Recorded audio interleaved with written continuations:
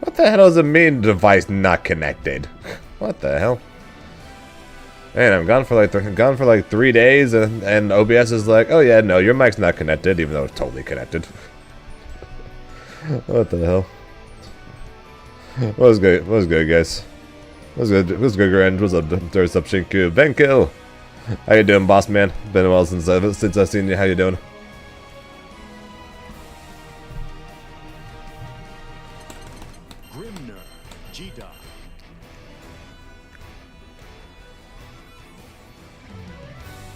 Never heard of him, Manu. Never heard of him.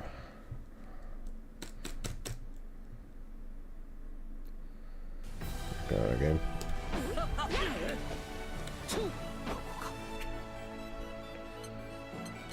Pretty sure I'm best Grimnir NA.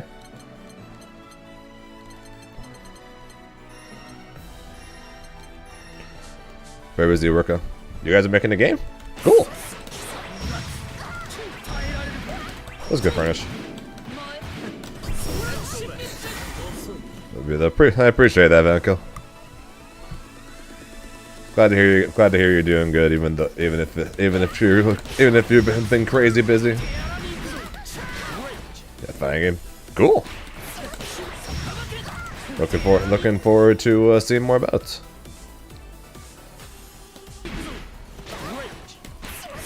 So I appreciate that. I know. I appreciate that as well, Zil. Yeah, easily the smoothest the tournament has gone for me in quite some time.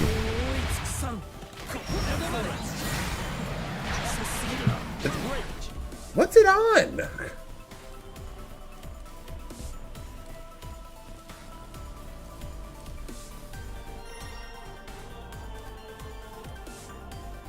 It's on why is it on nothing?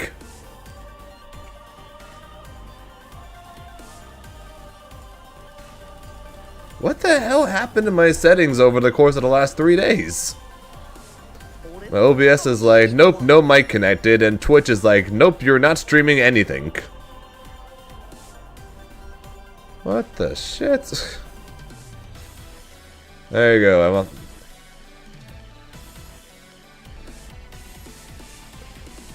There you go. There you go. I'm now streaming. I'm now streaming Grand Blue Fantasy versus Rising. What the hell is going on? I'm legitimately gone for like 4 days, and all of a sudden Twitch is like, nope, you are not streaming Grand Blue, and OBS is like, nope, you do not have a mic connected. What the hell? Hopefully we're good now, at least.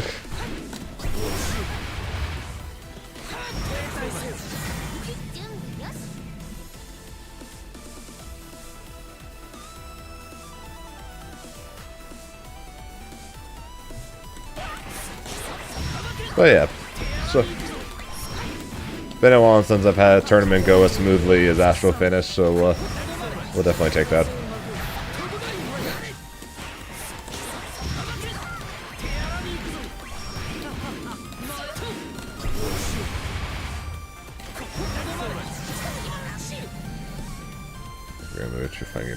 Master. Yeah, I never would have guessed that. Never would have guessed that fighting games would be the thing I'm really good at. I would not have guessed.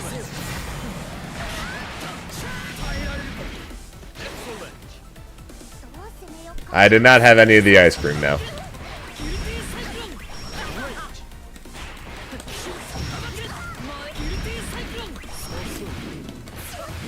Yeah, with Matera, right? I'm pretty sure I saw your post on it.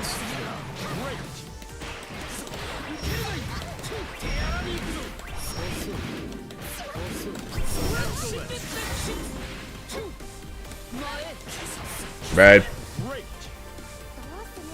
I do not need to go. I do not need to go to Mexico. I kind of already did that. Where is it? There you go. Oh. I do not need to go to Mexico because I kind of already went.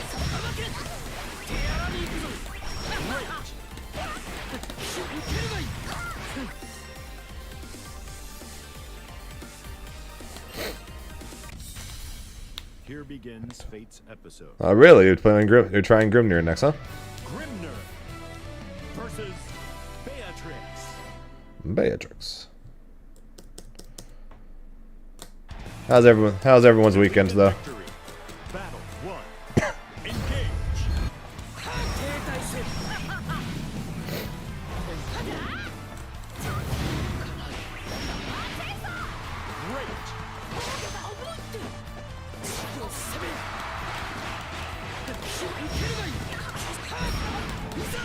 Oh, to fight against. Great.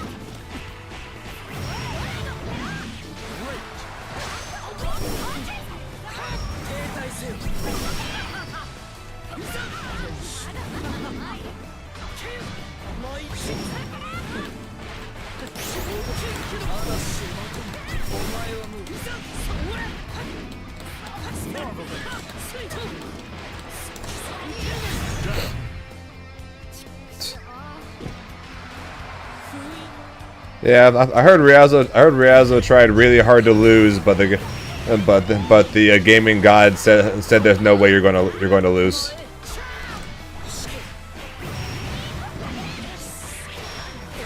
That's what I heard, at least. I didn't get a chance to watch it.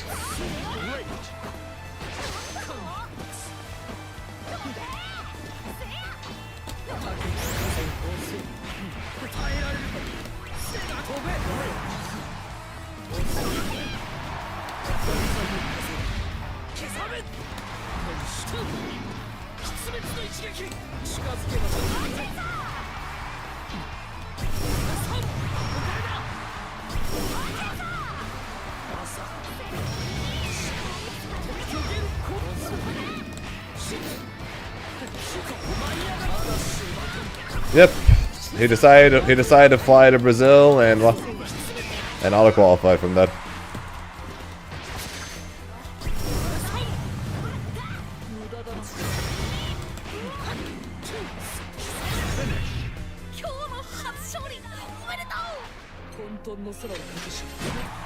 Believe in victory. Battle 1. Engage. Yeah, not only did Riazzo win, but Skill struggled, to say the least.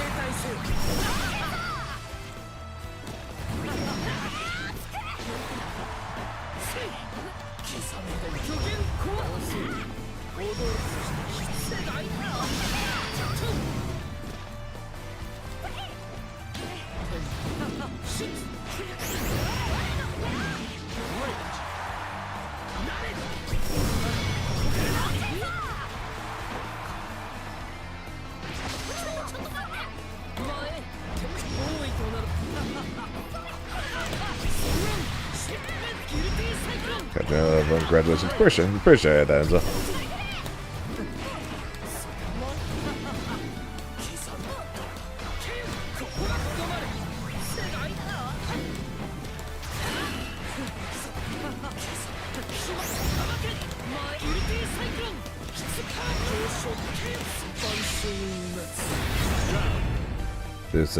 We send Raditz to Far Brazil. I'm not sure if that's an insult to Riazzo, Brazil, or both.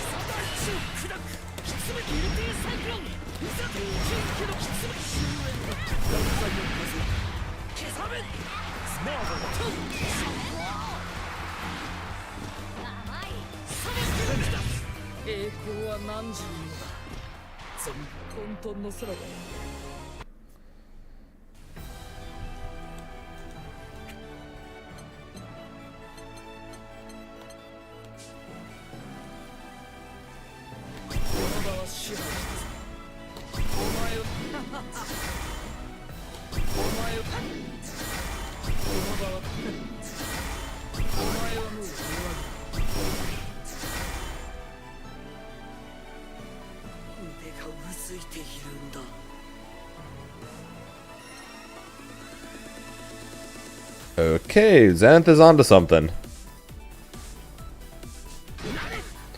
Zenith is onto something. Holy shit.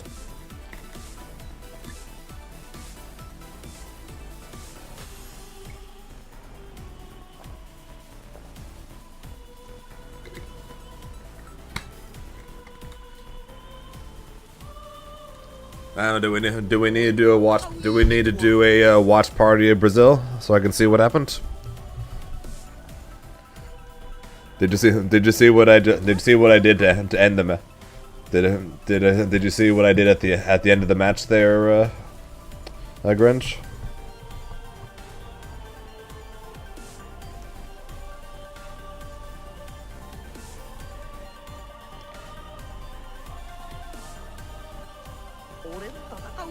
What happened to him grabbing Vastraka?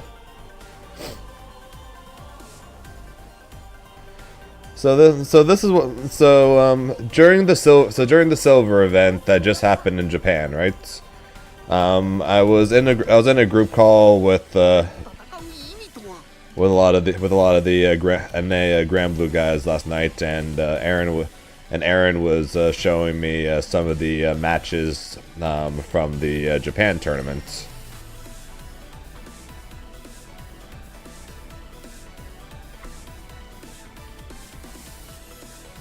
I called you disgusting for... Wait, you called me disgusting for what?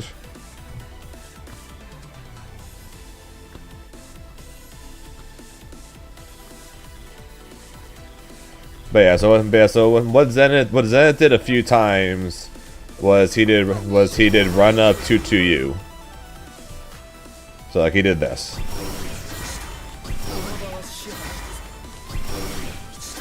And I was like, why on earth is he doing this? This is -6. Because I'm like, if it hits, cool. If it doesn't hit, what? If it doesn't hit, you're getting punished. But then Coco said, no, you could dash afterwards. I'm like, wait, what? You can. If you do in the corner,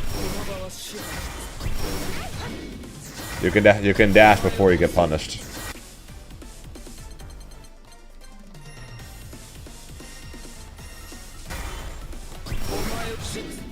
Like,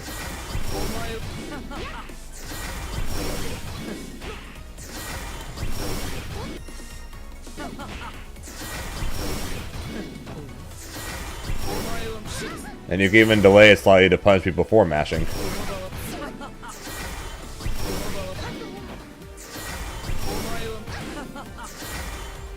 And then same old. If it hits,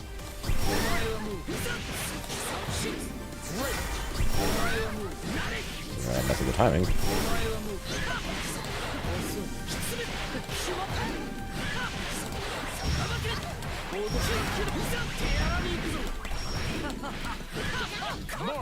You know, just a simple 7K without a raging strike. And it's and when it's up close, it's 9 frames, which is even faster than the tornado, which is 11.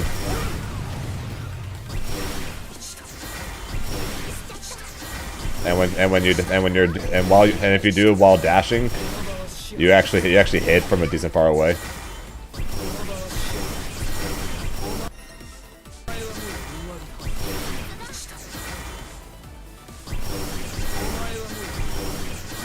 Because notice how I'm standing here and I'm not getting it, but then I do the same. But then I do this. Oh, never mind. Okay, never mind. Just about that much. But you're able to hit it from this far away as a 9-frame starter.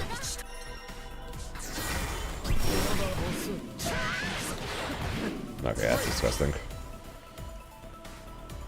So I'm starting to see a little bit why Zenith does it. Although Coco says no, you should not be. Coco said no, don't do this. He says I should do this instead.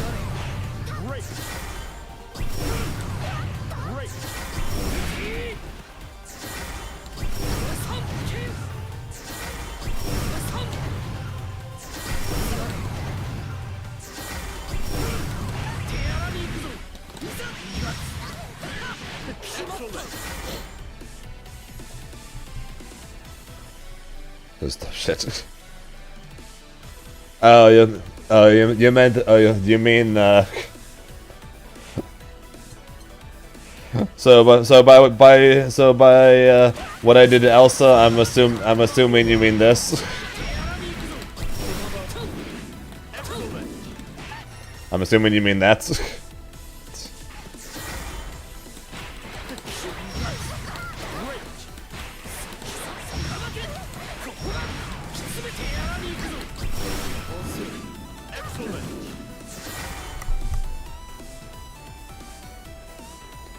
Best part is, I didn't even know if that works. Best part is, I didn't even know if that works. I thought it would work, but I didn't know if it worked.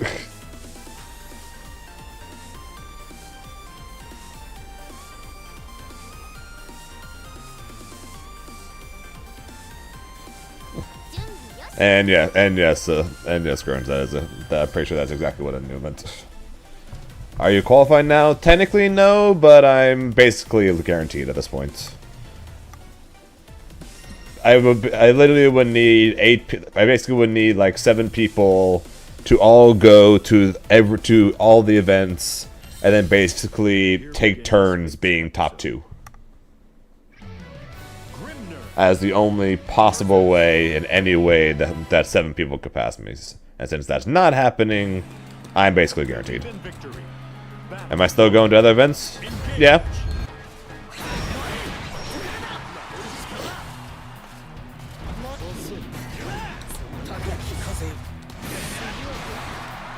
Still going to Risk, because I literally could just drive there. And then current plan is still to go to Frosty's. Sorry. I brought a bit of a cough home with me.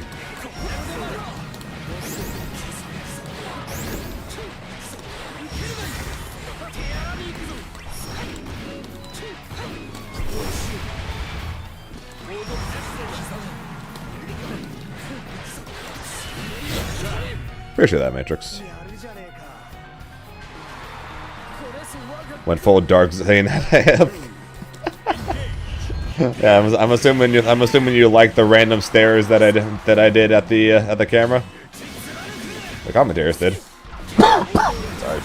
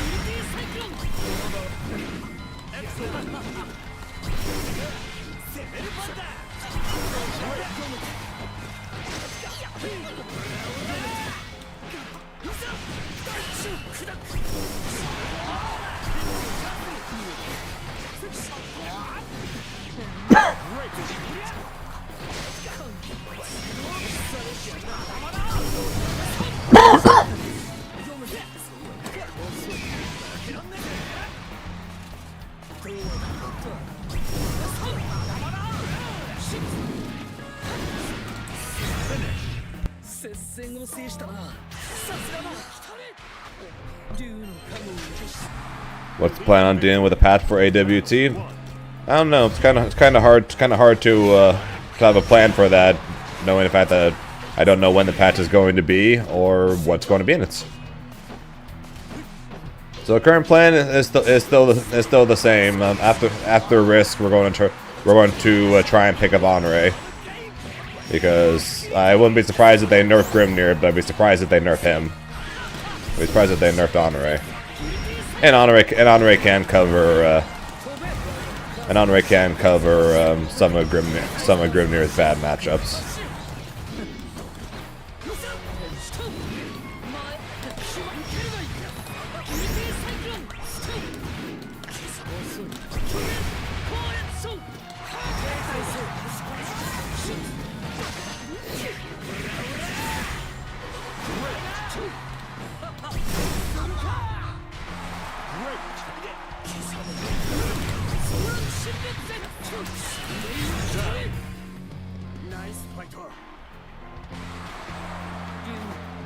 Battle 2. Engage. Yeah, so I don't have any exact plans for the new patch. Current plan is the same as last one. Try to pick up Honore, and hope that Grimnir doesn't die.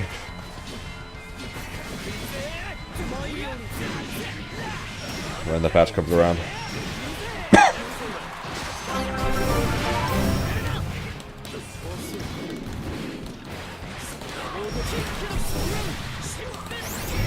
I appreciate the 3 years, Colonel.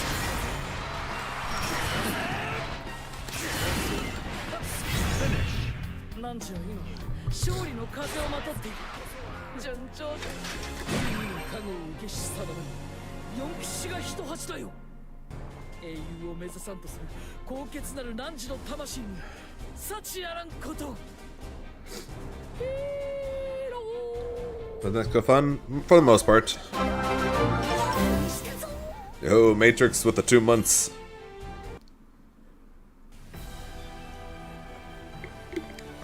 Appreciate that silence.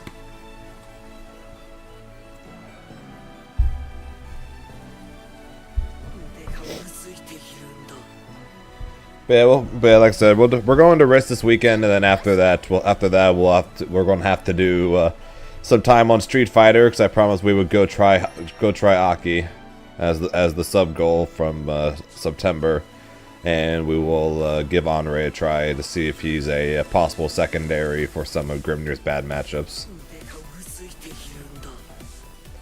Supposedly he's good against those Shoto-like characters, so if anything, just having him as a character for like Siegfried or Beelzebub will be or 2B is all good enough for me.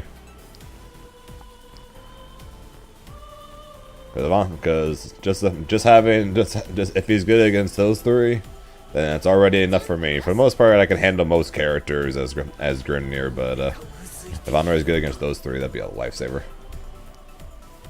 I'm going to get Grimnir nerfed? Probably.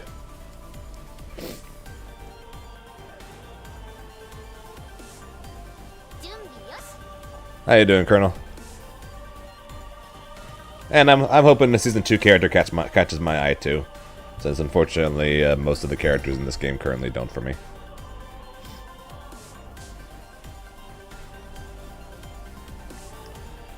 But yeah, so that's the current plan. But not Voss. That's fine. With the new playstyle, I do better into Voss than I did before with the old playstyle. So sucks, but I'll deal. There's all.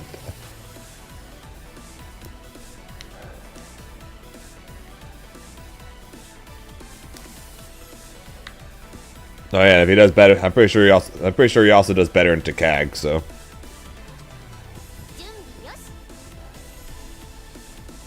Like I said, as long as he does at least okay to get against some of Grimnir's worst matchups, I'll consider that a win.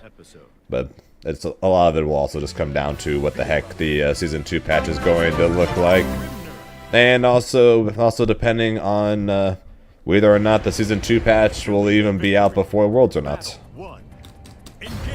Been too long without a Zane stream. Well, we're back to normal for at least the next few days.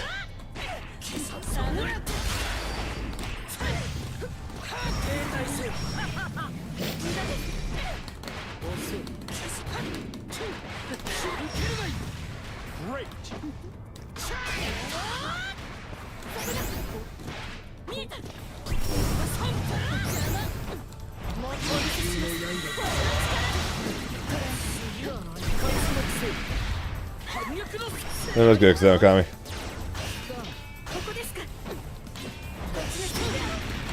Was good getting a chance to meet you at the event, there, man. One of those emotes.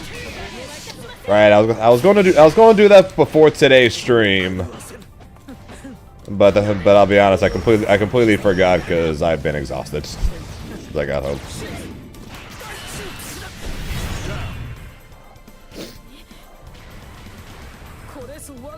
Push that zombie. Battle 2. Engage. Oh yeah, Neanderthal was clean at the event, man.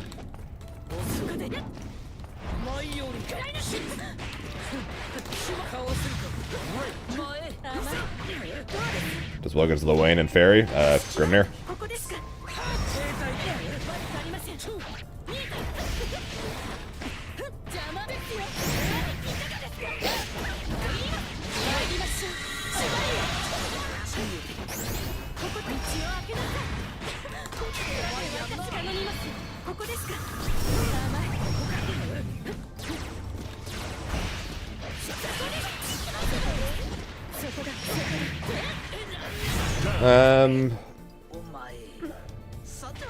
Got a bit sniffly, throat hurts, got a cough.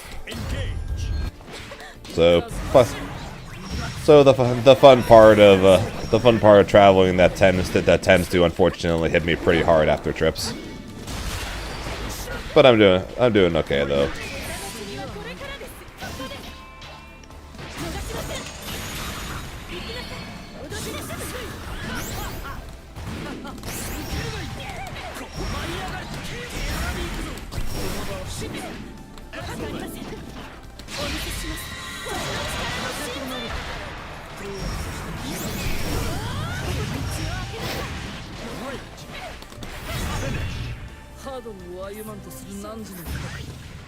Yeah, Lewayne honestly does. Honestly, a lot of characters do well into Lewayne. It just ends up being, do you do well into Lewayne? Ends up being a bigger question.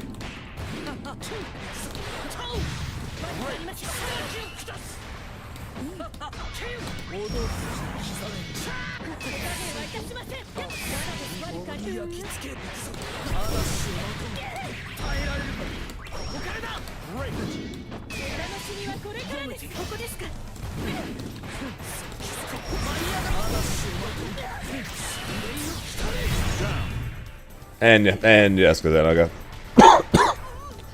I very much like the Flygon card.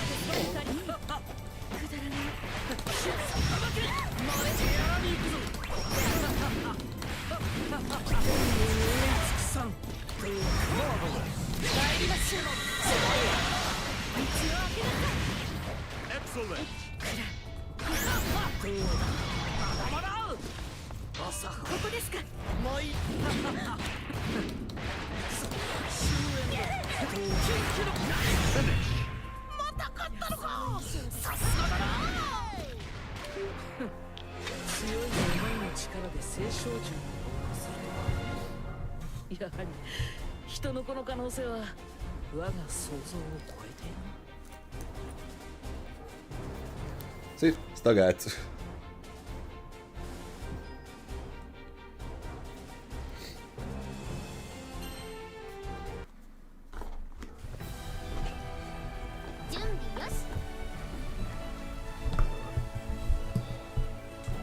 Yeah, it was a gift from Kazeno Kami from the Astral Finish. I do be a big fan of the Gen 3.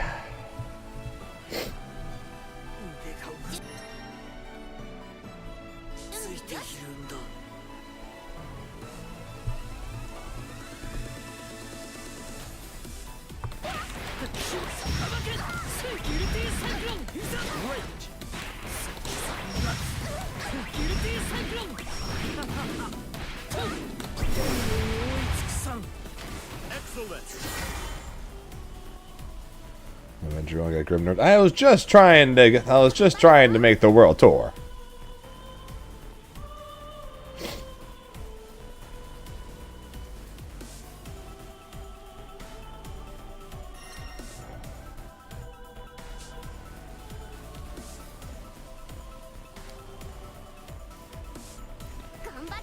Yeah, best part is since I am the only Grimnir winning right now, was Zenith struggling a little bit. If Grimnir gets nerfed, it really is gonna be all my fault. So that's both. I guess that's both the funny and sad part about it, is the fact that Grimnir gets nerfed. It pretty much is my fault.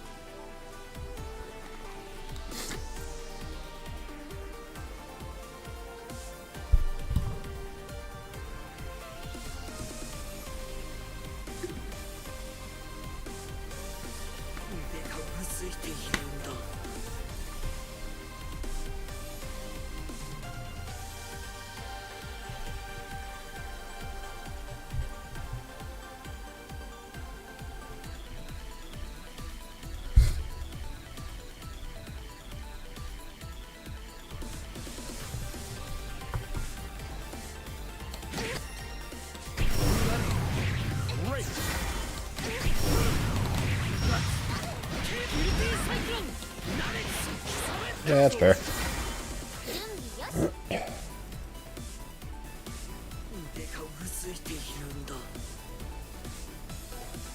Yeah, it didn't help that I couldn't figure out the AC in my hotel room. The second night I was there, I'm like the bed was made while I was out. And the bed looked like it was made the next morning because I did not touch anything. I was just like, it's so warm in here.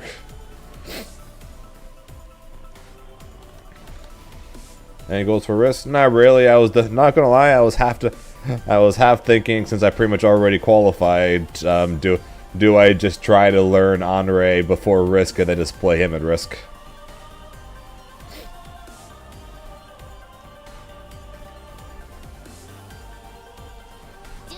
Saying, can you do the ultimate seals combo ender setup real quick? Oh, you mean the high-low one?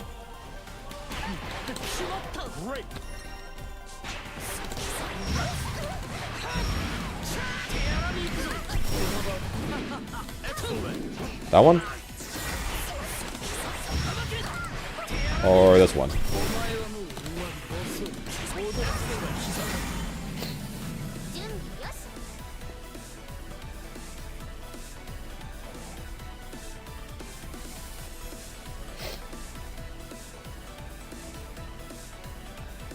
Yeah. Unreal Y. He's ridiculously good while also being a very strange character that can be both annoying, play close up, and play from far away. So exactly what I like in the character. He has a lot less losing matchups than Grimnir. He does pretty well into most of the characters that Grimnir loses to. And based on the fact that Grimnir's got some matchups he hard loses to, having a second character that I can swap to against those really bad matchups isn't exactly a bad thing to have. Also, since I've already qualified at tank, or basically qualified, I technically don't need the points. Here begins Fate's episode. Grimnir versus Vera. Oh yeah, Pringle's guy is very strong. It's just much like Grimnir, nobody plays him. Battle 1. Engage.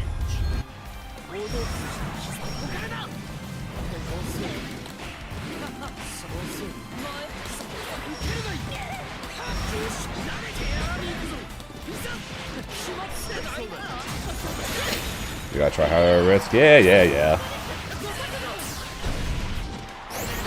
I'll bring the Grimnir and I'll try to win. It's not in my DNA. It's not in my DNA to throw anyways.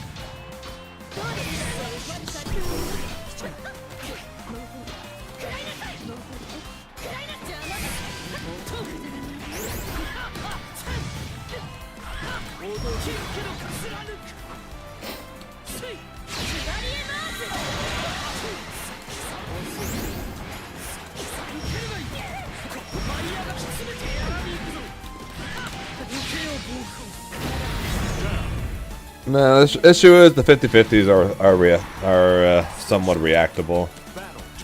The giant tornado in people's faces though, that one cooks everybody though. And yes, both Grimnir and Onrei aren't exactly easy to play.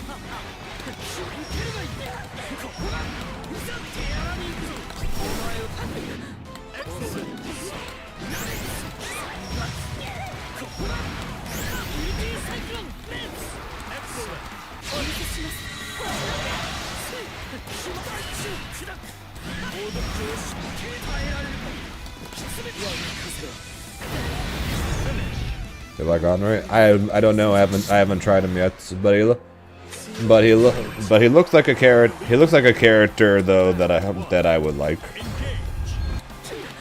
Not design wise, but moveset, playstyle, that kind of thing.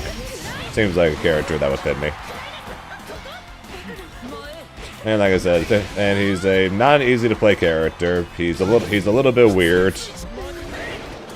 He can play both far away, more zoner like, as well as be annoying with a plus on block throw baits, but annoying with the parries. And he does pretty well into most of Grimnir's bad matchups. So if I like him, he could be a decent secondary character to have.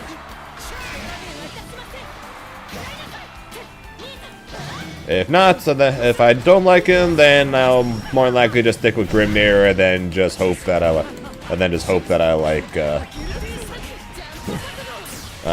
Send Off on whenever he comes out. I call him an anti-zoner. I call him an anti-zoning zoner. He's not really considered a zoner, but he does have multiple projectiles, and one of them beats other projectiles. So no, he's not really considered a zoner, but he does have the option to zone. Same thing with Grimnir. Grimnir's not a zoner, but you still will see him put out a tornado, then throw a tornado, put out a tornado, throw a tornado, put out a tornado, throw a tornado. He's not a zoner, but he does have the option to act like one.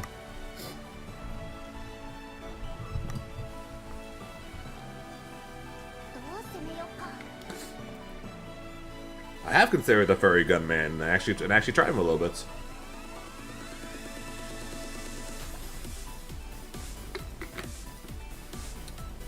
He pretty much is Grinch.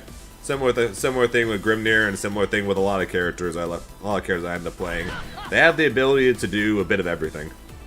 They have a little bit. They have a bit of mix-ups. They have a bit of zoning. They have a bit of rushdown. They have a little bit of everything. Andre has the ability to dash in. At the same time, he also has the ability to toss 2 different projectiles, as well as he's also got a plus on block throw bait, which Anu also said is plus on spot dodge, which is all really good. And unlike Grimnir, he's got mid-screen combos, which is also really good. And also unlike Grimnir, I would probably use his install more often than I do Grimnir's.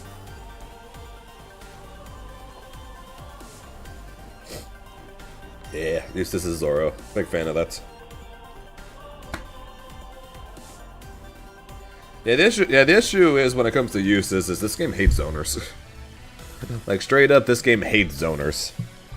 I mean, look no further than Grimnir and the character who I'm considering trying next, Andre. Grimnir just ignores zoners, and Andre is not a zoner, but he beats all zoners. His projectile pierces through other projectiles, and his parry can straight up punish some projectiles.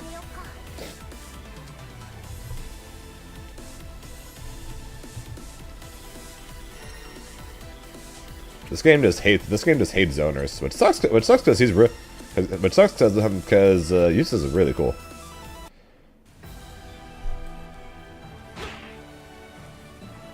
Yeah. He has the ability to dash without seals for a short time, which allows him to do something funny like this. Not like that, sorry. It also do something funny like this.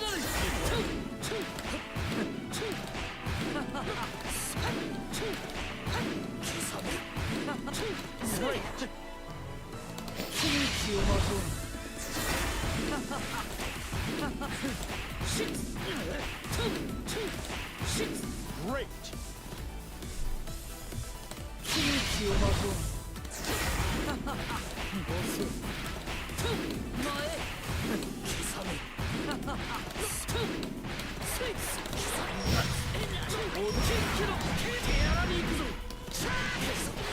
Marvelous.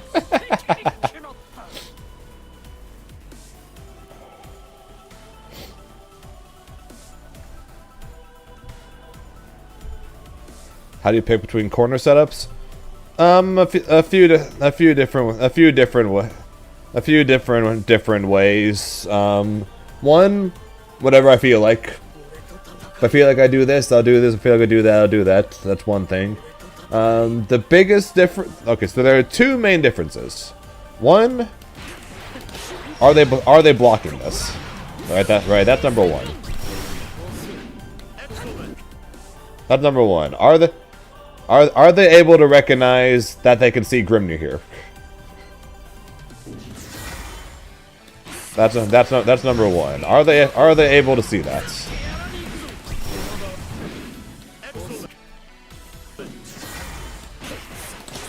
Trying to get the pause at the right time. I keep doing it too late.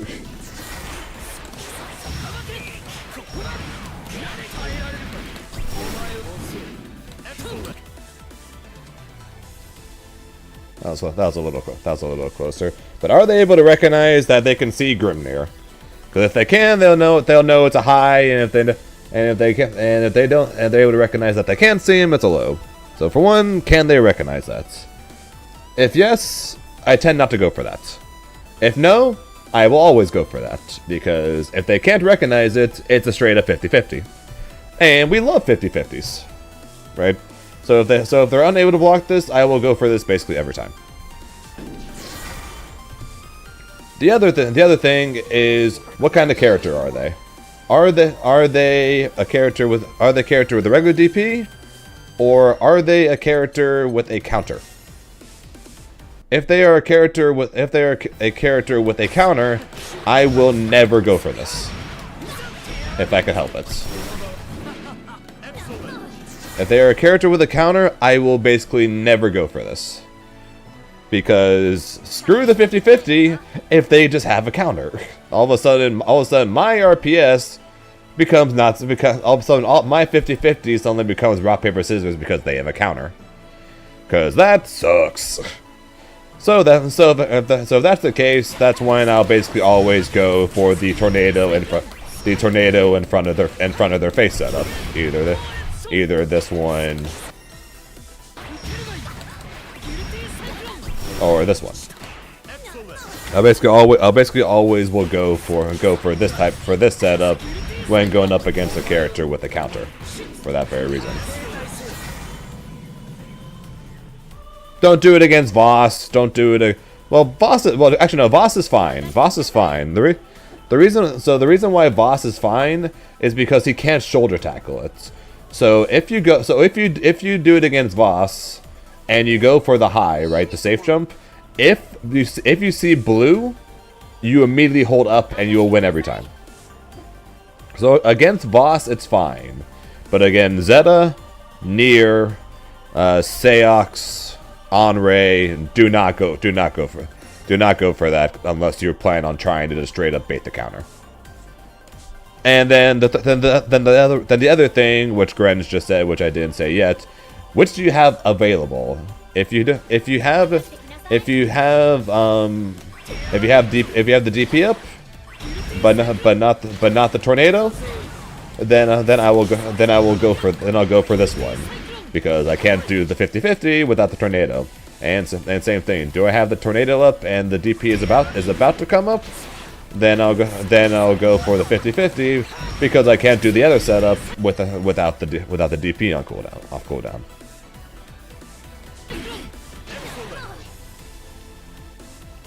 So because of that,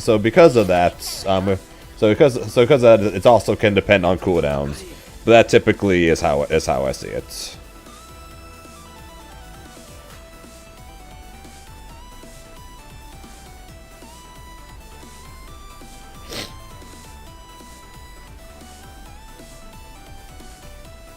Doing the day one setup, the classic.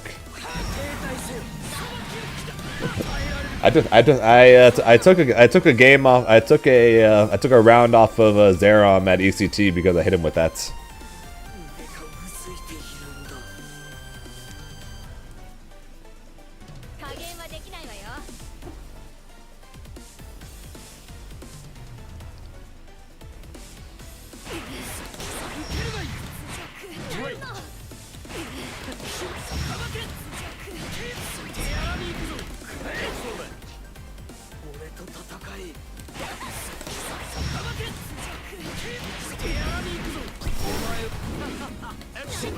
Huh, yeah, fair enough. Either way, same idea. Same idea. Especially if you're an S+, nobody will know how to block it. So you can pretty much just do the 50-50 every time, and you'll be fine. Exactly, DSA. Against Vassarag, the ultimate shoulder tackle won't beat the overhead.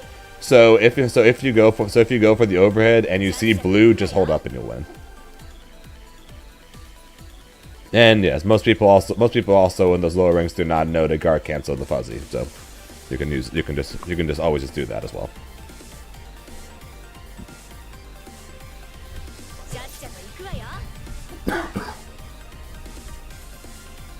If you're an S++, they're still not going to know how to block the 50-50. 90 to 95% of master / grandmaster players don't know how to block the 50-50. Actually, possibly even a higher percent than that. So you're an S++, you'll still be able to. People still are not going to be blocking 50-50.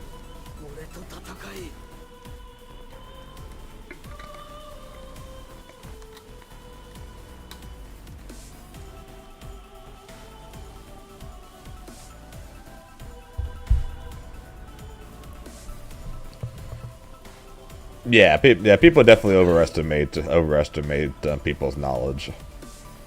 Yeah, Shinku doesn't know how to block the 50-50 either. Shinku doesn't know how to block the 50-50, and I've been making Shinku absolutely hate his life with this Oki recently. Because this Oki is so good. Because it doesn't matter if you know what the options are, you're still guessing. It's so heavy RPS. It's so heavily weighted RPS that is insane. This Oki is so good.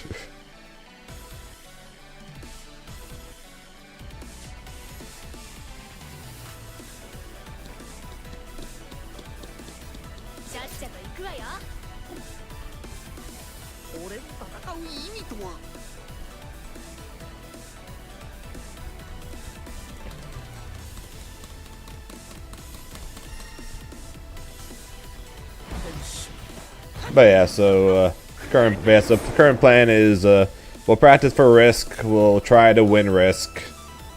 Sorry, Elsa and Zippy, but I will still be trying to win Risk, and then when we get back, we'll figure out a schedule for Street Fighter and Honore, and we will get to work on the two of those.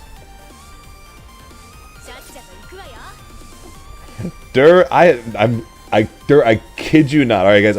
I kid you not. Alright, hand to God. Like, within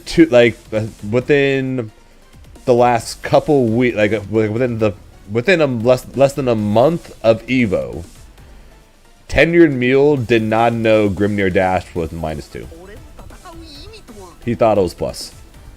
Hand to God, Tenured Mule prior to Evo, or prior to playing the long set against me prior to Evo, did not know that Grimnir Dash was minus. Hand to God.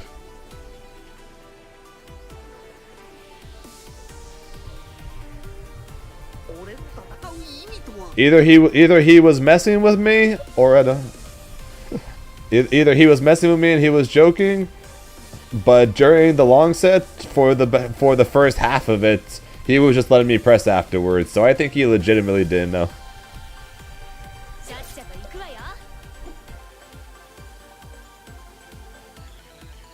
That is true, Meltdown. Honore is one of the few characters that is even less played than Grimnir.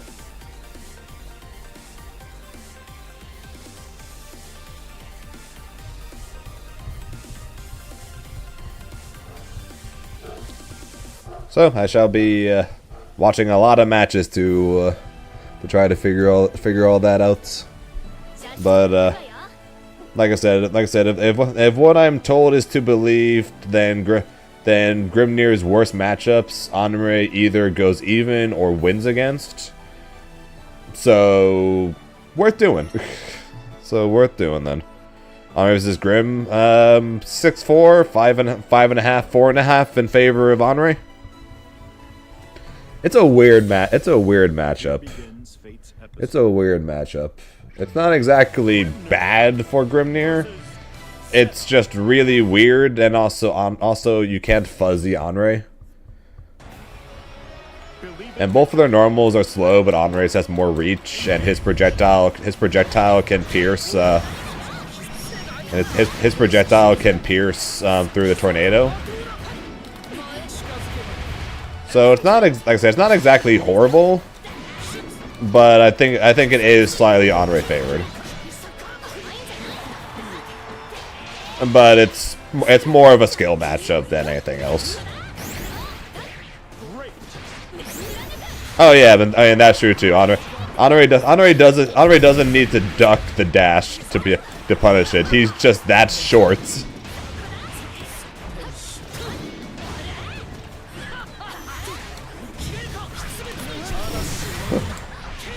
Honore is legitimately just that short.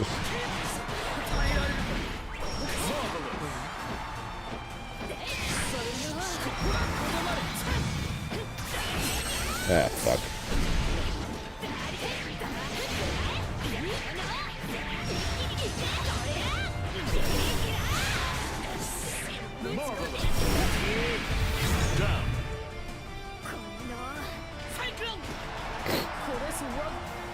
Battle 2. Engage. Because primarily because Honore doesn't really have many losing matchups. Great. Like, he's just straight hell underrated. To the point where he really does not have that many bad matchups.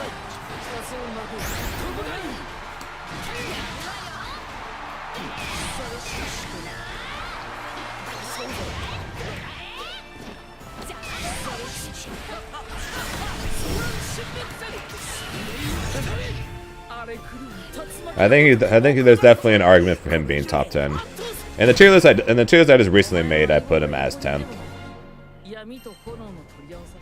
Yeah, the fact that he can be negative, and basically in the same way as Zeta, he can be negative and then throw out medium parry, and then if it hits, he gets full combo. Believe in victory. Battle 1. Engage.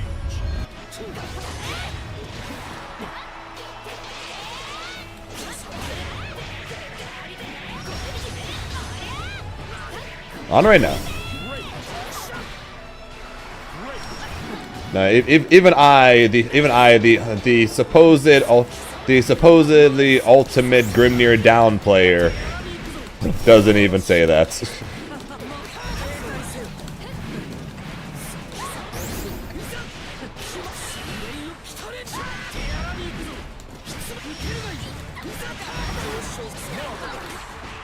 What the hell am I doing? I did my combo backwards.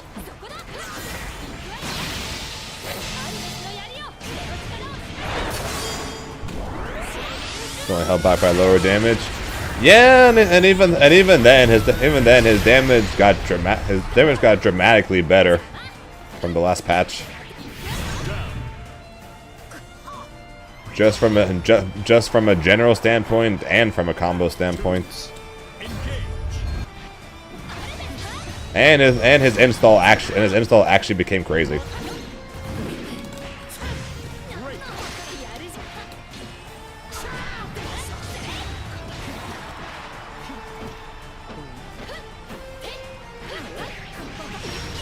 Like, his install is actually insane now. He now can set up like 7 different mix-ups.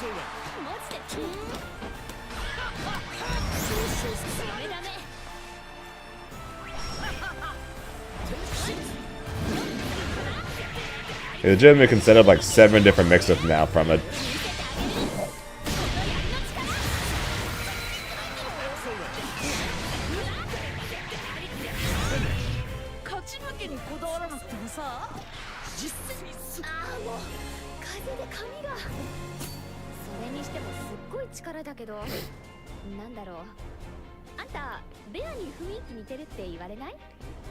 But yeah, we'll see. But yeah, we'll see what ends up happening. But like I said, after this week, we'll go give him a try.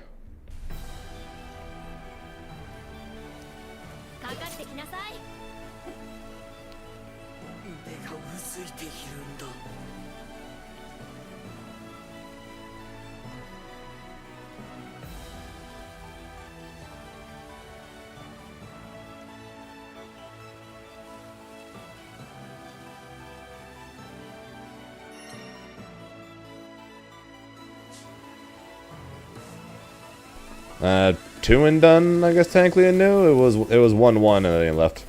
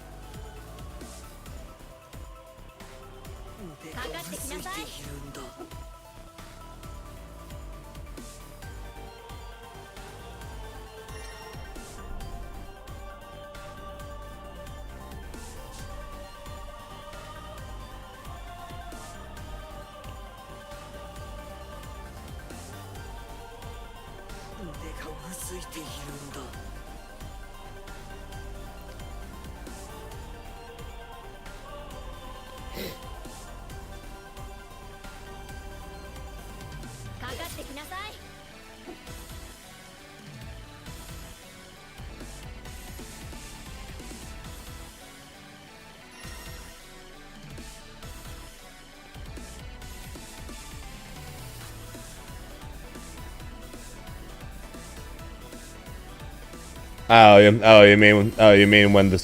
mean when Grimnir just floats for 20 years? Yeah, I know, bud. Grimner. And I cry every time it happens. Believe in victory. Battle 1. Yeah, I know about it. I cry every time it happens. It happens when I come from the air like that.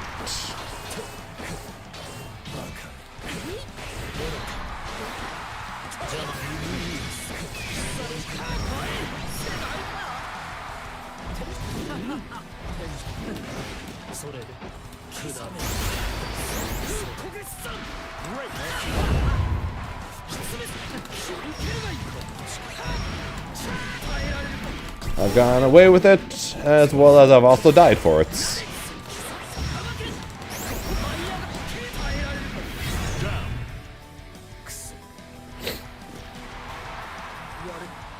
Battle 2. Did it change? Oh. I don't know. I'll be honest, I wasn't really paying much attention, so.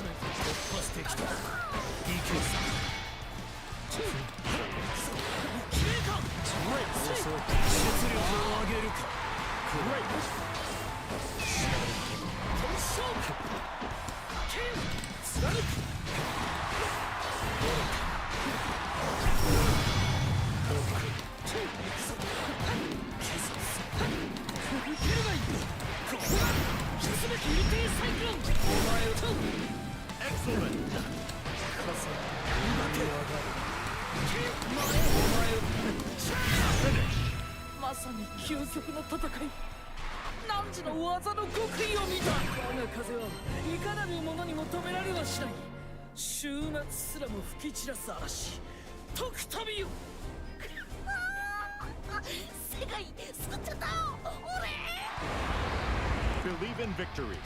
Battle 1. Engage.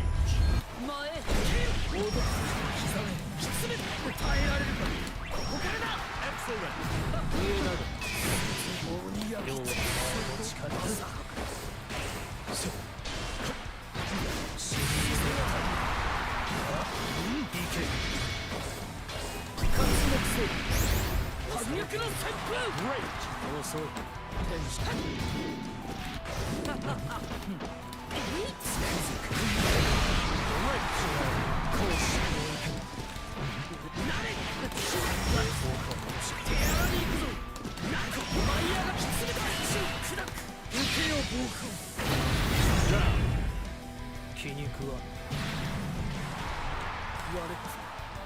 Battle 2.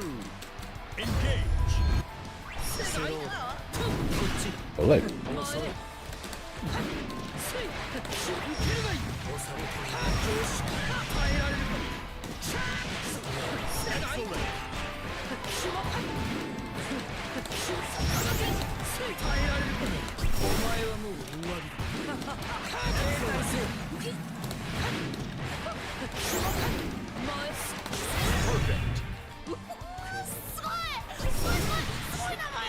Color 17, I think this looks terrible on everybody, if I'm honest.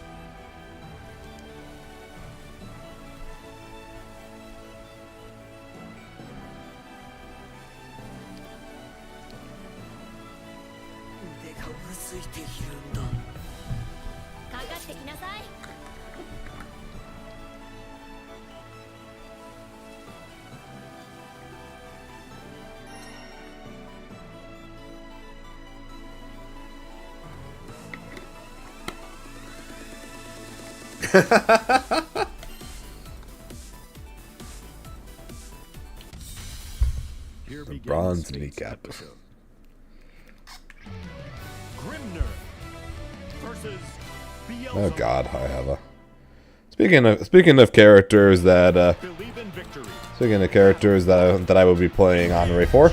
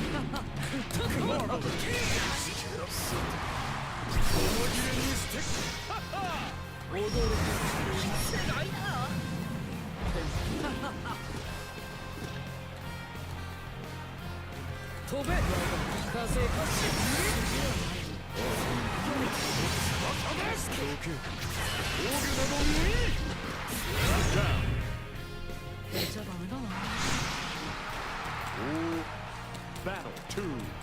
Engage. I didn't even know there was an option to make your opponents be on default color. Excellent.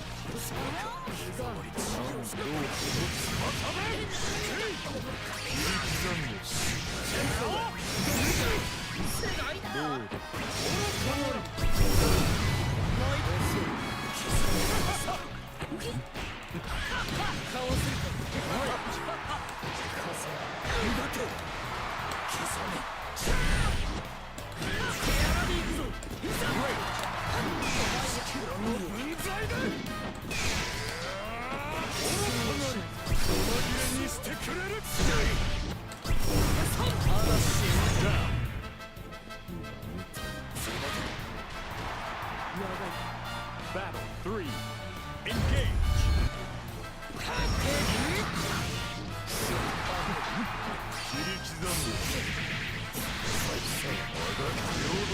Excellent.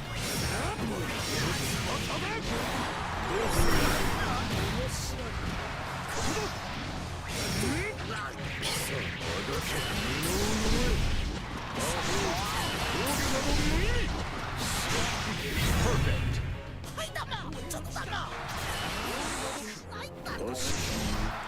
Believe in victory. This matchup is so fucking bad.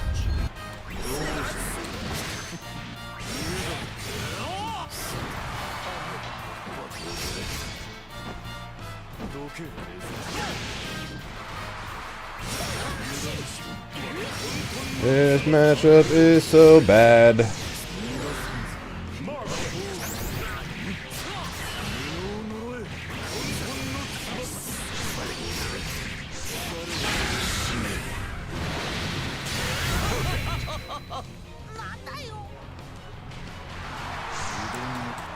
Battle 2. Engage.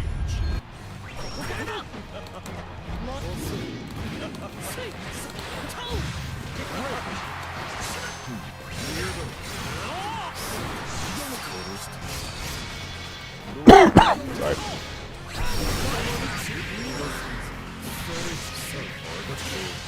Great. Yeah, thank God for that. Oh, I'm not even talking about the fuzz. I'm talking about literally everything else. Talking about literally everything else.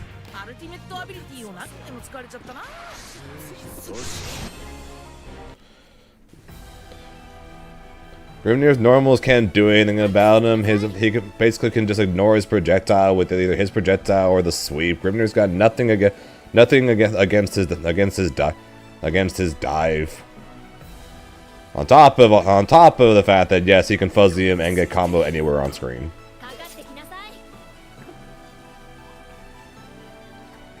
There's literally nothing Grimnir can do against him, pretty much. Yep, can't anti-air it because Grimnir basically has no. Grimnir's 2H does not have any horizontal range in the slightest to be able to deal with it. Grimnir Round 2. versus Nope. Sheath.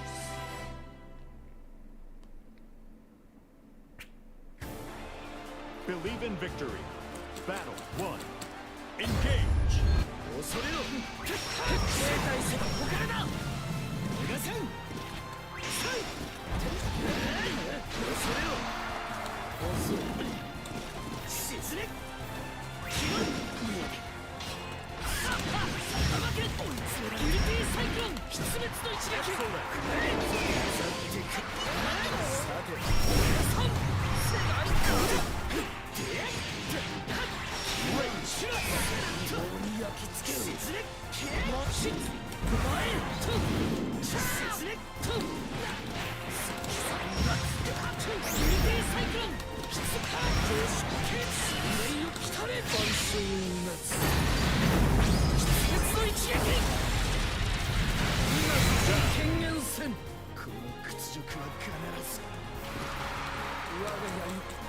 Battle 2.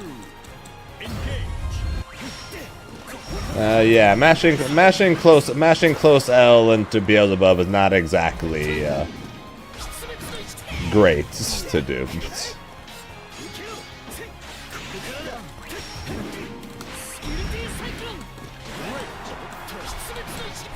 Basically nothing he has is really good to deal above, which is kind of the issue.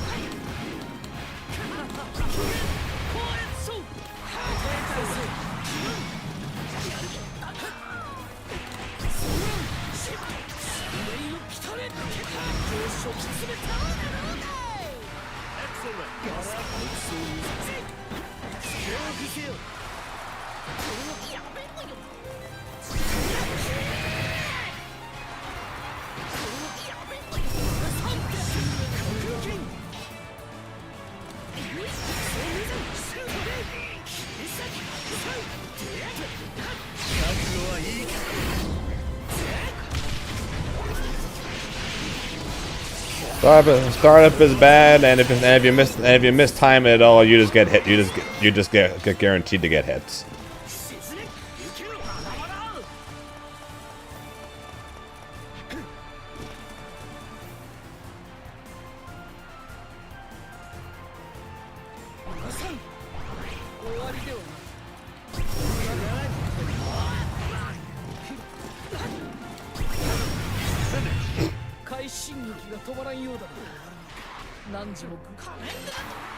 Believe in victory.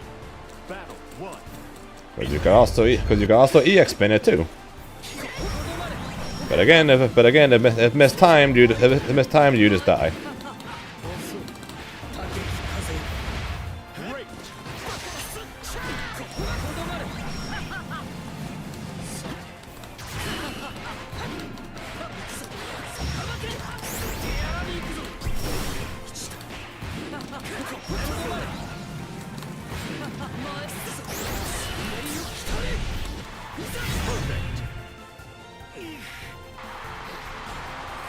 Well, if they're not going to be doing it, if they're not going to be doing anything, and they're just going to hold down back, I'm literally just going to walk back and forth and build bar. There's no reason not to. If you're just going to sit there and not build bar, I'm going to take the chance to build bar. I mean, it won me the game there.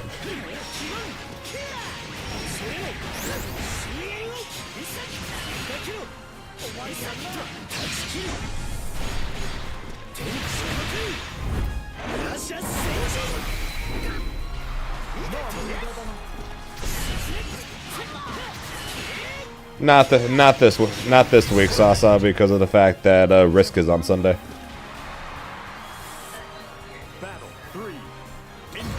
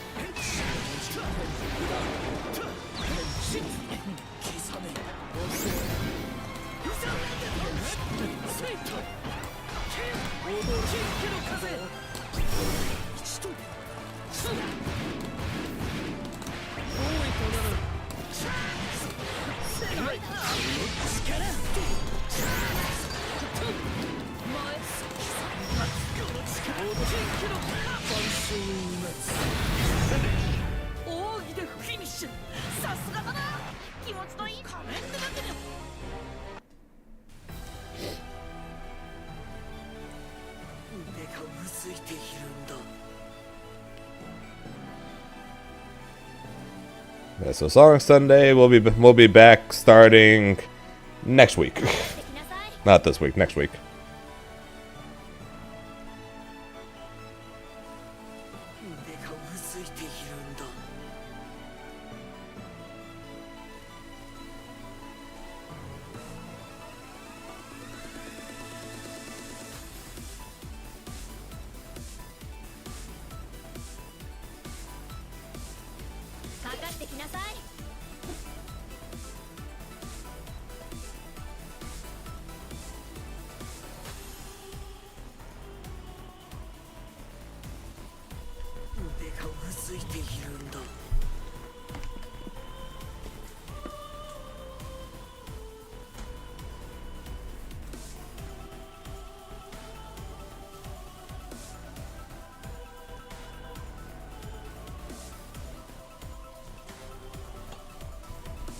Will there be a Saturday stream? Probably.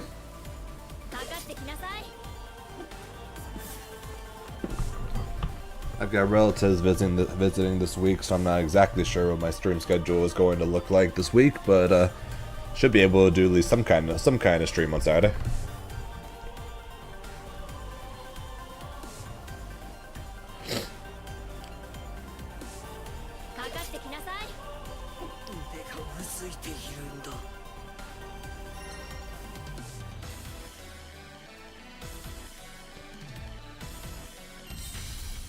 Here begins Fate's episode. I miss Shadow.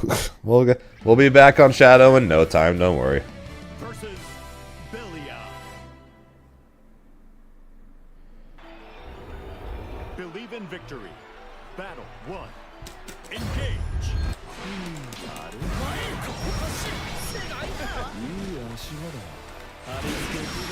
Yeah, we'll be back on the Dark Story grind soon.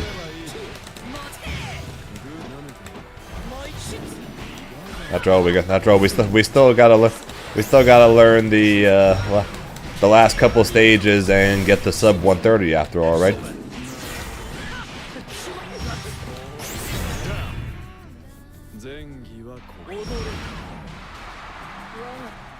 Battle 2. Engage.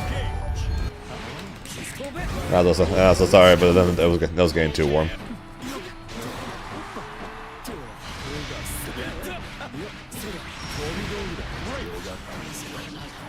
UI Lazarus, thanks for follow, appreciate it.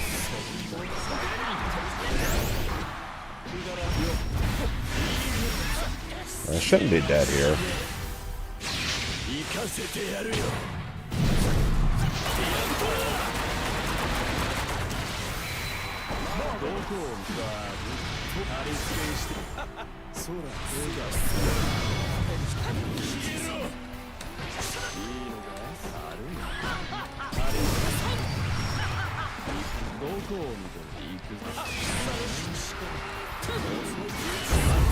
Gotcha, bitch.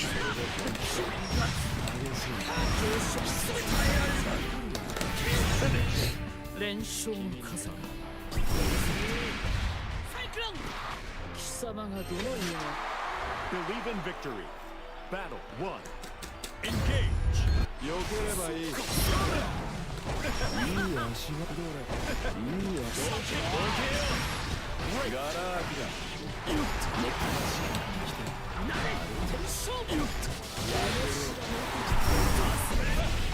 Why do I do things?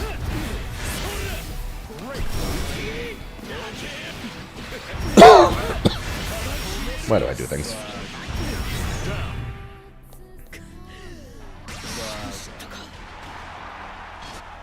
Battle 2. Engage.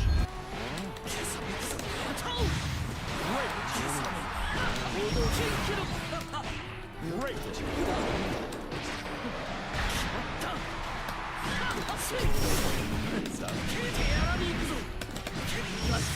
No, even when I was maining him, unfortunately, I still would do that. Oh, this is what's gonna hurt.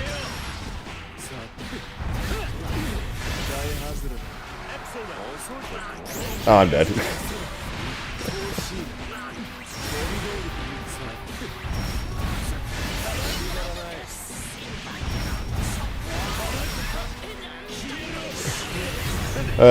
I reacted way too slow on the dodge. I'm bad. Believe in victory. Battle 1. Engage.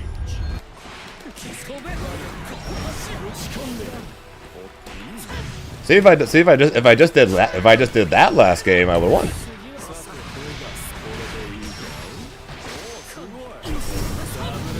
What I play worse on stream. We know this already. We literally know this. I've said it and gone over it multiple times. I play much worse on stream than I do off it.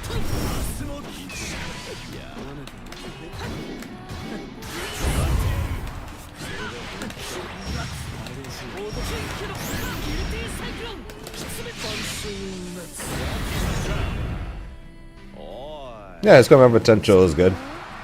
Since he's got a way to dash around and get in, and because of how much damage he does, he's really good. He's really good. He's got really good comeback potential.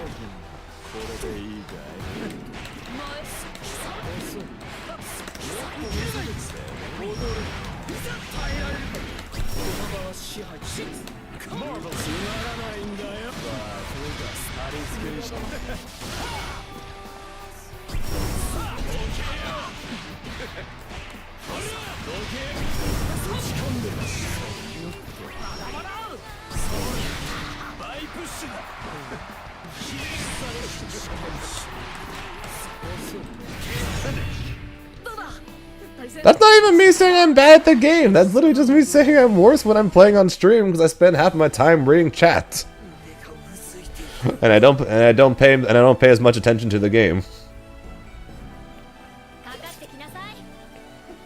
That's not even me saying I'm bad. That's just how it is, and that's how it is for a lot of people actually. Appreciate that, Donovan.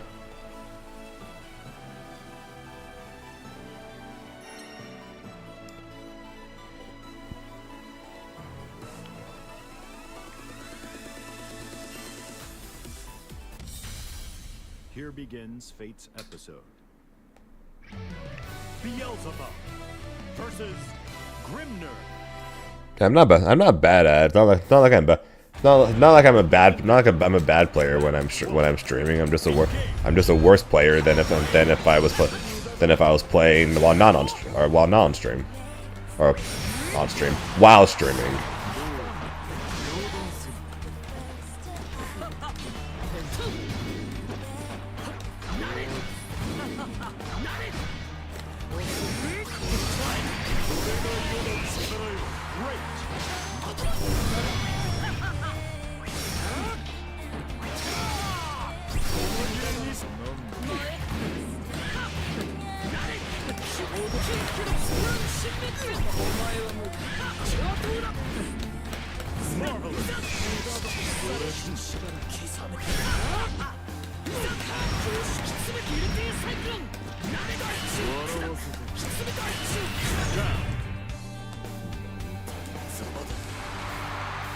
Hey, you're not allowed to blame me for that one, Bribbles.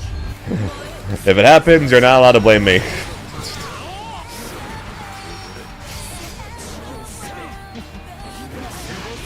GG's though.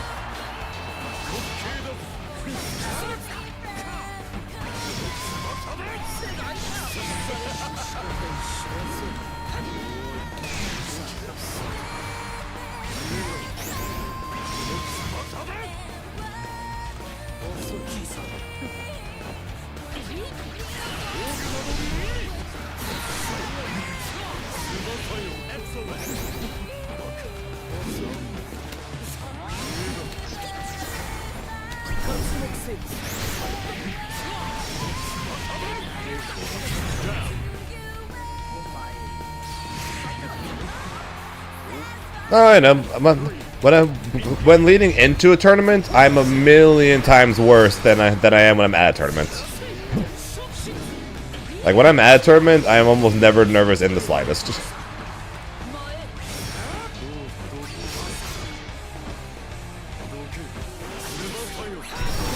Unfortunately, it's very different when Fortunately, it's very different when leading up to a tournament.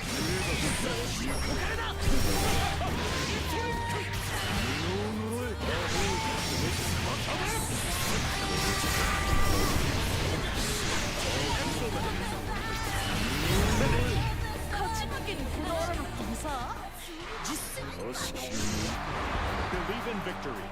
Battle 1. Engage.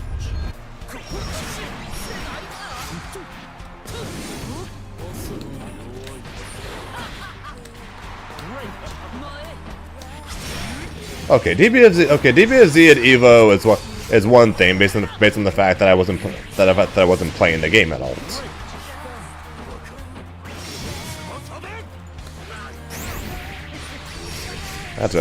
DBFZ, especially DBFZ this year, is very different. And no, man, I know this is in my opinion my worst matchup.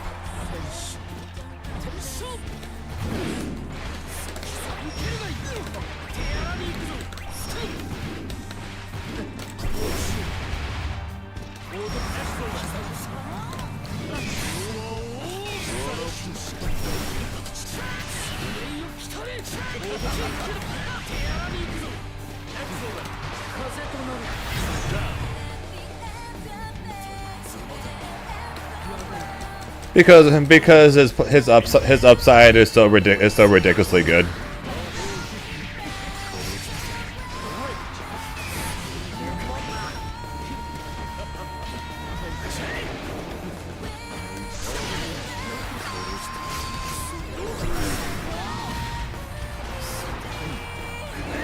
What do you mean how to get habit to play? This is ranked, dude.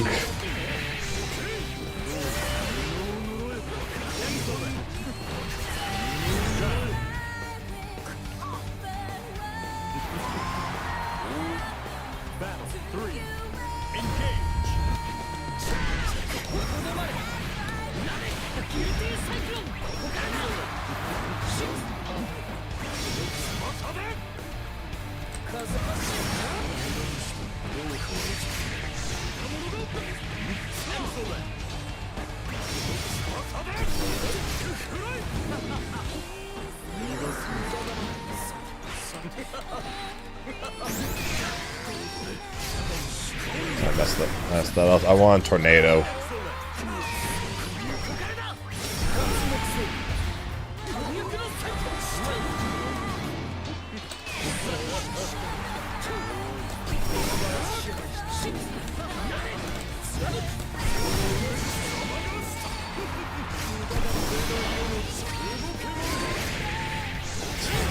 Messed up again. I want the dash, not you.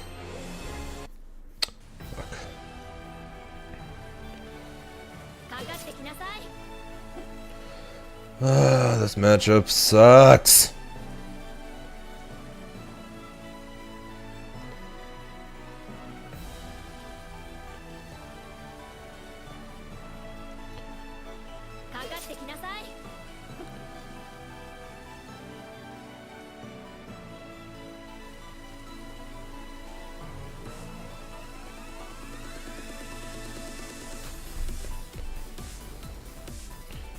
And before Tega or like Koji Koko shows up and was like, well actually no, that Grimnir actually wins this matchup. You're just terrible. And before something like that comes.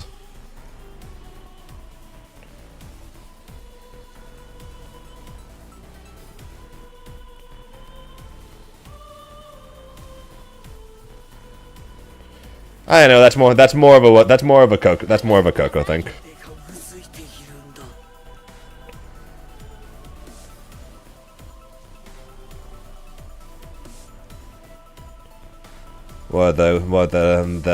That Bub says better normals, a way to not deal with the tornado because of the sweep because of his arrows.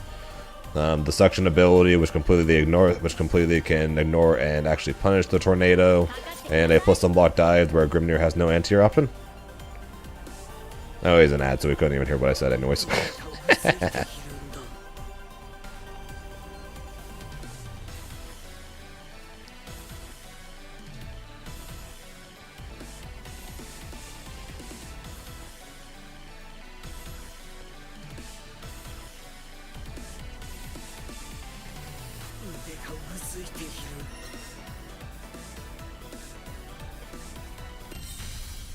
Here begins Fate's episode. Grimnir versus Fairy. Believe in victory. Battle 1. So now you're back, Tega. So you don't agree with when I say that When I say that Grimnir doesn't have an option to deal with Bubs'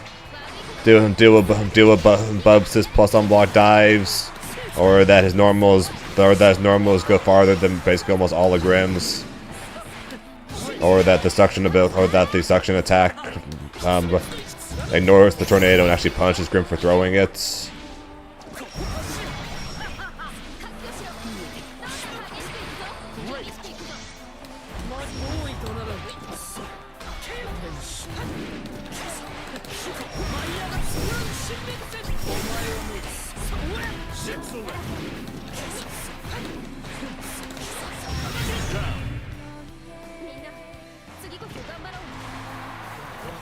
What's so specific? I'll be honest, I don't fully understand what you mean.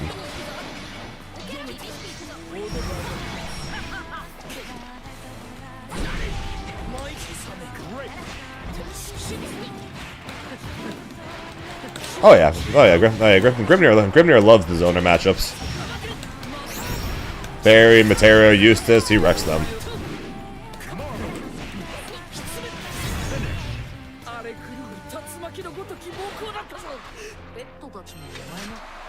Believe in victory. Battle 1. Engage. So are you on the top 2 or top 3 side for Grimnir then, Tego? And if so, I would be curious to hear what characters you think are the few that Grimnir loses to.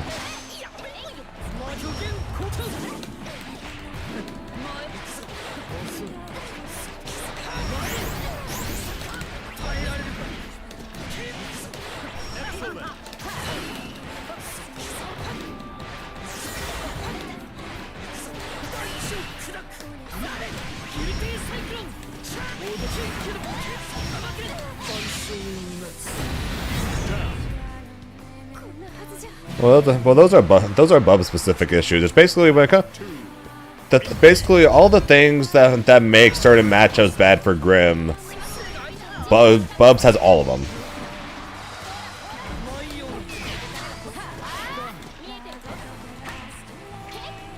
Bubs has ways to ignore the tornado, beat Grimnir in the air, beat all his normals and keep him locked down, and is able to exploit the fact that Grimnir doesn't have a DP.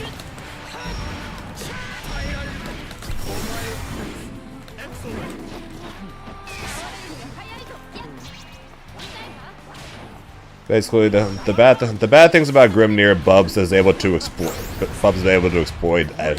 all of them, which is why I think that Hayes' his worst matchup.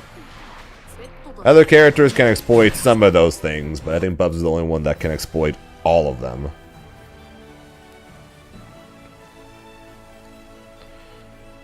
Thing is, Grimnir's got very appointed weaknesses, as I've tried to explain, at least in my opinion, multiple times.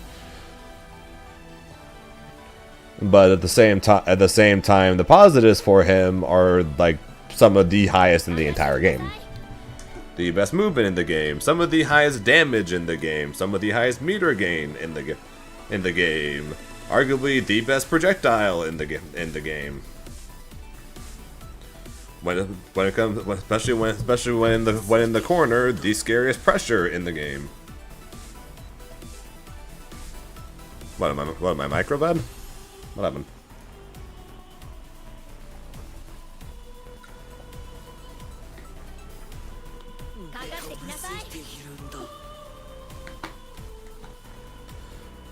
So at least for me, Grimnir's got it has some defiant weaknesses, but his strengths are some of the highest in the entire game. It shouldn't be different. Oh, like for. Sure, Bravado, why not? Nah, it's him and Belial are fighting for best projectile. Yes, I just beat the fairy. Yeah, that's because when I move the mic over here, I actually am further away, and because of that, the rotation thing around the mic makes it sound a little weird. But then when I move it closer here, now it's back to what it normally is.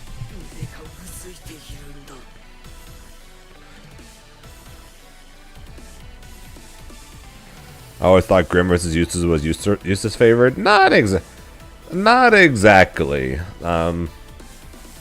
So Eustace can do better against Grim than like Fairy and Matera can.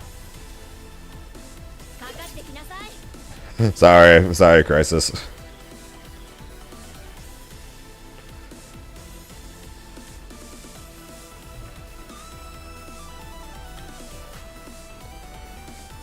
I'm not gonna lie. Half the time when I read names, I end up reading the second half and then just saying that.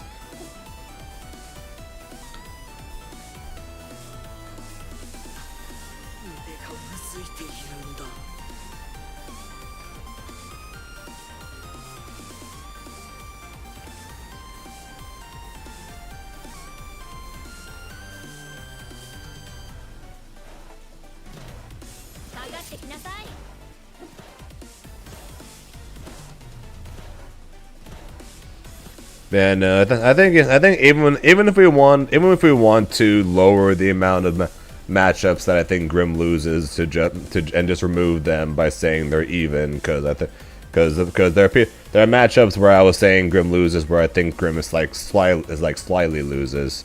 It's definitely more than like 2 or 3.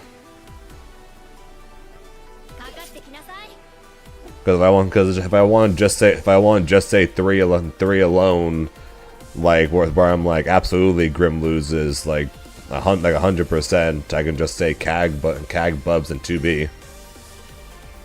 Like Grim loses those like 100%.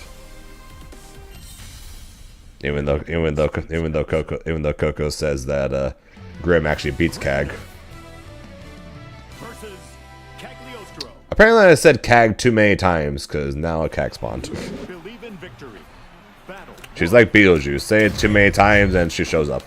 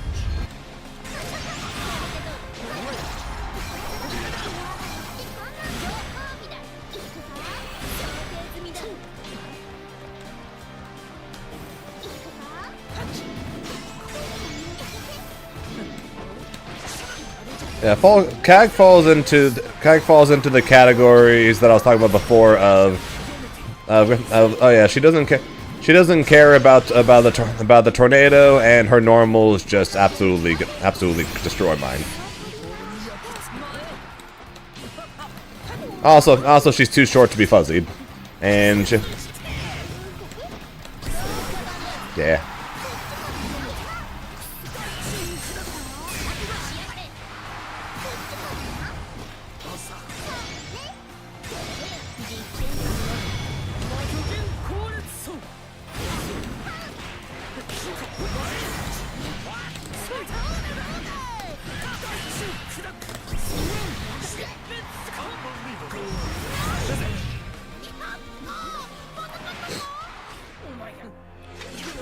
Yes, you cannot dash through traps, and that's the other thing.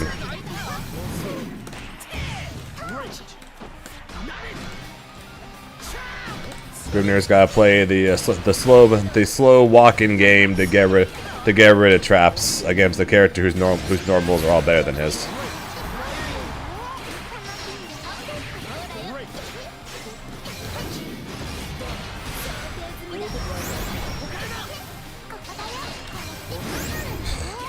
See, there you go.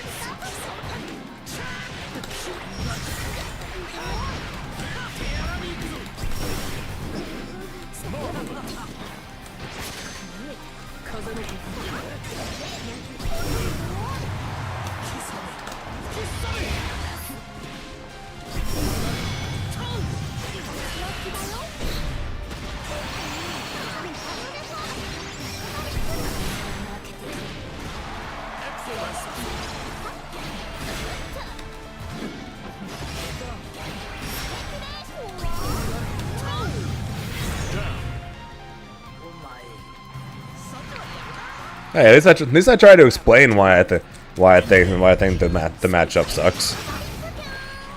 And if you disagree, that's fine, because most people disagree with everything I say about my character. So.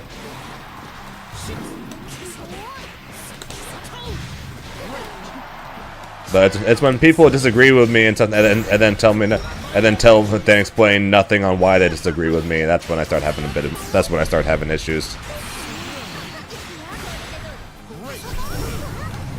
When people say no, Grimnir actually wins this matchup, and then proceed to explain nothing on why or how. That's when I start having issues with it.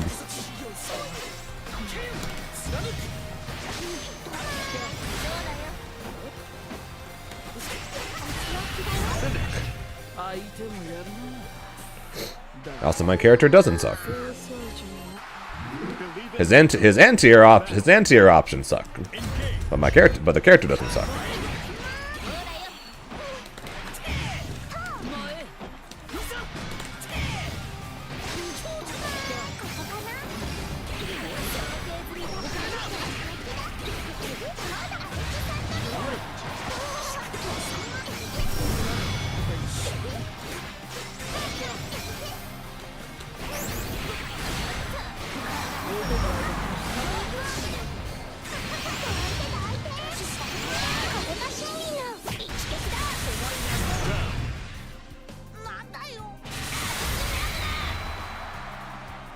Battle 2. Engage.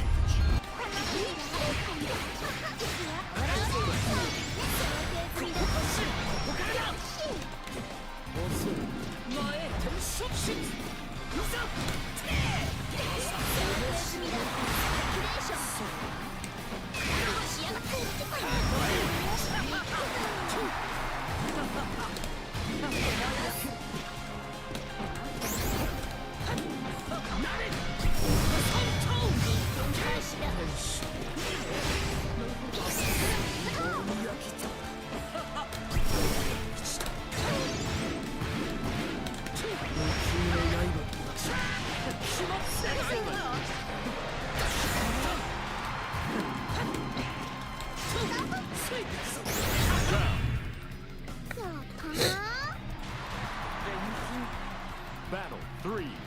Engage.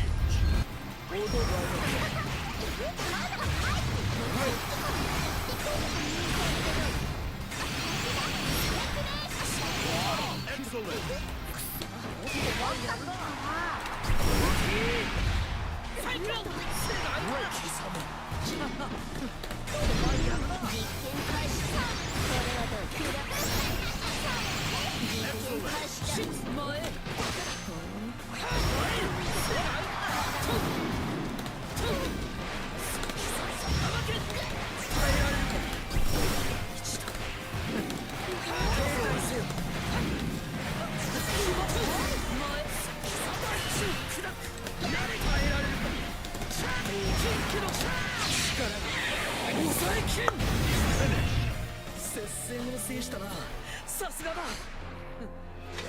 Finish.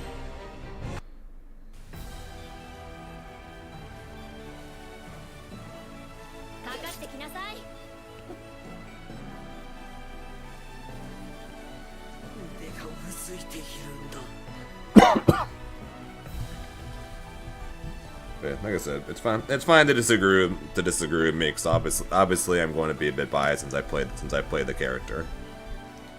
Like I said, all I ask is that I get people give me some kind of reason behind it.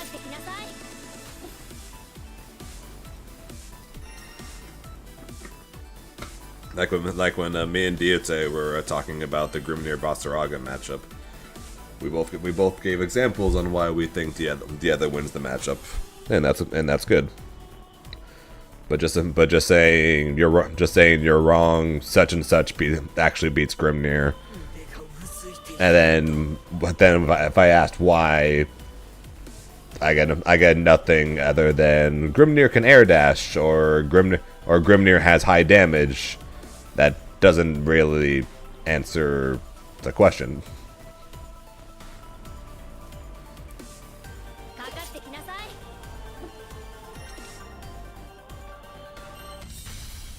Here begins Fate's episode. It's like, yes, Grimnir can air dash again. Grimnir can air dash and has high damage against Beelzebub too. But that's a horrible matchup. Or he can air dash or and has high damage against 2B as well. But that matchup also sucks. So it's like that doesn't really answer anything.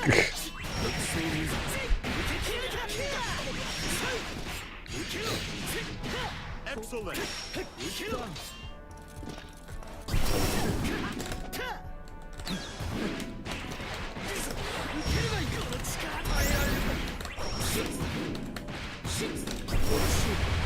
How's this matchup? Fine for Grimnir. Annoying for me as a player. Like, as a player, I am terrible at this matchup. Grimnir is fine in this matchup, but I am so bad into this matchup.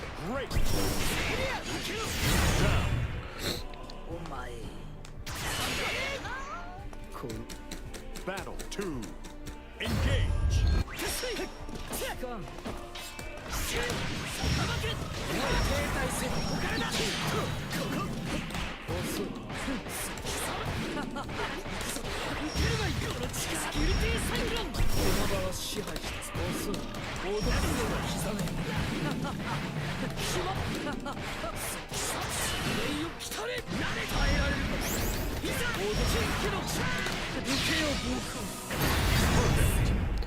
Yeah, basically my weaknesses as a player get heavily exploited by Seox.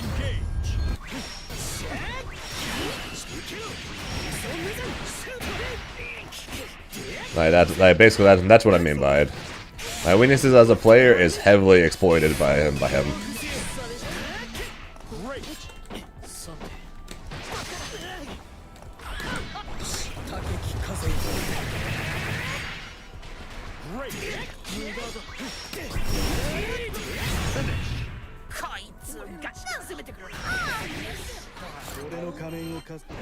Believe in victory. Battle 1. Engage.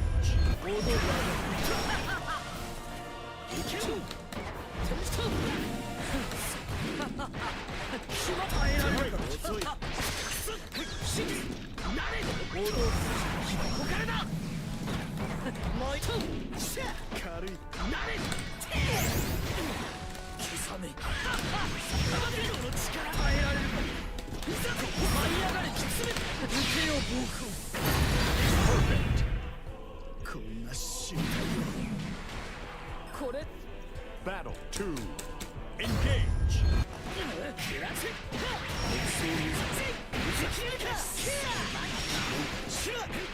Great.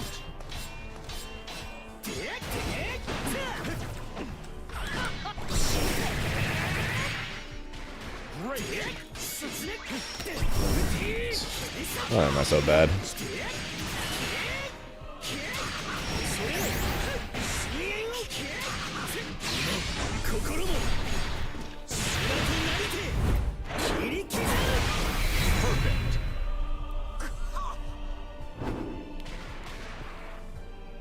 Battle 3. Engage. That actually still hit me.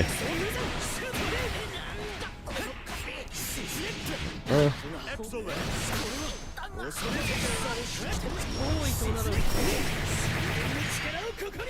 Great.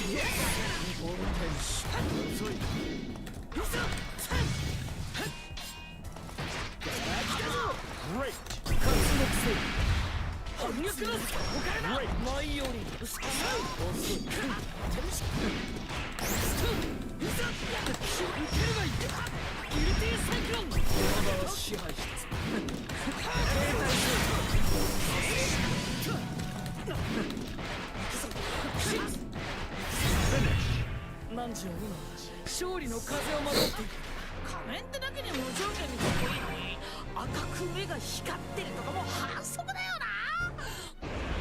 Believe in victory.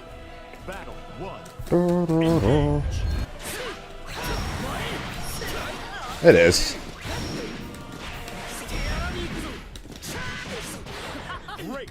Great.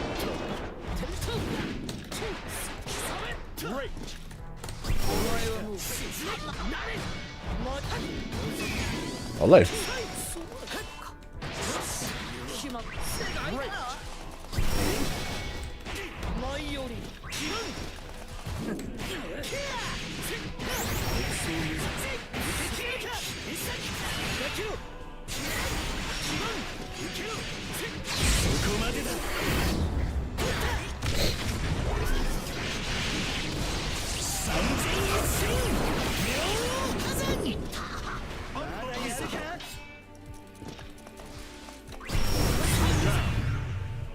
Tornado.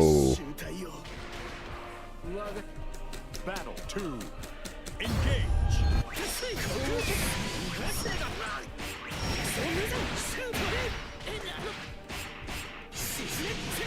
Great.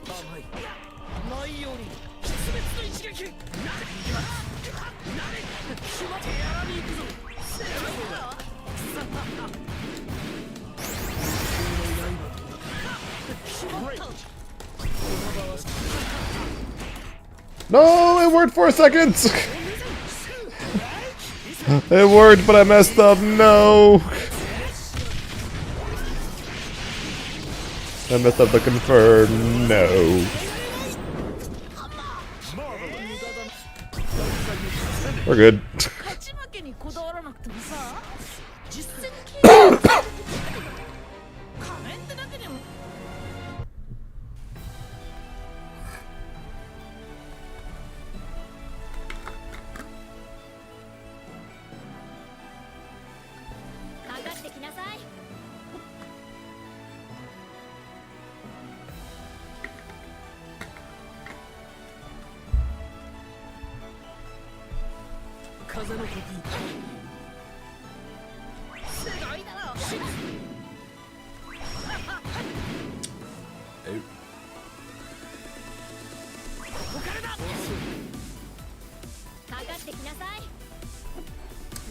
Yeah, so that's guaranteed to work then.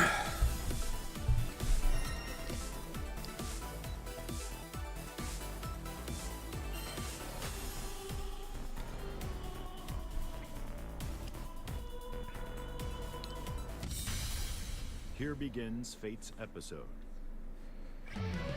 Grimner versus Shees.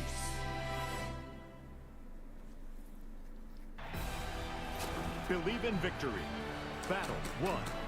Engage. Great.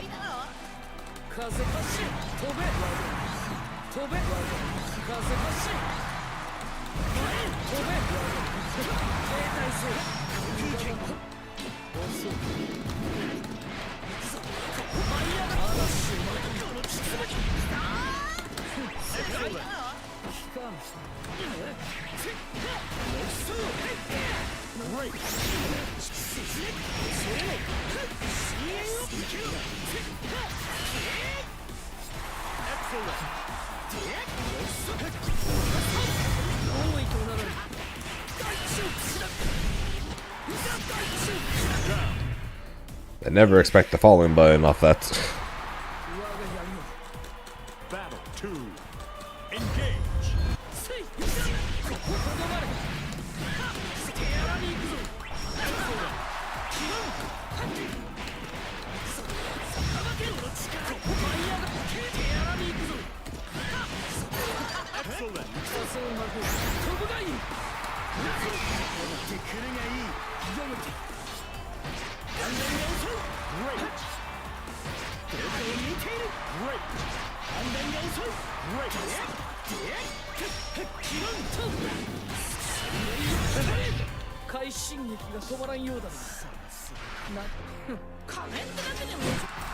Believe in victory. Oh yeah, after this set, I want to check the I want to check the ranked leaderboard to see if I'm still top 3 or not.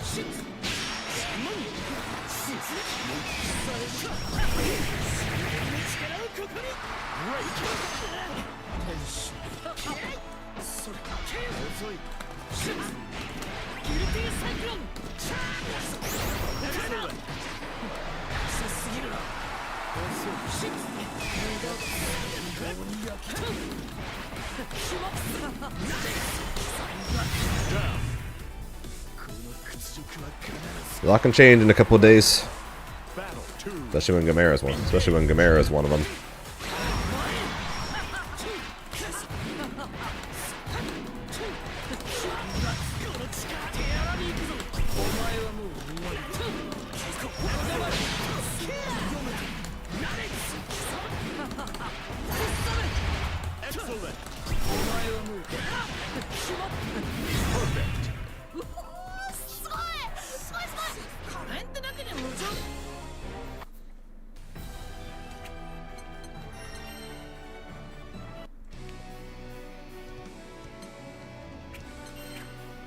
Let's see here. We are.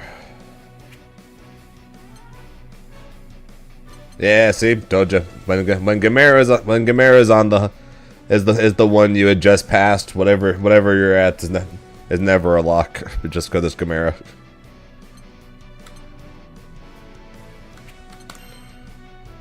I know it.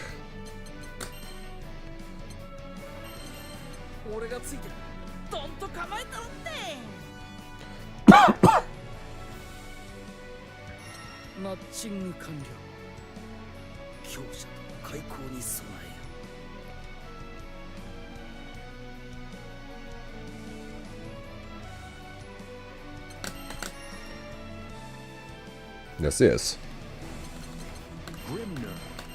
And he may be able, and Gamera and Tororo are both going to be fighting to try to secure their spots in the World Tour this weekend. And Zenith will be going to the same tournament to try to give himself a fighting shot at a spot at the World Tour. As the 3 of them are going to Singapore.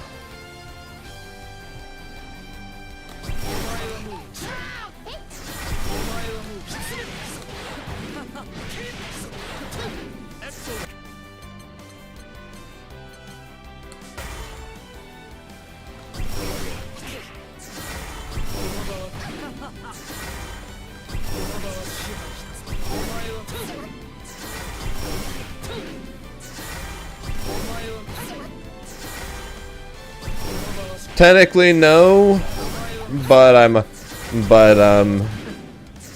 just the way the World Tour works, but with what tournaments are left and based on who's going to what, it's basically impossible for me to not make it now.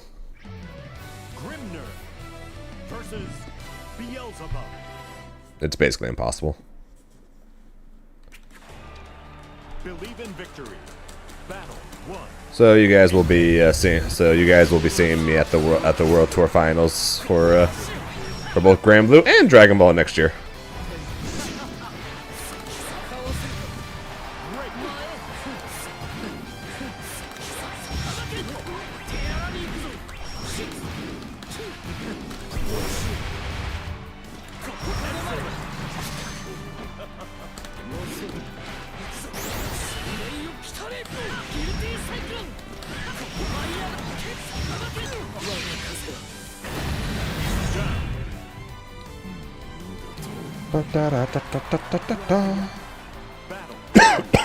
Ow.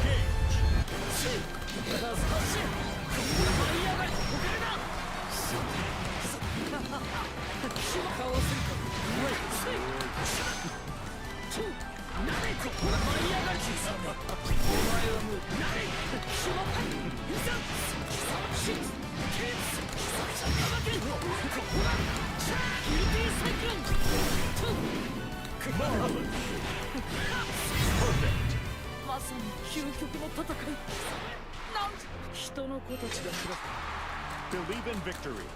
Battle 1. Engage.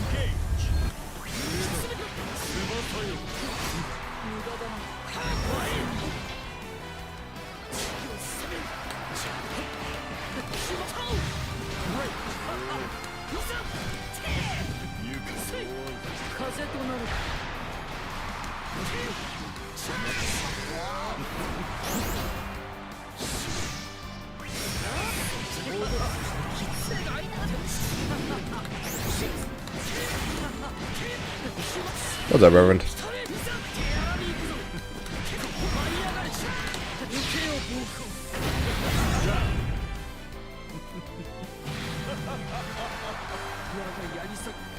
Battle 2.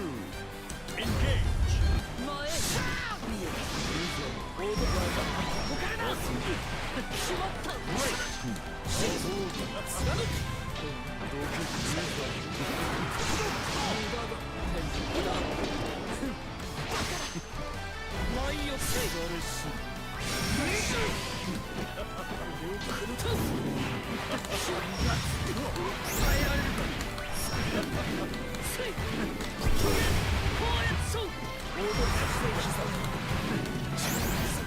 How you doing? How's your weekend?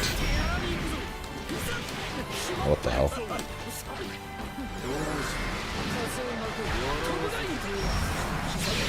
Ah! Oh, nice.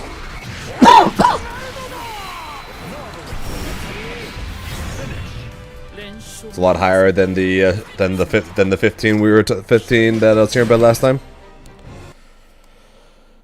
Yep, trip was good. Brought back some sniffing, some sneezing, and some coughing, but that seems to be every trip nowadays. So, other than that, trip was good.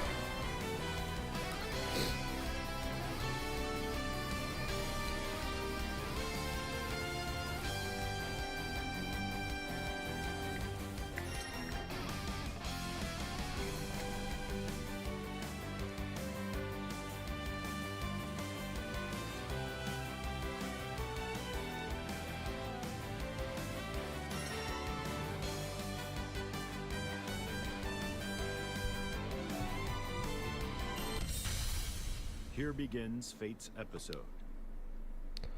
What do you mean soon there will be grim top 1 allegations?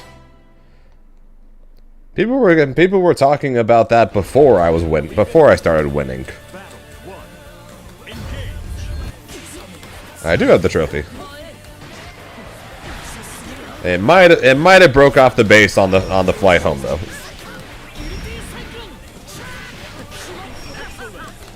The trophy is still whole, but it might not be attached to the base anymore. Yeah, just might have. It may or may not have. Battle 2. Engage. It's fine. I just.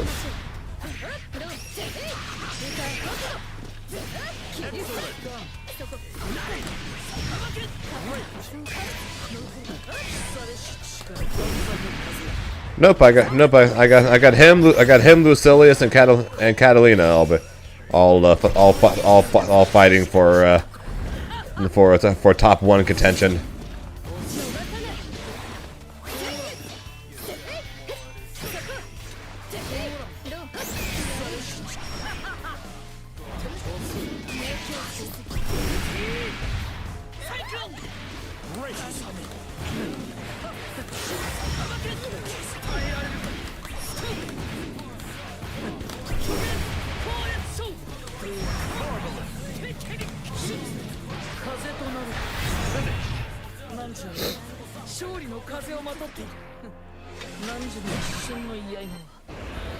Believe in victory. Battle 1. Engage.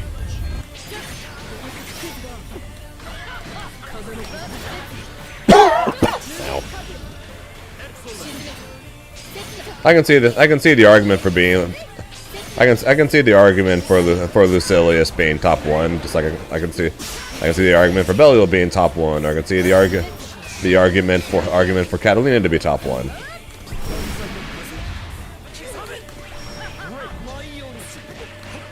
But yeah, I don't know about starting to be there, but the allegations of Grimnir top 1 have been around since before I started winning.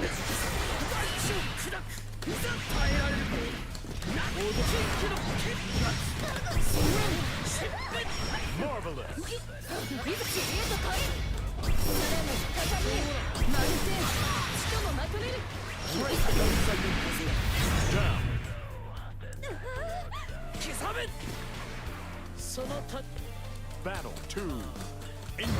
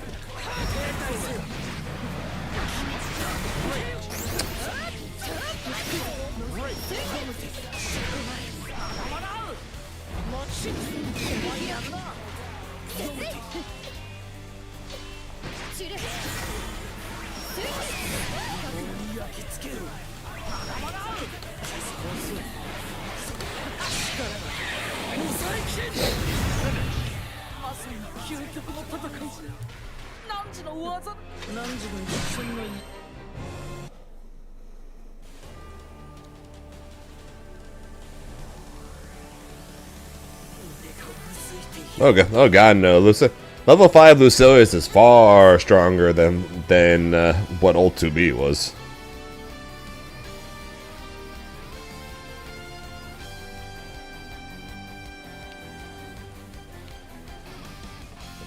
Yeah, but I was talking with someone at Astral, and they had Grimnir, Zeta, and 2B as the top 3, and then Belial, Catalina, and Lucilius as 4, 5, and 6. So basically the opposite of me.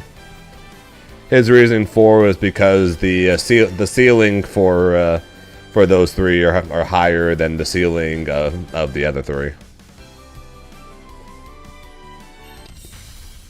Here begins Fate's episode. Narmaya versus Grimnir. Believe in victory. Battle 1. Engage.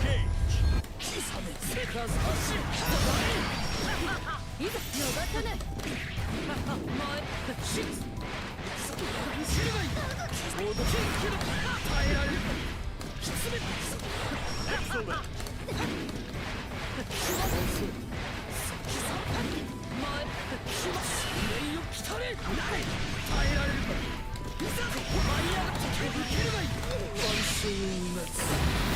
Oh, I agree with that. Issue is I don't think there's anyone on the planet that can play either of them perfectly.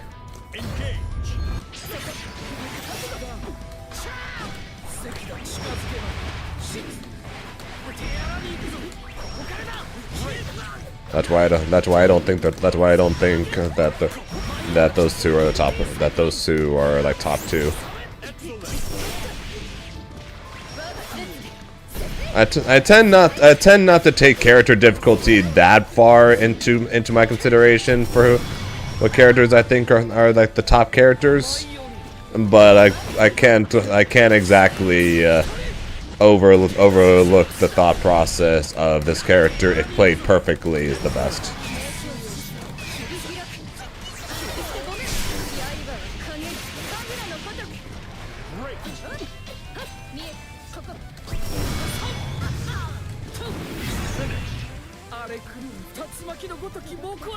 I can't exactly go to that extreme. I'm awake. Welcome back. Welcome back, I know.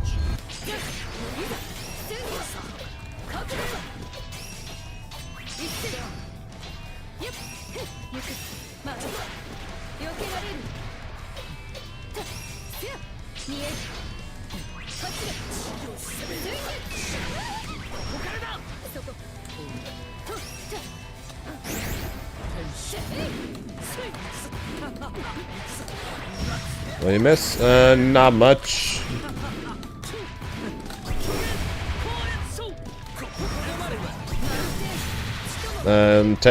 Tega at some point was going to talk about why he disagrees with me about Grimnir, but then he left, so I still don't know what's going on with that.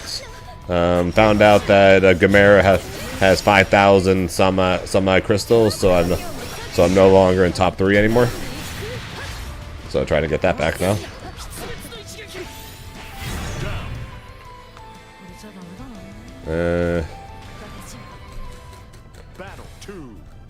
Now we're basically just talking about the possible top 1 characters, basically.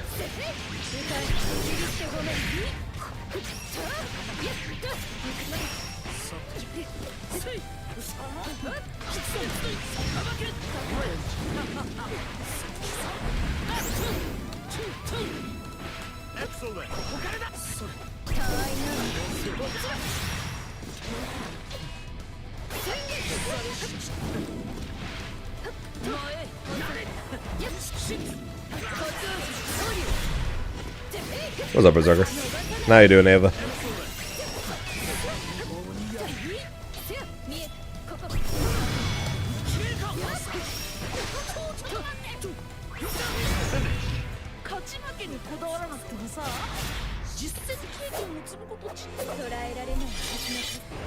Believe in victory. Show us on.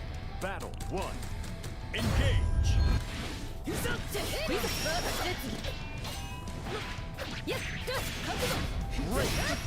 Nothing. Back from Mexico, and no rest for the weary or the coughing.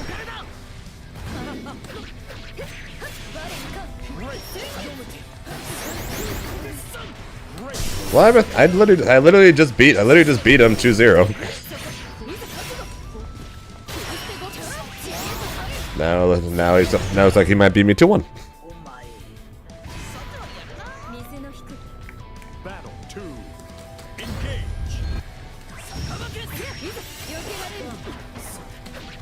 Well, Grimnir doesn't make consistent top 8s.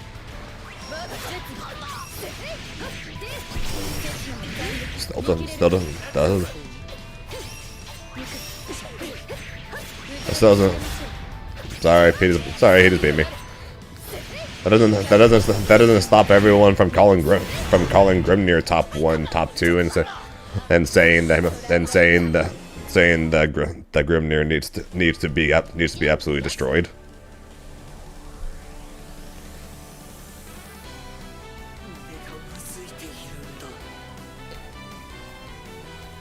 When Grim isn't turning, he makes top 8s consistently. So you mean me and Zenith?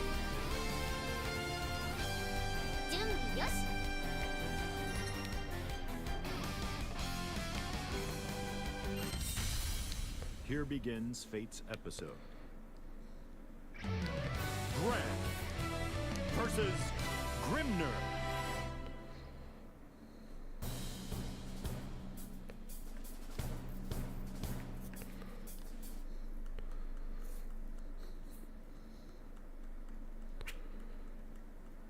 Are you really able to say this character is top 1, top 2 when there's literally 2 people that get top 8? Battle 1. Engage.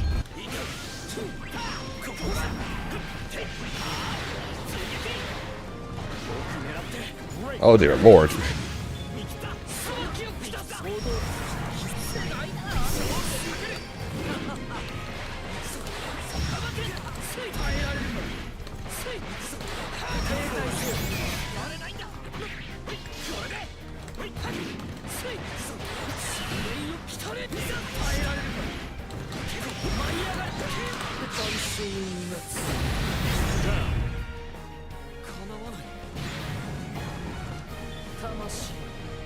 Battle 2.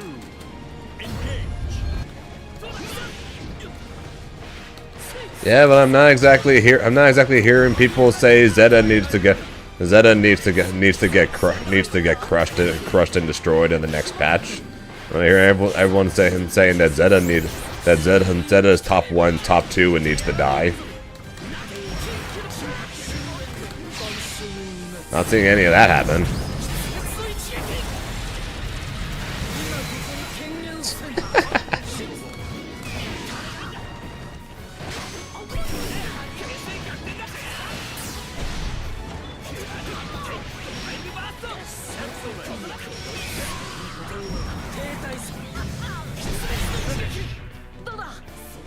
What's up, Midnight?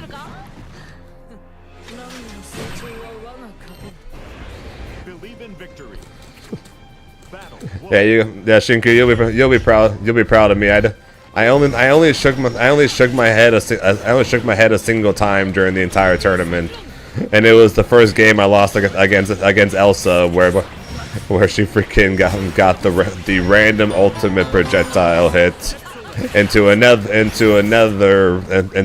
ultimate, then it killed me.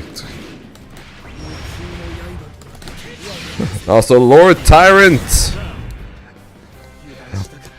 with the rated 22. Appreciate that, Tyrant. And may I say once again, congratulations.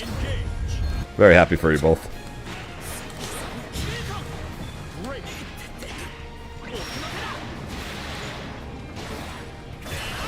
God, this lag is so bad.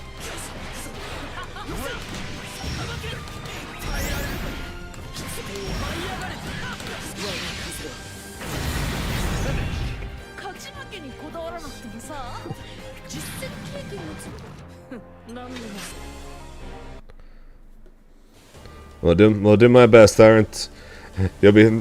After this weekend, you should be seeing me at the Arx's World Tour as well.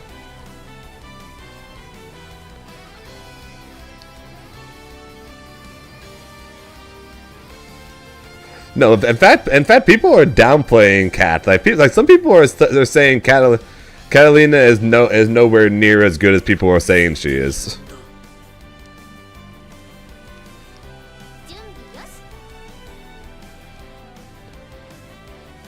And GG's, by the way, Petrus.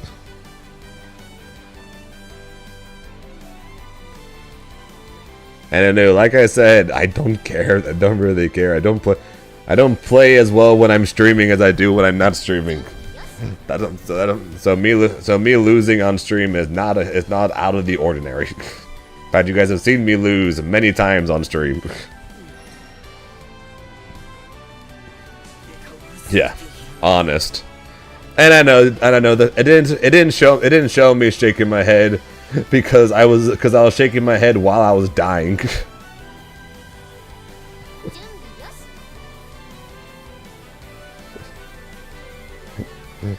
As soon as I got hit by the stray ultimate projectile into the micro dash ultimate projectile into the micro dash EX lariat that barely got me to hit the wall, I was just like, this is so dumb.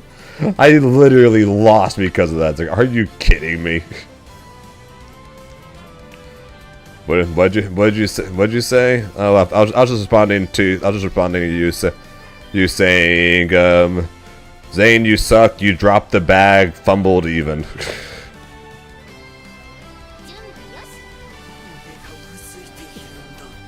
And hello everyone from the Tyrant stream, by the way. I hope you guys had a good time over there. What was he playing by the way? Fighters, Sparking Zero, something different? What was he up to?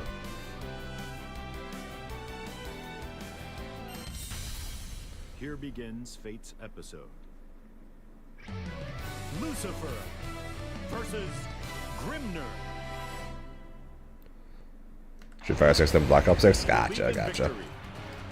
I'll be honest, I have seen zero gameplay of Black Ops 6, just that never been a big Call of Duty guy.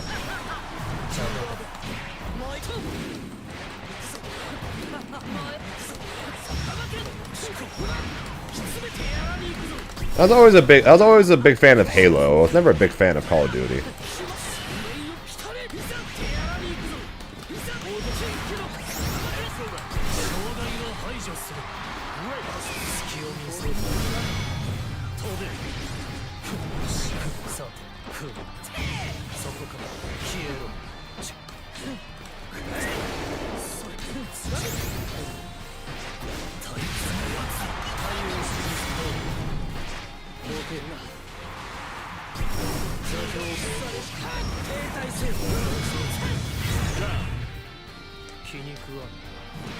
In about a decade.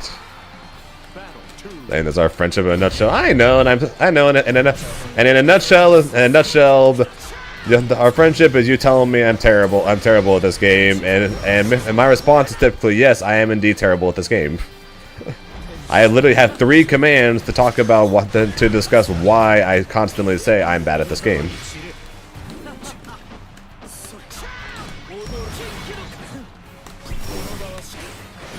Nah, I messed up the dash punish.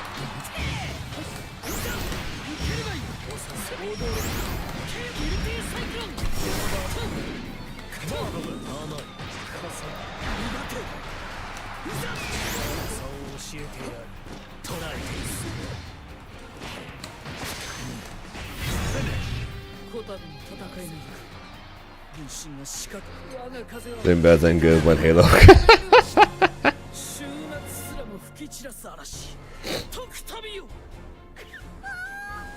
No, a lot of people still do not use the block button.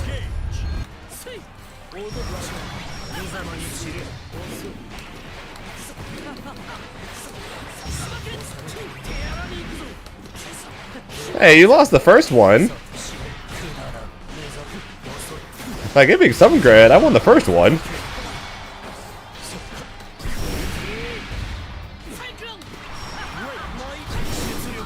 What the fuck?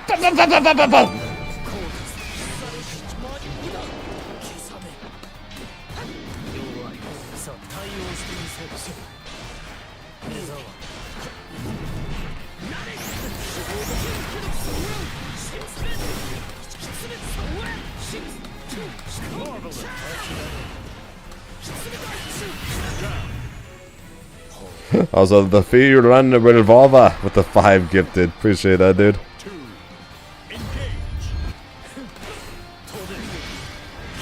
The 5 gifted, and starting from tomorrow, we will have 7 or 8 new emotes coming to you guys. I believe 5 animated and 3 normal ones coming your guys' way tomorrow. Assuming I A, remember, and B get it done.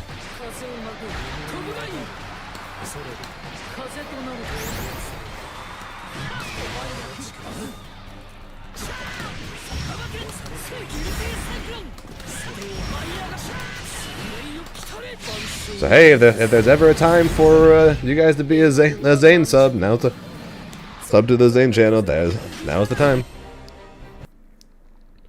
Yeah, you guys are finally getting the Zane scream, the Grimnir scream. You guys are getting the Grimnir scream. You guys are getting an angry Beerus. Bongo Beer is literally banging his head against the desk in frustration. A Grimnir dash. Let's see here. What else? What else was it? I had them written down. Give me 1 second.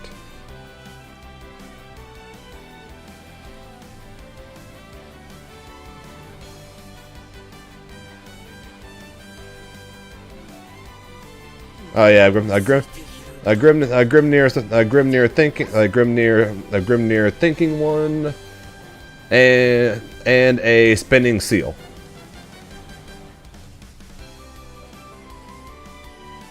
So all those should be available starting tomorrow, hopefully.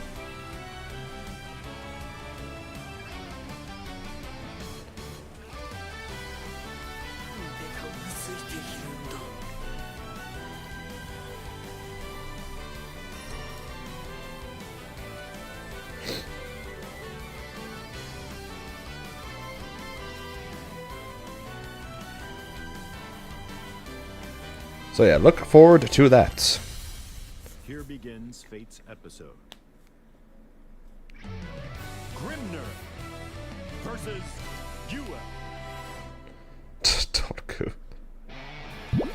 Doku has kept the rat from the team battle, apparently.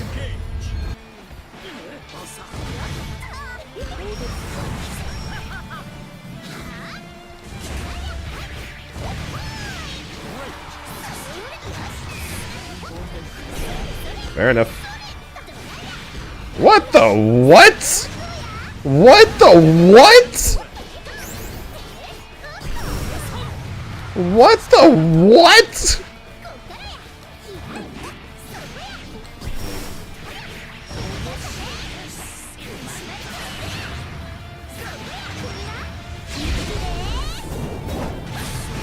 Did I just get side swapped 5 times in a single combo? Seriously, did I just get side swapped in like 5 times in a single combo? What on earth?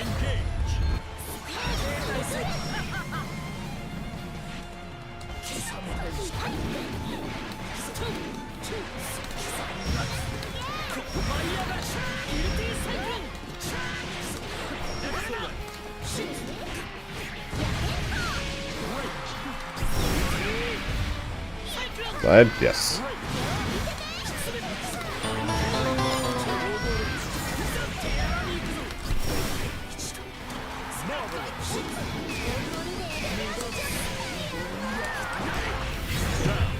Yo, alright, so with the raid at 38. These yips are weird.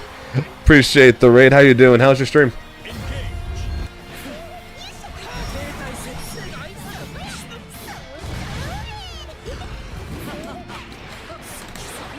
What were you guys up to today? Hopefully something fun.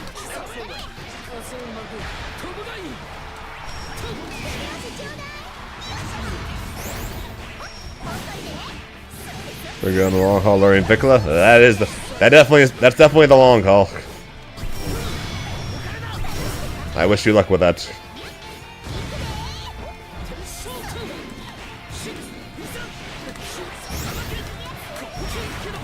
She is the first character I tried to get mastered and failed. She is eek. She is fun though. Hopefully you're having fun at least.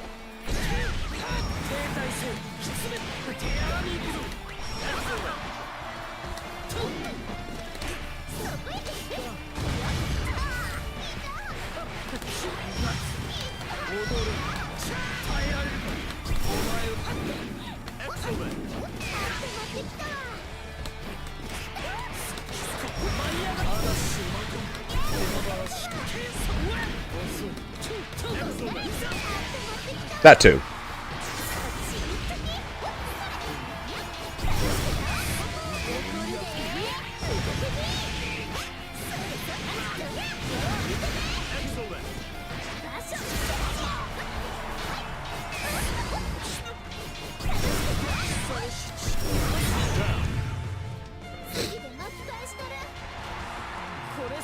Definitely weaker than Neela. It's more fun than Neela. That's fair. I haven't played it. I haven't played Neela. She's definitely weaker than Neela though. Which isn't exactly ideal, knowing the fact that Neela is already fairly weak as is.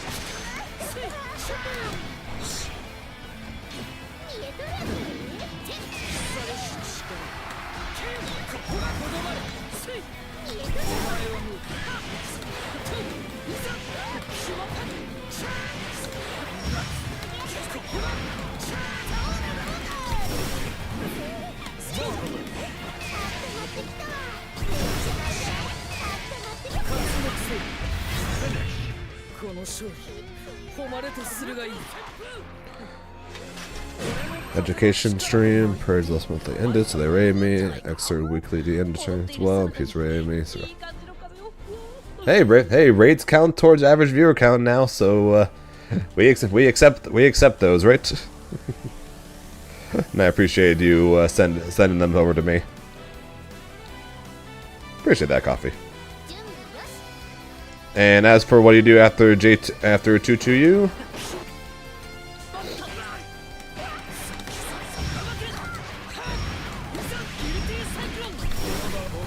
You do double dash up and towards them, and then you dash diagonal down, and then if you want to go low, you dash diagonal down again, and if you want to go high, you dash forward.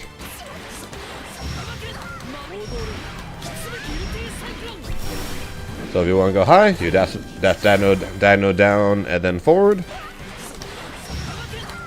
And if you want to go low, you do dino down again.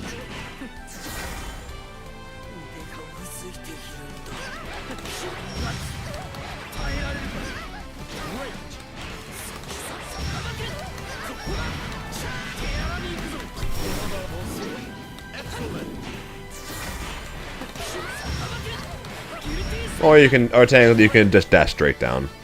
That's slightly fast. That makes it slightly more visible, but at the same time it's faster on the low.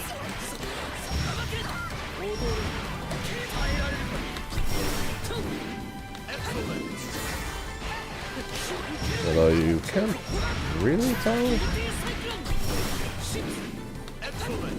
Actually, you can somewhat tell.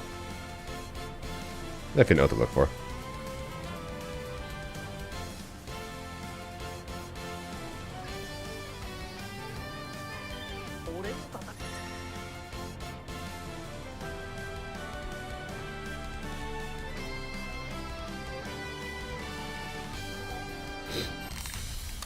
Here begins Fate's episode. Narmaya versus Grimner. This Dragalia. Believe in victory. Battle 1. Engage. But crystals mean everything to me. What am I without my crystals? I am nothing without them. Well, it's going to be completely the end of the world for me when the 30th comes around and they remove all of them from me. I know, it's a joke. I'm joking, I'm joking.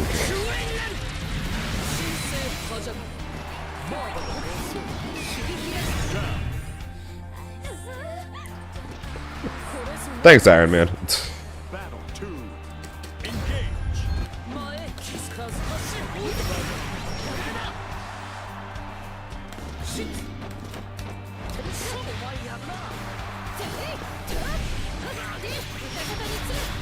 A dork. There.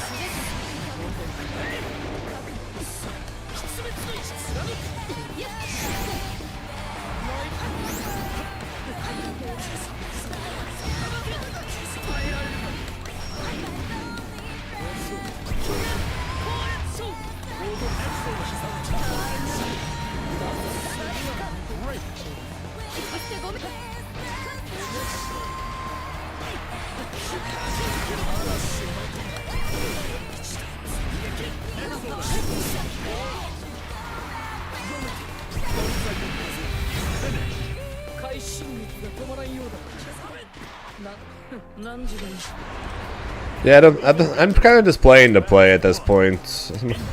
Despite my joke there about getting a bunch of crystals, I really don't care what number I end up getting to in the end.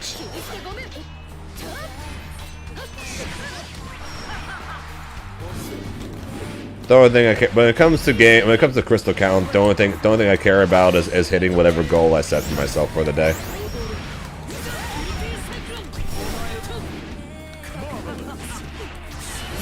Oops.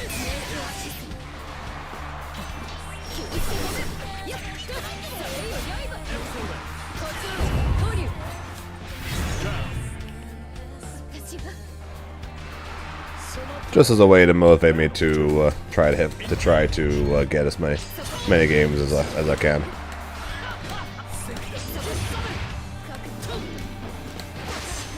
Because in the end, it's crystals just end up being how much time you spend in the game. Sorry.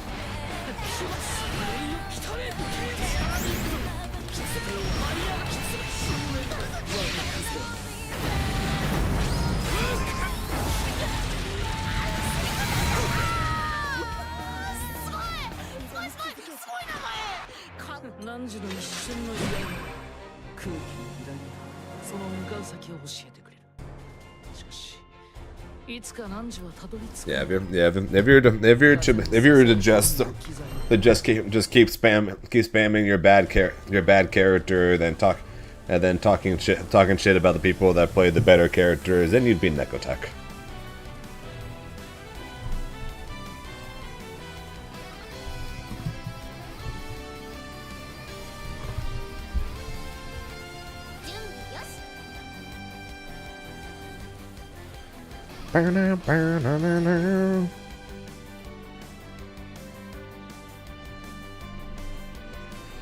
Poking fun at value players. Here begins Fate's episode.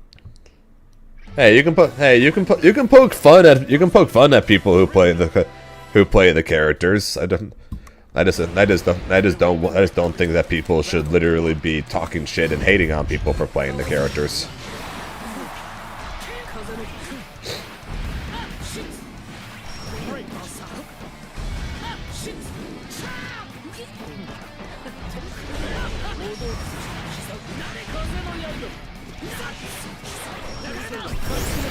Hence my whole FGC tweet thing that I just did, or that I did over the weekend.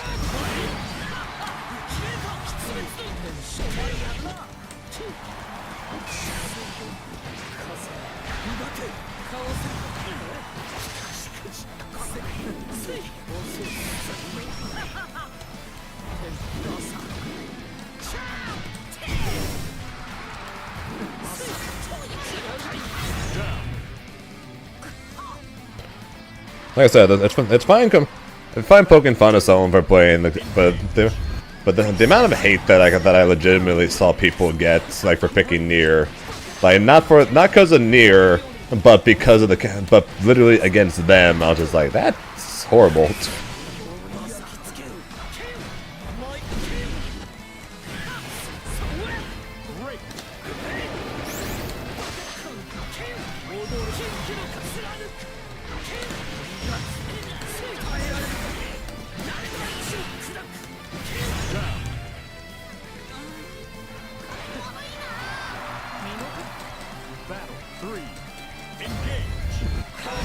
Yeah, what's funny though. When I made that tweet talking about how you can hate the character, but you shouldn't hate the person for picking the broken character, because the way I put it, the person who picked the broken character is smarter than the person who picked the mid character, just because of the fact that if you want to win, it's smarter to pick the broken character than the mid or bad one. And then like probably at least half, if not more than half, of the responses I got to that were, no, you're wrong. They deserve the hate and so much more. I'm just like, Jesus Christ.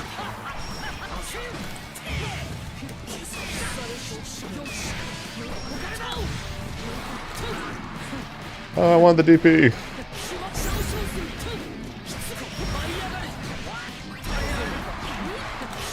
That was an interesting combo.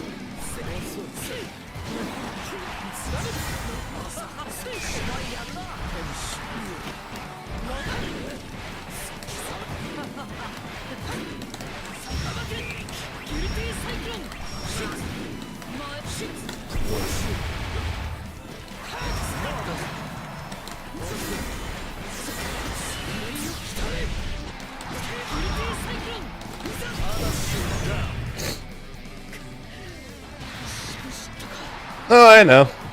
I'm still going. But because of the name of the thing I replied to, or I reposted, I'm going to defend that because that's actually what I believe in, what the tweet said. What would you believe, or what do you believe in the FGC where you will defend it like this?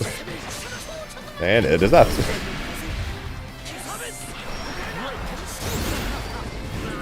If you don't want to pick a top tier, that is 100% fine.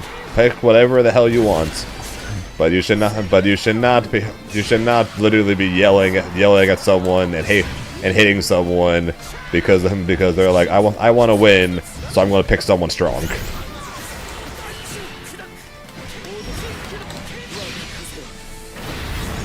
I will 100% hate the character along with you guys.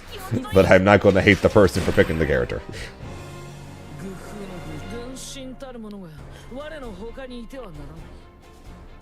Obviously, I hate the freaking characters. I've talked mad shit about some of the characters in this game since I started playing it, and I do the same thing in Dragon Ball. Everyone basically does it. But man, you will not see me shit talking the hell out of someone. The most you'll ever hear me say to somebody is they're carried. That is the most you'll ever hear me say about a person when they pick the top tier. Because everyone that picks top tiers are carried, whether they're good at the game or not. I'm carried by I'm carried by the Grimnir damage and the air dash. I'll be the first to admit that. I'm not great at hitting people in this game without mix-ups. So I'm 100% carried by the fact that I can play this game without needing to do that because I have mix-ups. That's just how it be. Oh yeah, Reverend. If you hate the person for a different reason, then just because they play this broken character, by all means. There are people in the FGC. There are people in the FGC that I either dislike and. Okay, to be fair, there aren't really. I don't think there's.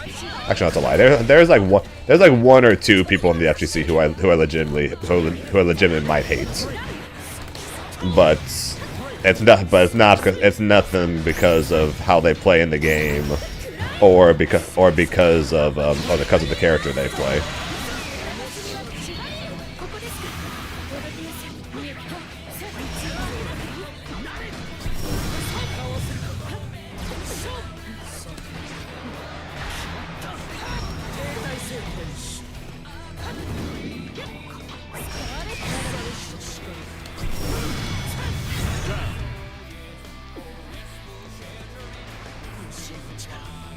Battle 2. Engage.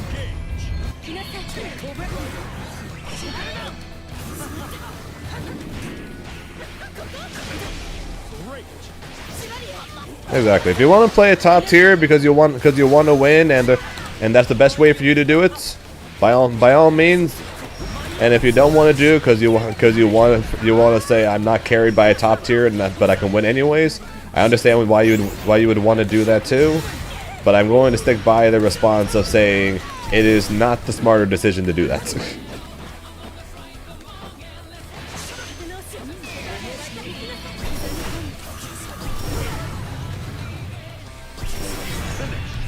Like straight up, it is the smarter decision if you want to win is pick the top tier. If you want to say say they're not doing it because they're less smart or just because they're stubborn, say whatever you want, but the smarter decision is to play the top tier.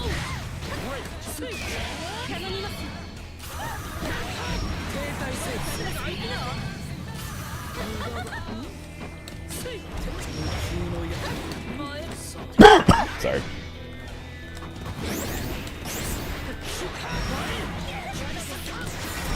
Yes, I've got one more tourney coming up, and it is this weekend.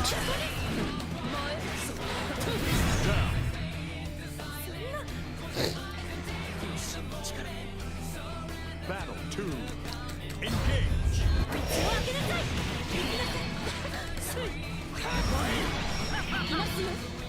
Going into this game, when I was talking with Lucar about the characters in this game and everything, and we had watched the trailers for the new characters, Nier, Siegfried, and Grimnir. Me and Lucar said I should look at Zoe or Kag. And after watching the Grimnir trailer, we both agreed, yeah, or Grimnir. And so when the game first came out, I went and tried Grimnir.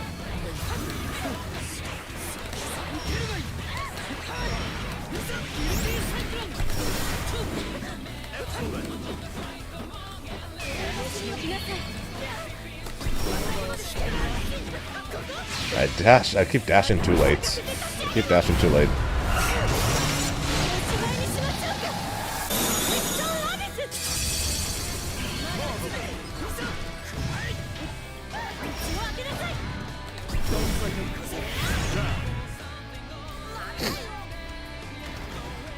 Yeah, let's see that's fine. That I'll agree with as well.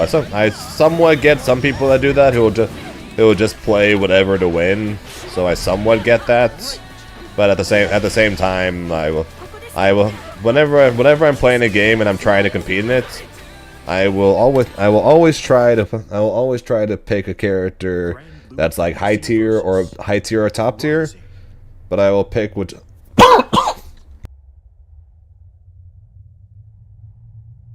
Sorry. But I'll always try and pick one that's high tier or top tier since I'm trying to compete in it.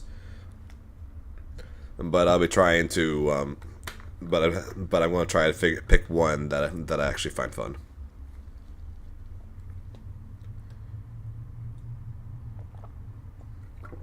Get in line, dude. Seriously, get in line.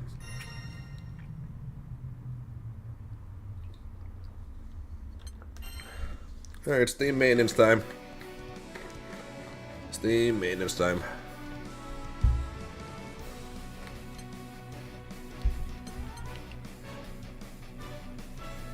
Yep, next week begins Aki and Anrei time. Next week begins Aki and Anrei.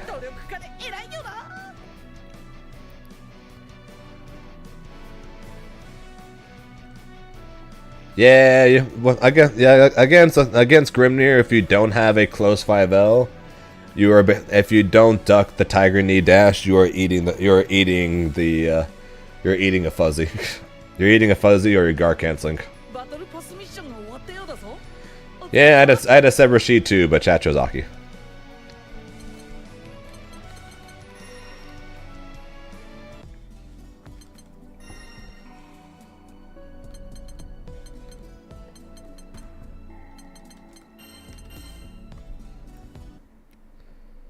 Yeah, seriously though, Moko, get in line. So, I mean, multiple people hate it. In another part of the skies, Lancelot leads the search for his mentor. Siegfried, the Dragon Slayer, a powerful ally, if only he could be found. When chaos swept the regions around Port Breeze, all contact with the night was lost.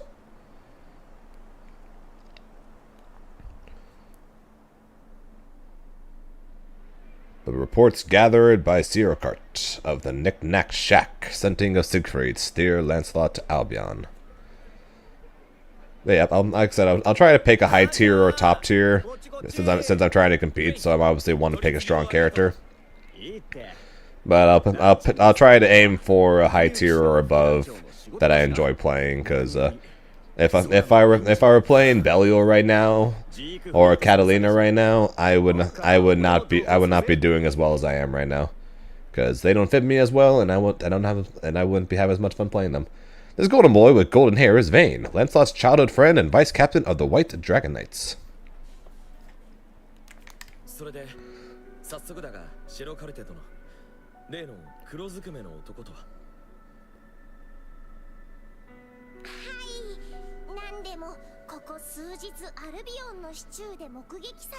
He is indeed.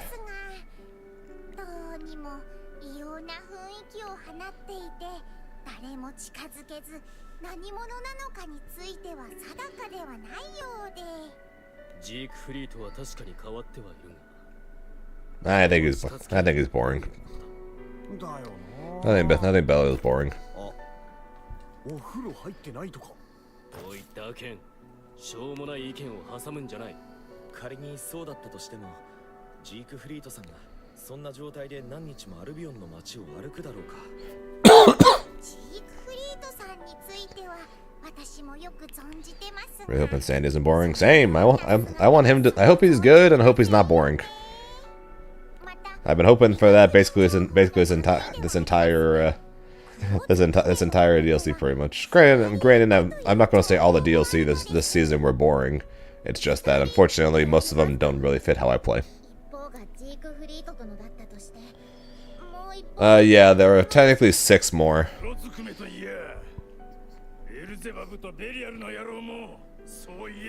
Risk this weekend in SoCal. C Major in Singapore.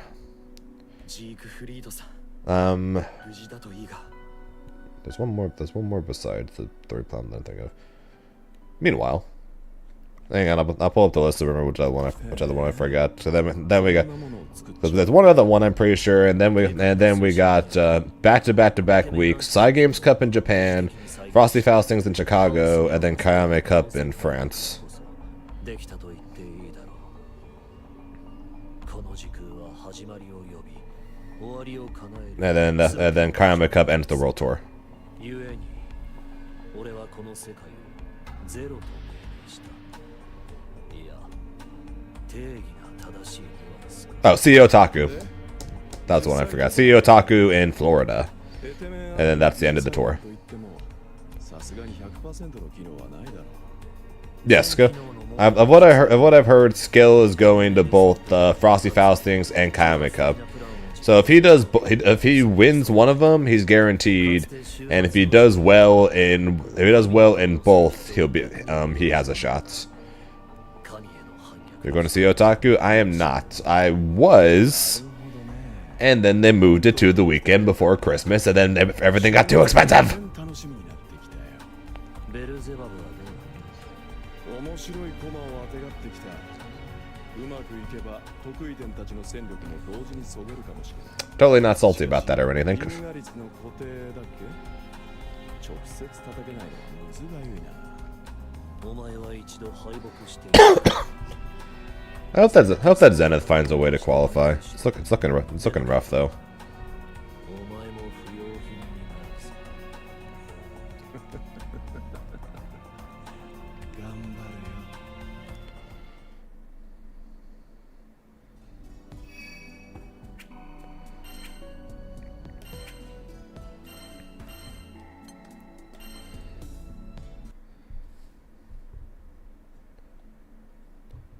Sounds good. Hope you have a good day at work there, Zambi. But back in Albion, Lancelot is chasing ostensible reports of Siegfried. 黒ずくめの男二人はたびたび小競り合いを起こしている。 Yeah, that's the other thing. What's going to happen in season 2? And the other question: when is season 2? あなたは実際 It's winter 2025. はどのあたりに出没？ So, but it's like, are they really going to give us season 2 and Sandalphon before the world tour? And if they do, when? Because if they don't do it before the world tour, we're not going to get it till the end of March. And then so that would mean we're going to go 5 months since the last DLC character before season 2, and we will have gone over half a year since the last balance change.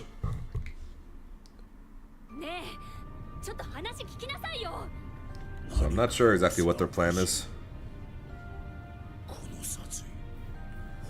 I don't know Grand Blue lore, so I unfortunately could not tell you. Hey, it's Siegfried.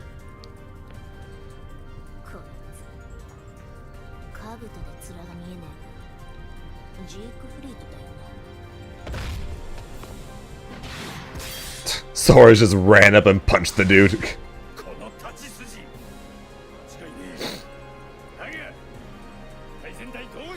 No, I agree. More than likely, it's happening before Worlds, which does have me slightly concerned because everything can change before then.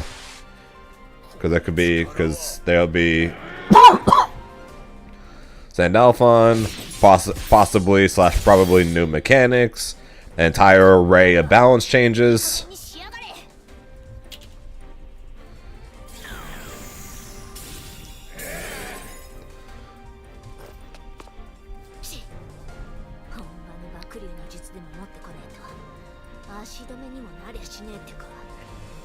So I don't know.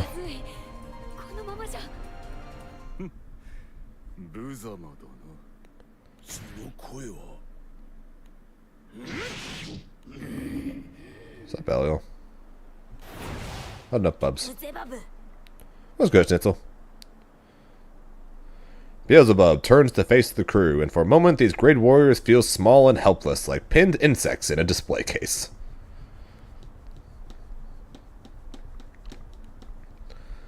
They had set out to find a hero and uncovered the lair of a beast.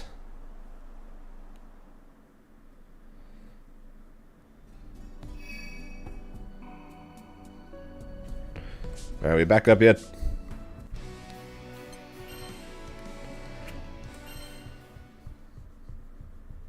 Grand Blue Fantasy Versus Nope. Rising. Okay, back to story.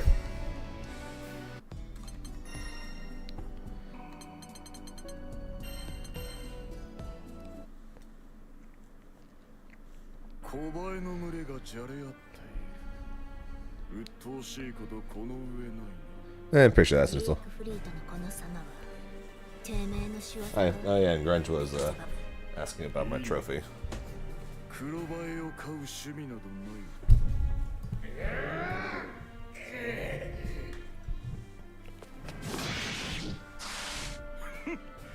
世とて迷惑している必要にまとわりついてきて不愉快極まりないこのように山中や戦い続けて決着がつかぬのだからな Like I said, the base fell. Like I said, the base fell off on the flight home.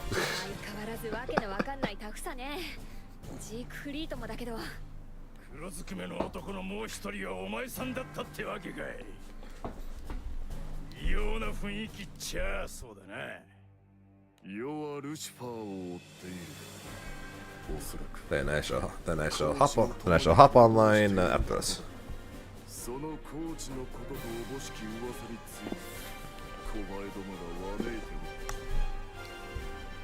情報をたどった先がこの地だつまりこういうことか黒ずくめの男はベリアルじゃなくてジークフリートだったしかも今度はお前さんが二人目の黒ずくめの男にされちまったと傑作じゃねえか笑っている場合かあの黒バエ世を煩わせるほどもはや小バエの手には負えんぞそこなのよねどうしてあんなに激しく暴走しちゃってるのかしらルシファーの復活に元素の再構成かの竜の逆鱗にその血を沸騰させるには十分な理由よ竜よし合流ってこりゃベルゼバブそれにジークフリートさんうるさくてかなわんどれだけ集まる気だ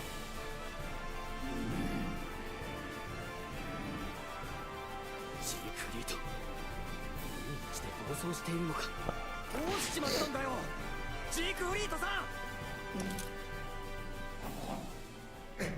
Hey.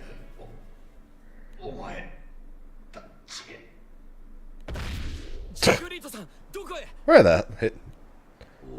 I guess Siegfried can fly. Guess Siegfried can find us. The words drop onto the ground, vanish into the dirt. Beelzebub has gone. The crew glance around as if hoping to read the answer of this riddle. Siegfried's madness and Beelzebub's reappearance in each other's eyes.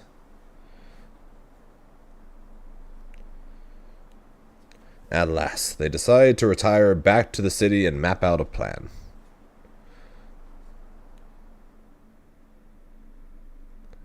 要は教育から始まっちまった空の世界のあらゆる混沌に反応して竜の血の暴走が起きたらしい竜ってのは空では特別な意味を持つこれはまた何かヤバいことが起きる前触れに過ぎないかもしれねえだがここからどうする俺たちが束になっても力負けしベルゼバブさえ抑え込む男だぞ竜の血の力でそこも見えてないしね正攻法じゃ勝てる見込みはなさそうさらに間が悪いことに真に倒すべきベルゼバブが我々の同士討ちを狙っている可能性も八方塞がりだな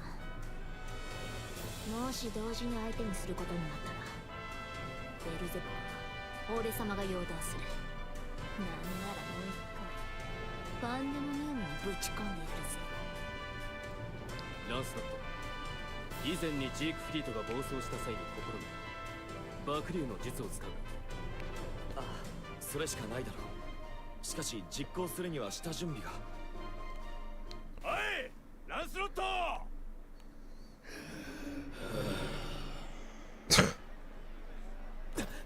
Okay. Siegfried jump scare. つけられたってのか。街中はまずいぜ。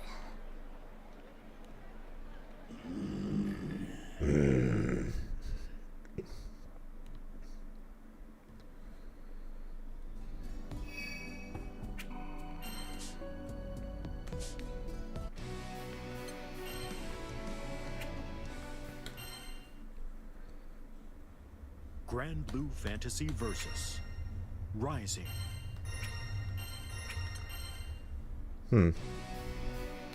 Appreciate that, Mark. Okay, Brody says the game works now, or we're back online now. So I guess I'll reload the game.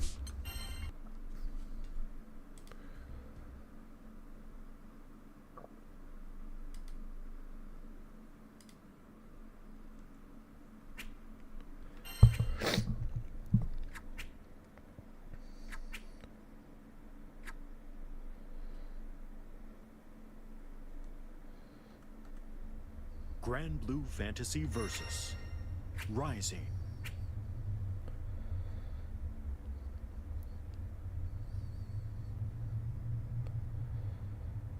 Yeah, looks like it'll work this time.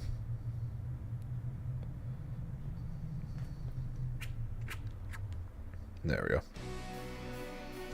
Weird that makes you do that every once in a while, but that's fine.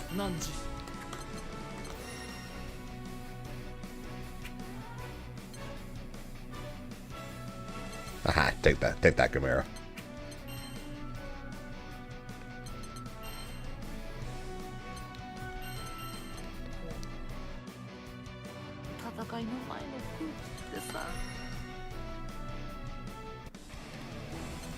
Grimner Jida. Grimner versus Jida. Yeah, too bad crystals don't actually mean I'm top 3 in the world.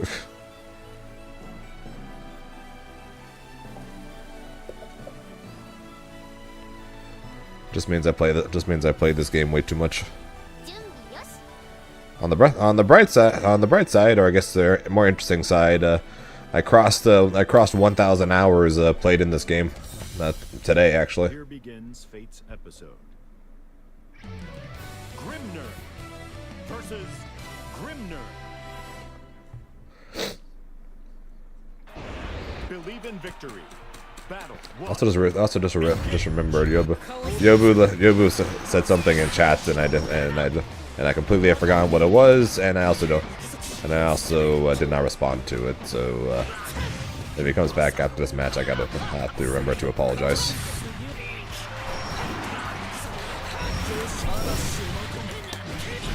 Not to remember to apologize for that.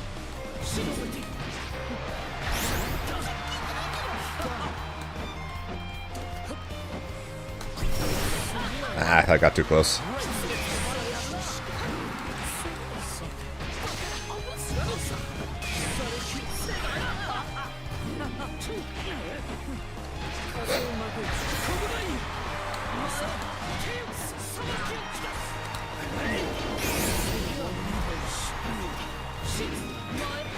And Misa dead.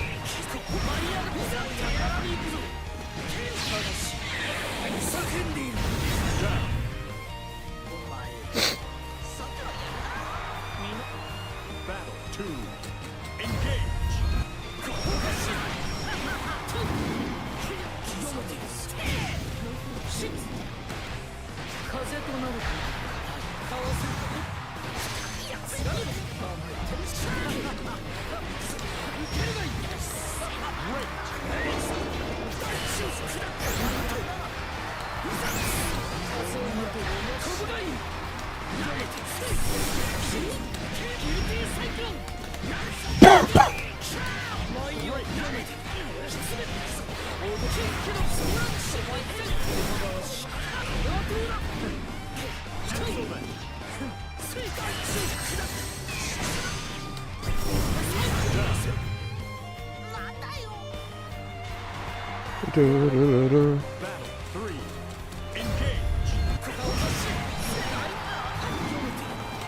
Something we should also do today, since we haven't done since last week, is see where the Grandmaster numbers are now that we're almost at the end of the season.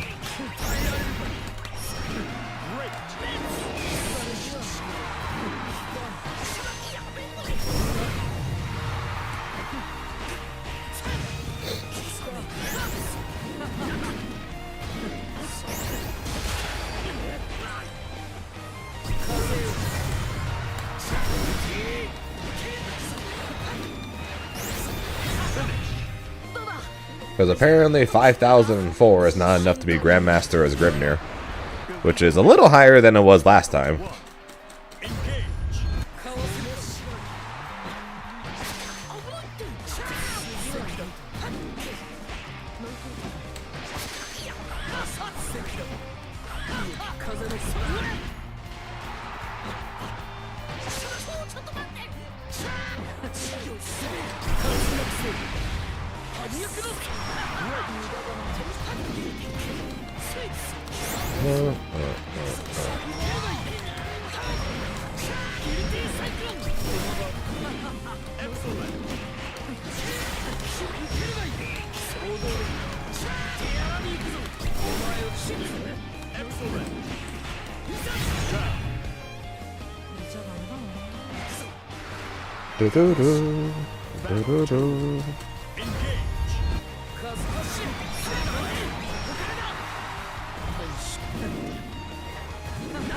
Really.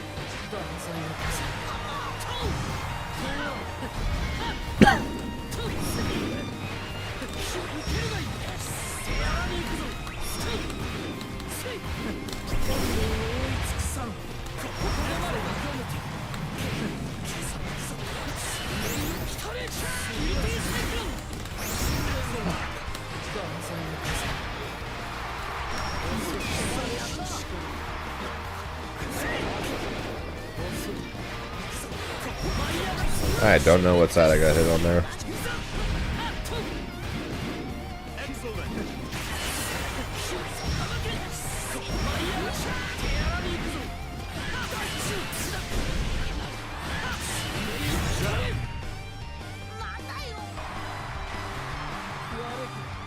Battle 3. Engage.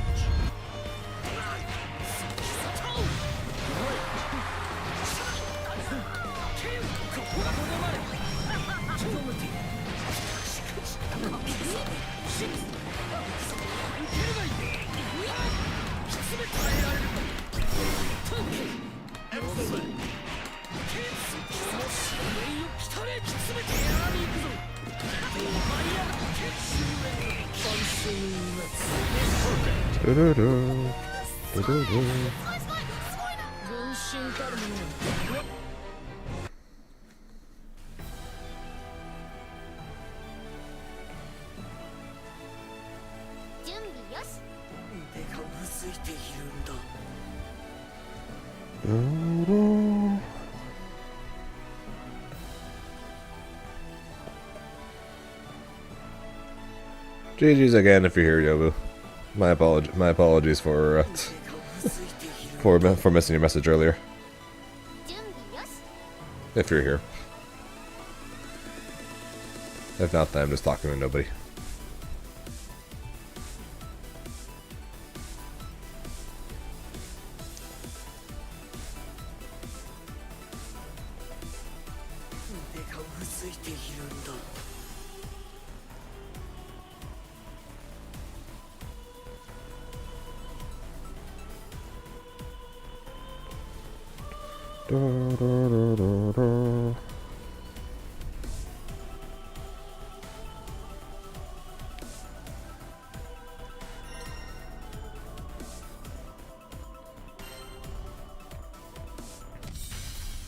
Here begins Fate's episode. Grimner versus Vicola. Piccolo. Believe in victory. Battle 1. Engage.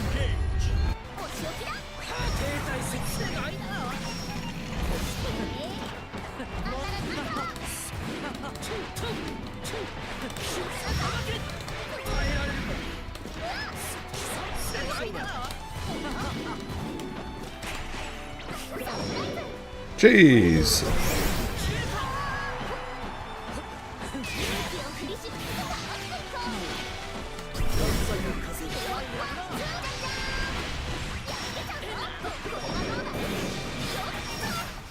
Excellent.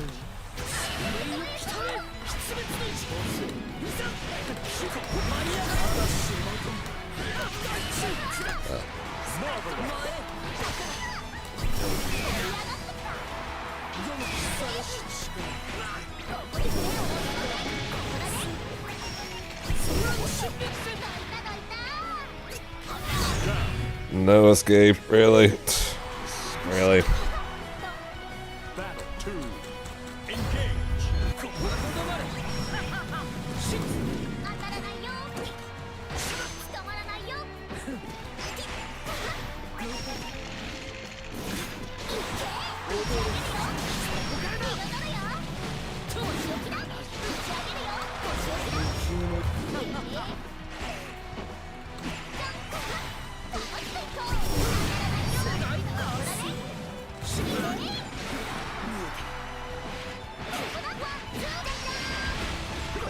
Round 7.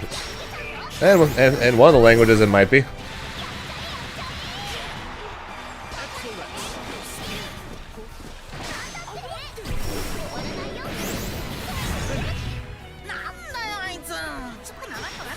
They do seem to like having characters equal numbers. Battle 1. Engage.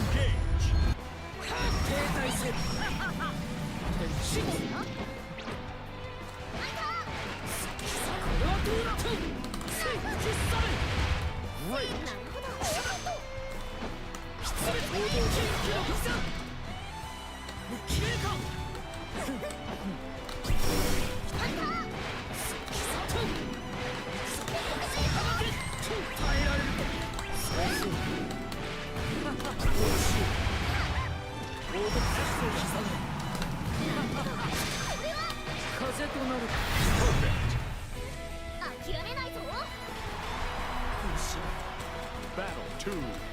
Engage. I'm the wrong person to ask, so.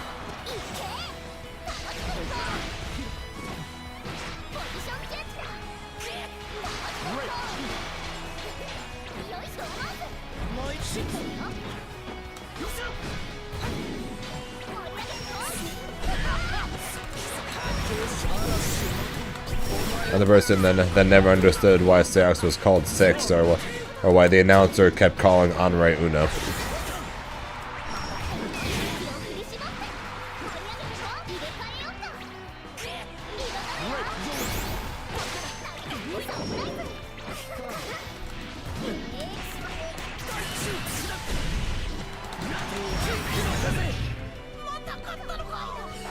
I had to look it up to find out, so I'm definitely not the person to ask for things like that. 1. Engage.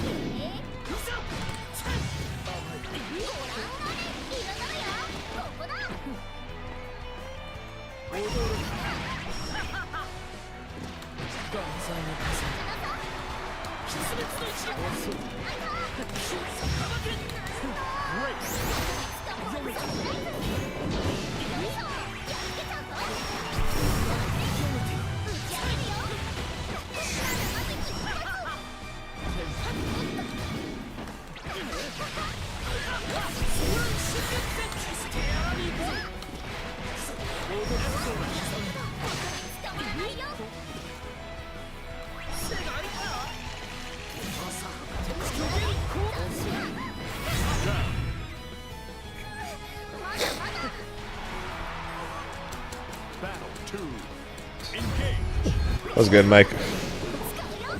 Thank you.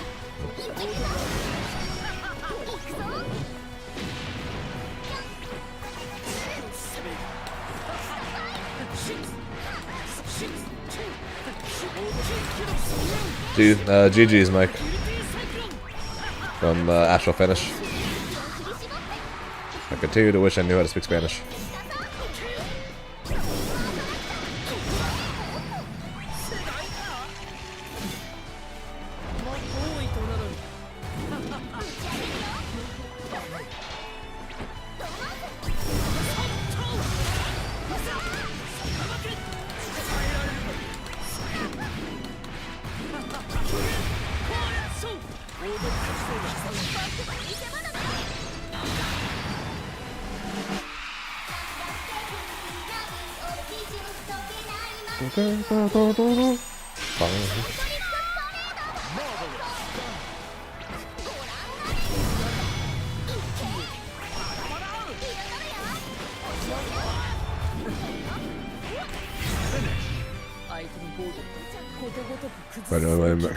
I appreciate that, Mike. Thank you. Azusa.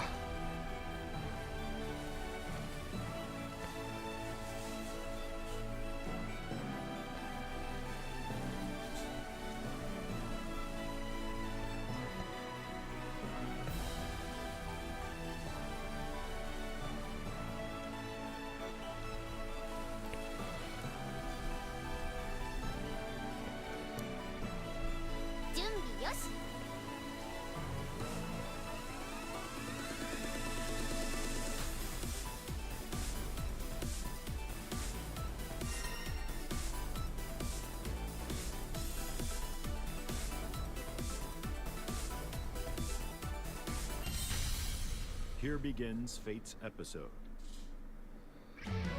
Grimner versus Metera. Believe in victory. Battle 1. Engage.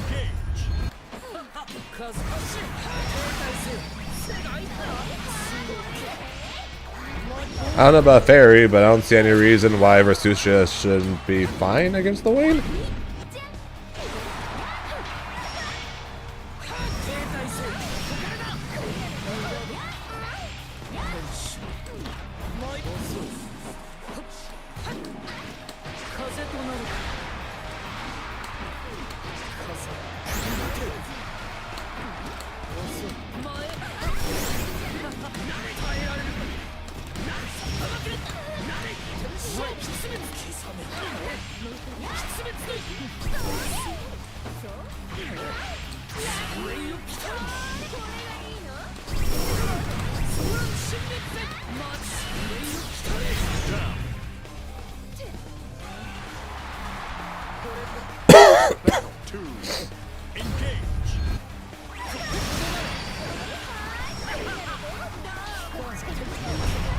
God, that 2H.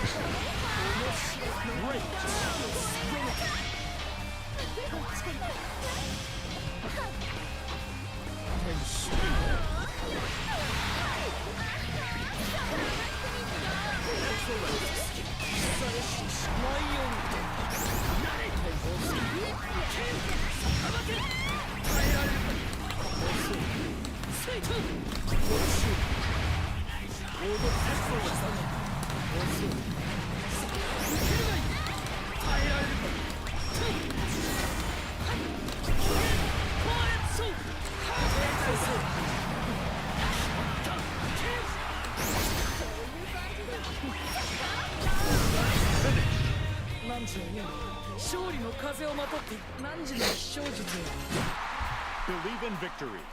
Battle. Yeah, I remember that too.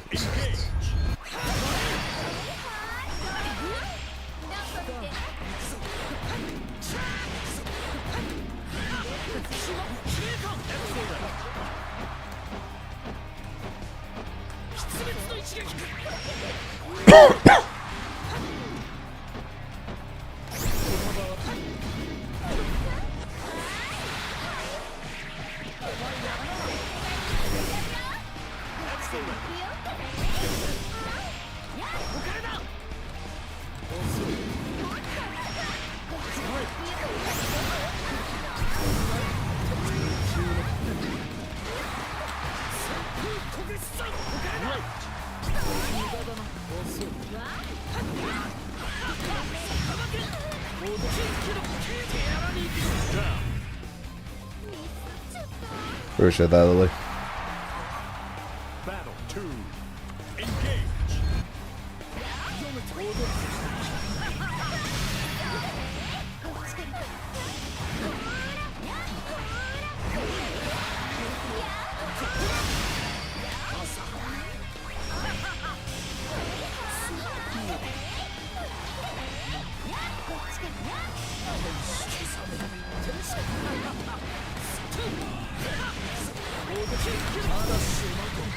It was alright. I got a little sick while I was there, unfortunately, but that seems to be most tournaments nowadays. Otherwise, it was good though. Got to see some people I haven't seen for a while. Got to meet quite a few members of the NorCal Grand Blue scene. So that was pretty cool. I managed to win and basically get myself into the World Tour. So good weekend. Good weekend. Match just making my head hurt. Yeah, the issue with this matchup for Matera is just the fact that I can be wrong like three or four times and have it be fine. All I need to do is be right within like the first 5 times, pretty much, and I should be good.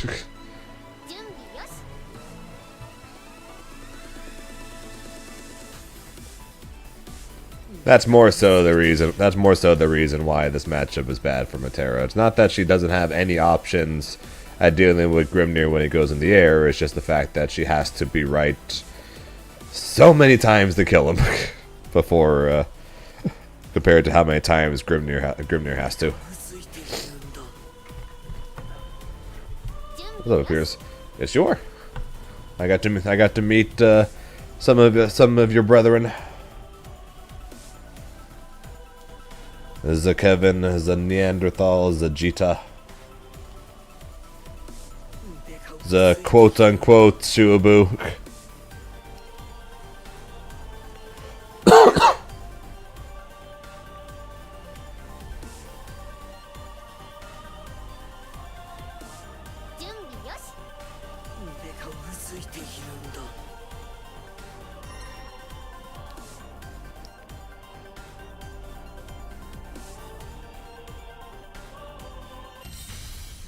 Here begins Fate's episode. Grimnir versus Lancelot.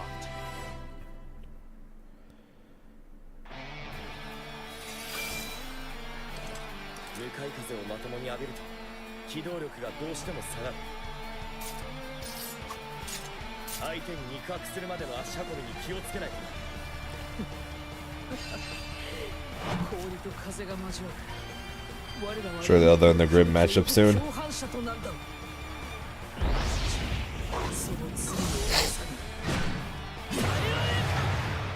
Believe in victory. Battle 1. Engage.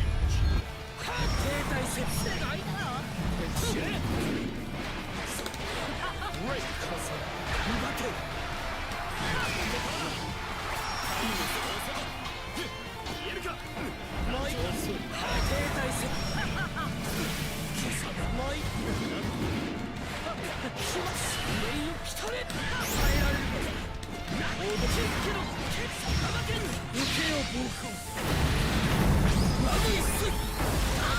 And at some point, everyone's going to start labbing and learning the Grimnir matchup. Just hasn't quite gotten there yet. But it's at this point, either Grimnir is getting nerfed, or people are going to start labbing. It's one or the other is going to happen, and it's just a matter of time. It's the same thing that happened in Dragon Ball. Nobody knew how to fight against Beerus until I showed up, and then after I showed up, everyone went and learned how to fight against Beerus because they had to. Because hey, there's one dude that plays Beerus is not going away. You know, we were just hoping that this one Beerus player would go away. Yeah, he's not going away.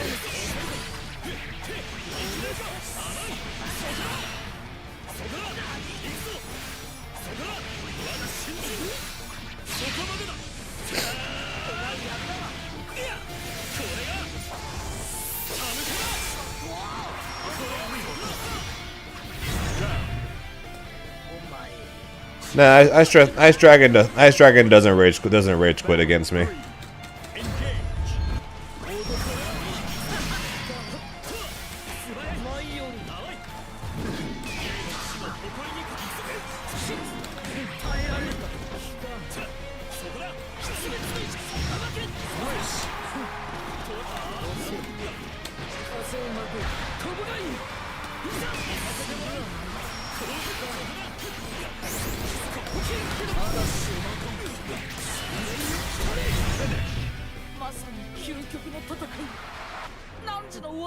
Nope. You're probably odds are you'll see Ice Dragon talking chat in any second now, pretty much. Believe in victory. Battle 1. Engage. Odds are Ice Dragon's in chat right now, so.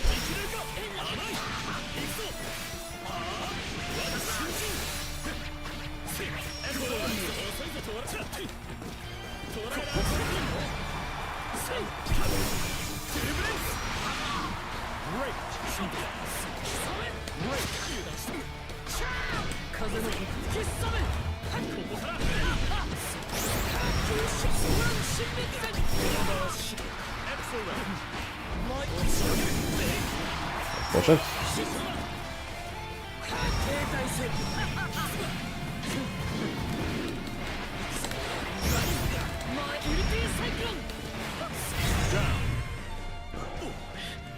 Was there to learn a character just for him? You tend to play freaks in fighting games. I would say I take offense to that, but nah, that's true. I'm both good at and enjoy playing the weird characters in these games.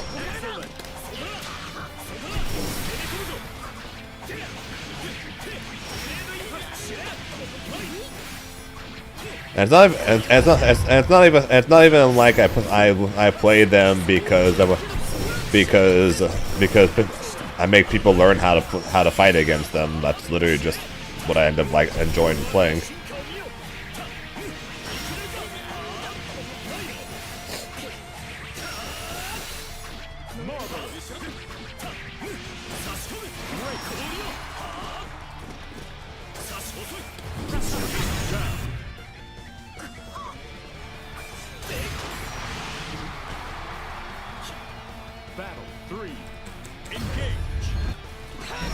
I play characters that can both play the screen as well as go in. I like playing the all. Basically, I like Shoto characters with a bit more intrigue to them.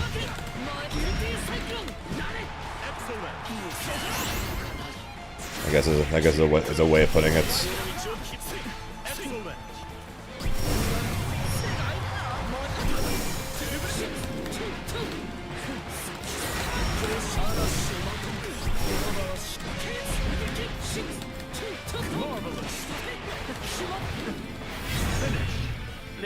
Yes, like Akuma. Because I like the more all around characters. Ones, like I said, that can play the full screen, but also technically have some form of mix-up option and can go in. Like I said, I like having a bit of everything.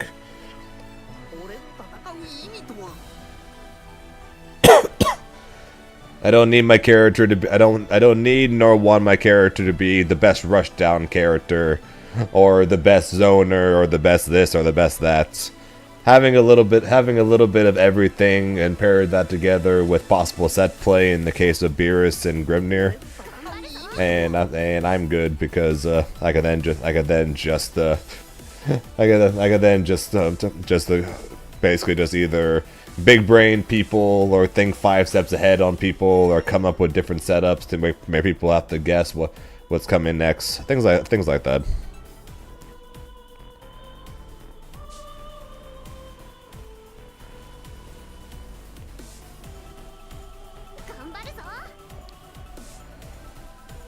So that's why like I find like most of the characters in this game either boring or I either find them boring or just not my style.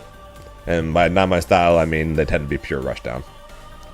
Where do I find combos? Twitter, or people just come into stream and give me combos to look at. I also find combos from time to time from Zenith replays. And GG's Dragon. Oh yeah, well, oh yeah. Let's look at the Grandmaster required numbers.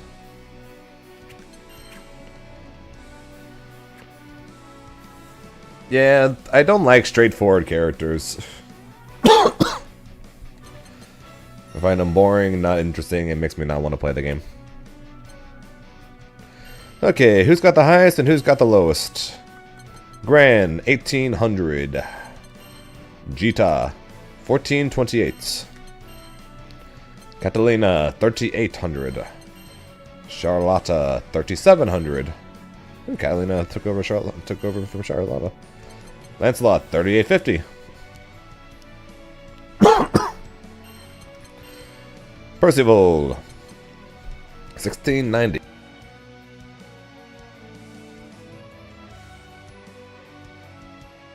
Ow. This guy's name is still this.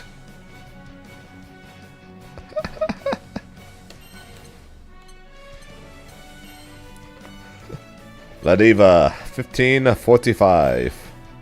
So Jita's still the lowest. Vatera, 2771. Luane, 2636. J-Mod count for all the divas.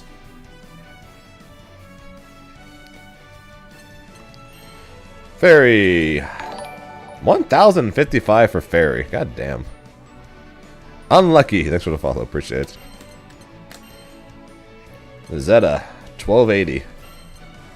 So Fairy's lowest right now. 3200 for Vasaraga. Narmaya, 3962, new highest. Sora's, 2620. Zoe, 1986. Kag, sweet Jesus, Zangief Dream, what the fuck? 4293, new highest. Uel, 2811.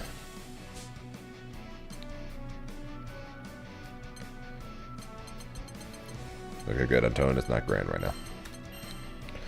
Honore, 2183. Eustace, 1127, still higher than Fairy. Eustace is no longer the lowest required character anymore. Seox, 2853. Vera, 4820. New highest. 4820 to be Grandmaster of Vera. God damn. Neela, 1166. Fucking hell, Gamera. Siegfried, 5598. Jesus Christ.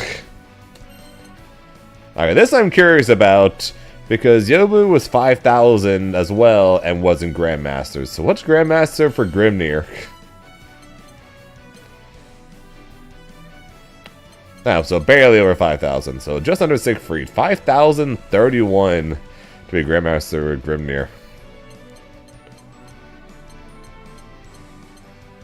Yeah, look at all these high numbers for 26 Grimnir players with 2,300 or higher. What am I doing to the world? Nier, 992. Is Nier going to be the lowest number required? I think Nier's going to be the lowest number required. 1895 for Bubs. Belial, is Belial going to beat Siegfried? Nope. Siegfried's currently the lowest. Avatar, 2497. Lucilius is the highest now, 57.67. 2B, 32.16. Vayne, 14.68. Beatrix, 51.07. Vasucia, 46.35. Nicola, 19.70.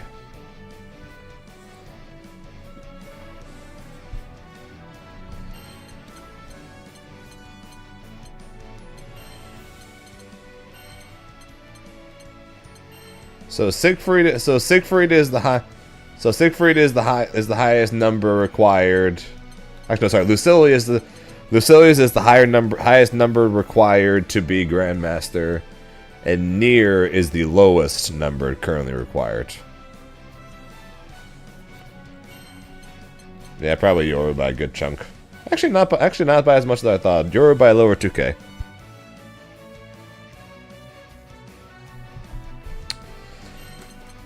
They were both just over 1,000, I believe. I think Grand was 12 and Jita was 11. Oh, no, sorry. Grand was 1,800, actually much higher than I thought. Jita was 1,428.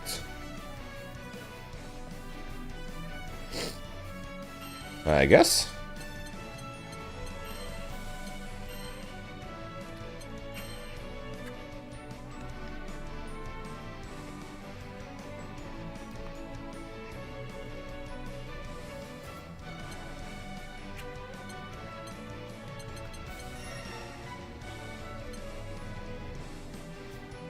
%70 win rate with 2B.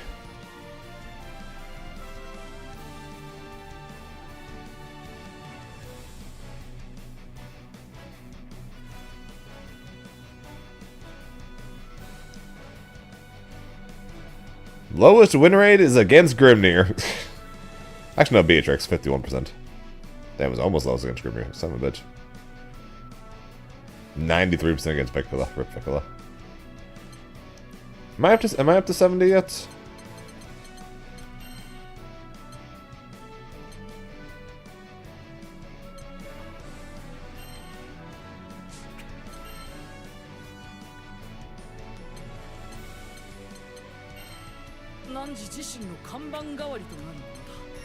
$73. Nice.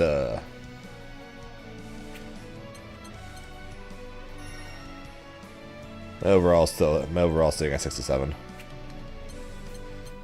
My Zeta's at 55. My Avatar is at 57. Curse you, Lil Wayne, and my 34% win rate against you. Let us check.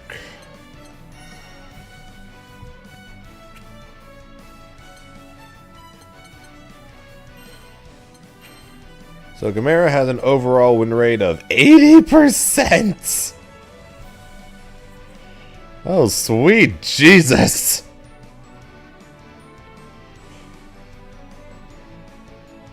Almost 20,000 matches in this game with all of his characters and an 80% win rate across all characters. My lord! Holy shit. Jita win rate, 81%. And Beatrix win rate, 84%. Oh my god. Yeah, so when Gamera plays, he doesn't lose.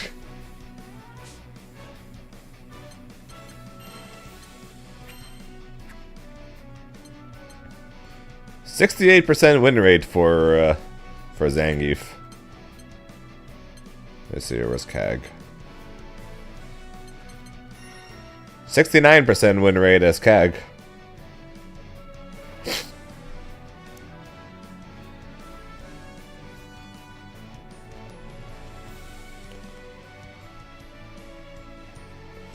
So my win rate on Grimnir is actually higher than his win rate on Kag. He just plays a lot more games, I guess. I guess then he just plays a lot more games. And then the Zeta player. 72 win rate overall, and Zeta is 74%.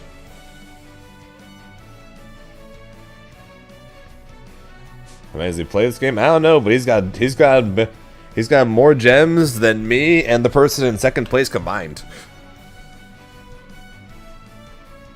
Alright, he's got more than me and Shosang combined. That's a absurd amount. That is a actual absurd amount of games.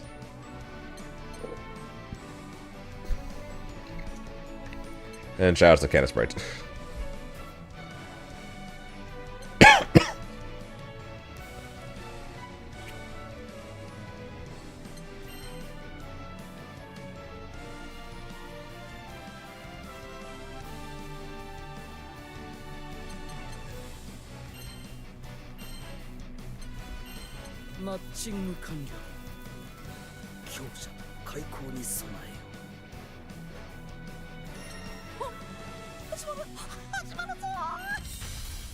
Here begins Fate's episode.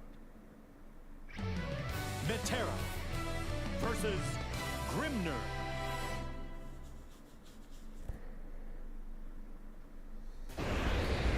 Believe in victory. Battle 1. Engage.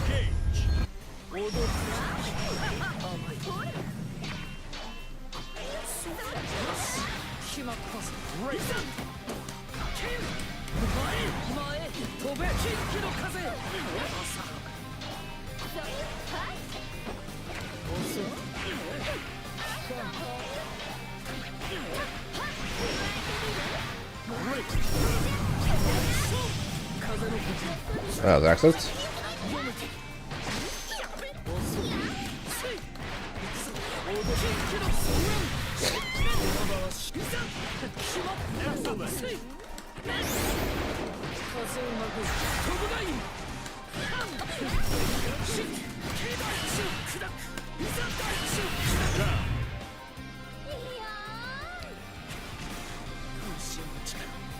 Battle 2.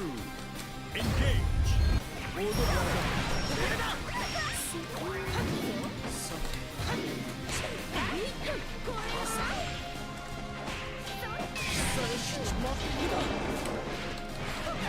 Not close enough. Nope.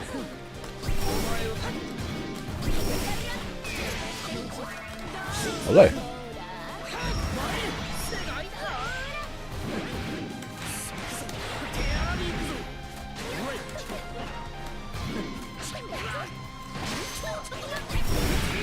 Get back in the corner!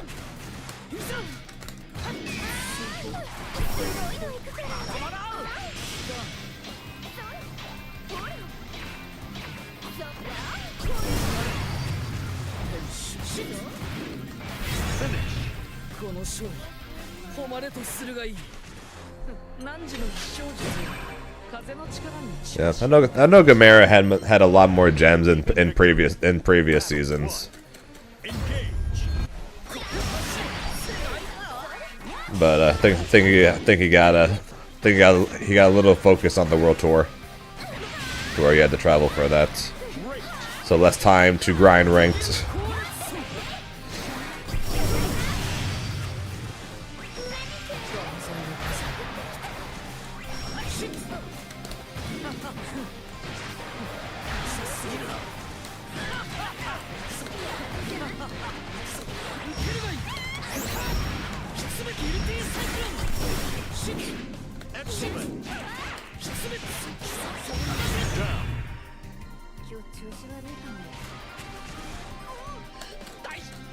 Battle 2. Engage. Alright. Ow.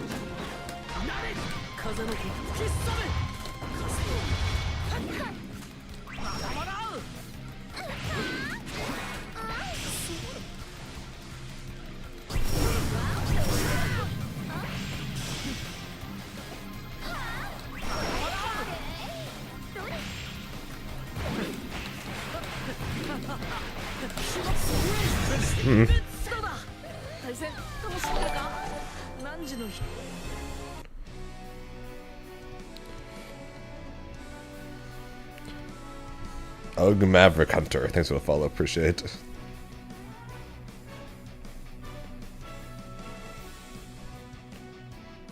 And I've got no idea what CAG you're thinking of, so.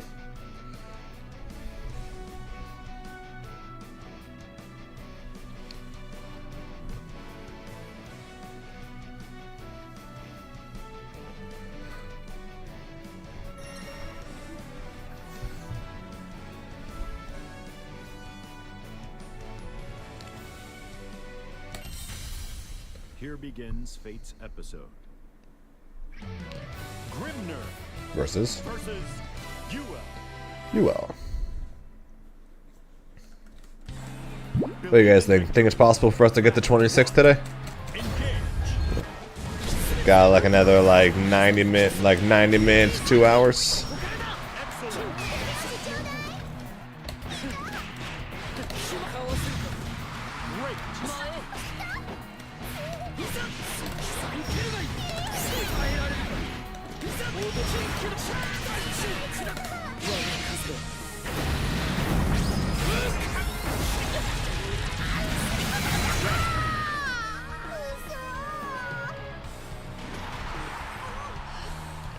Yeah, about 400 to go.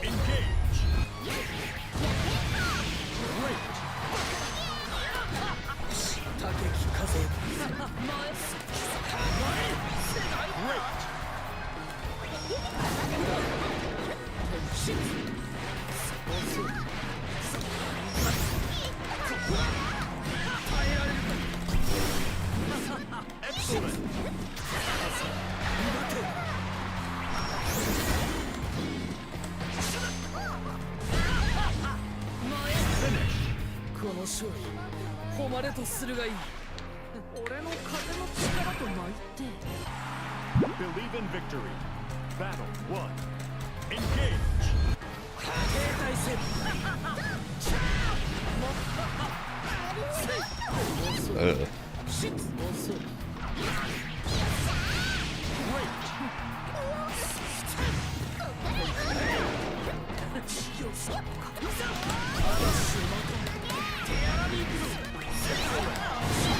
Fair enough.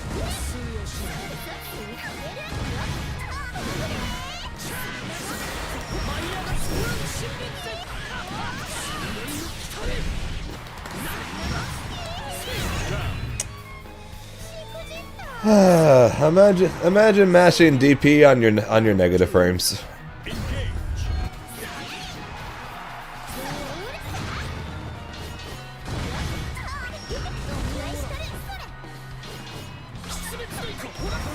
Imagine, right?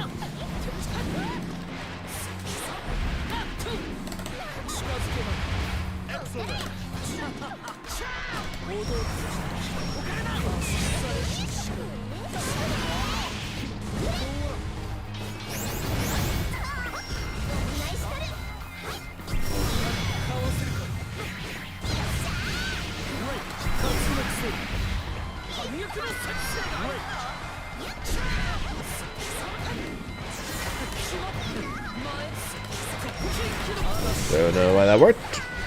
Ain't gonna complain about it.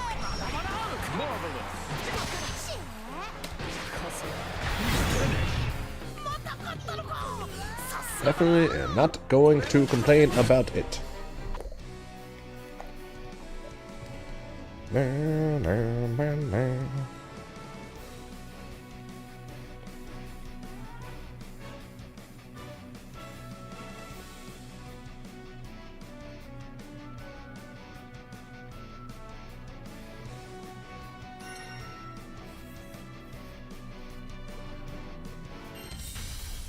Here begins Fate's episode. Siegfried versus Grimner. Kane on the Siegfried. Believe in victory. Battle This 1. might be slightly more difficult than Kane on the Percival.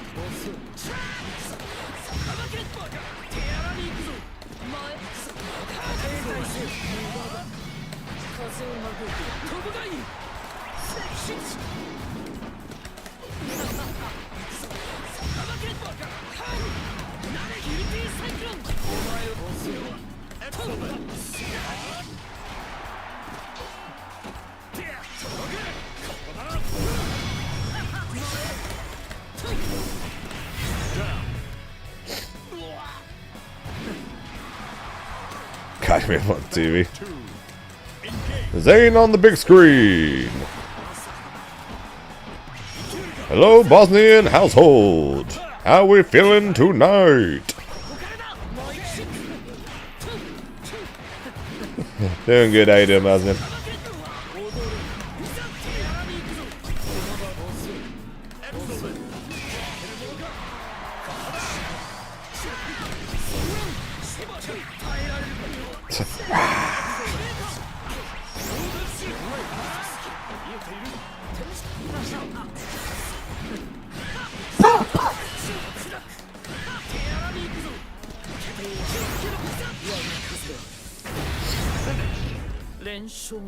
Outside of the amount of coughing I've been doing, I'm doing alright. I had to pick my parents up from their vacation, and then my dad went to go and pick up his family from the airport. We have got my Dutch relatives visiting this week, or at least some of them.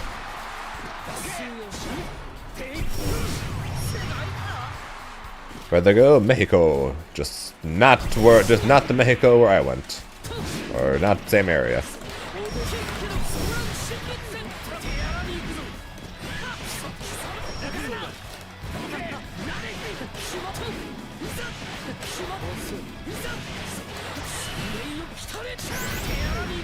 They were on a cruise, yes. My parents are big fans of cruises.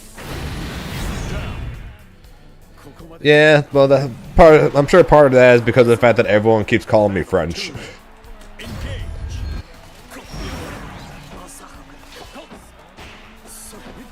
Kind of hard to know that I'm half Dutch when people keep calling me French.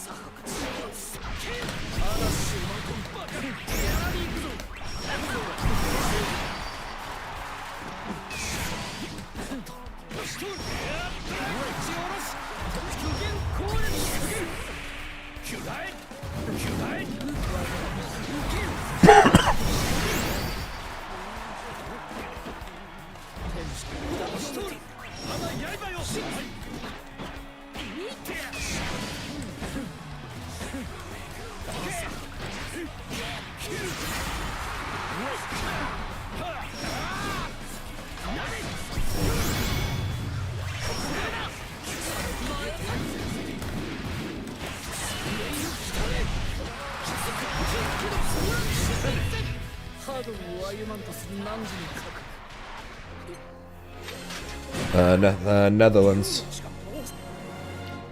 I know. I'm not saying being French is bad. I'm just saying that it's so weird that everyone calls me French, even though I keep saying that I'm French, despite how many times I've said I'm not.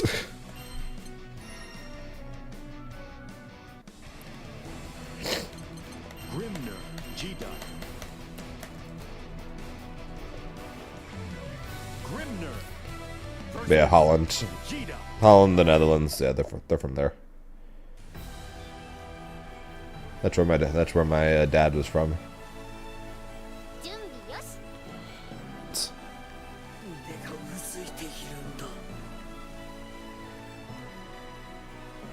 Apparently my barber knew I was at least partially European because of how dark my hair is.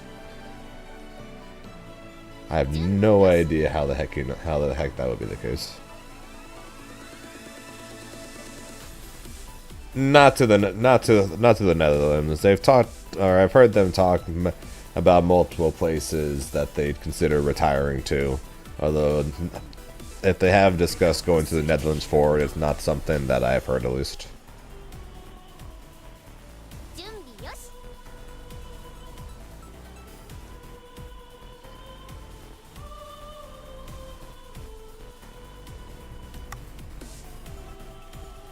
I don't know. Richmond Bot is being a little slow right now. 準備よし。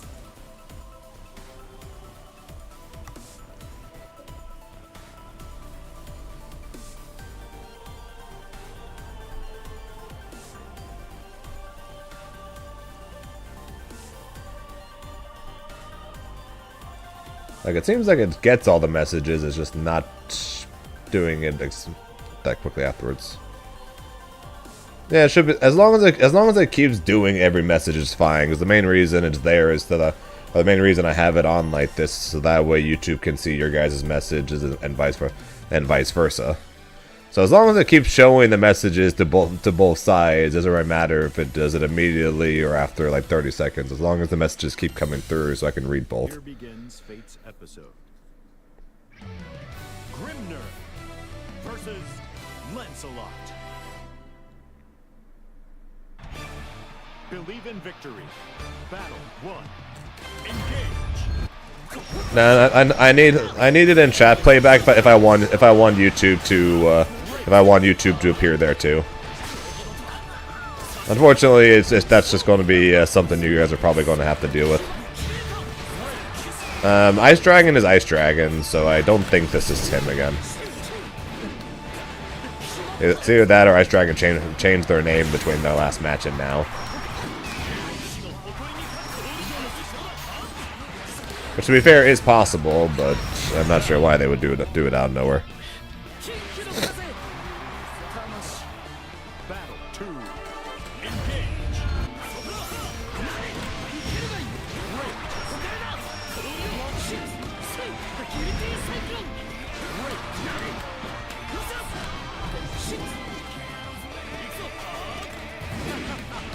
Alright, in Mexico I won.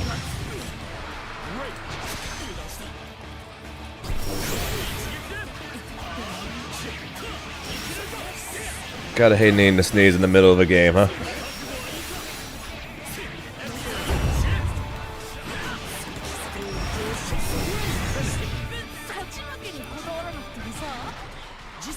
But yeah, I lost one game the entire tournament. Battle 1.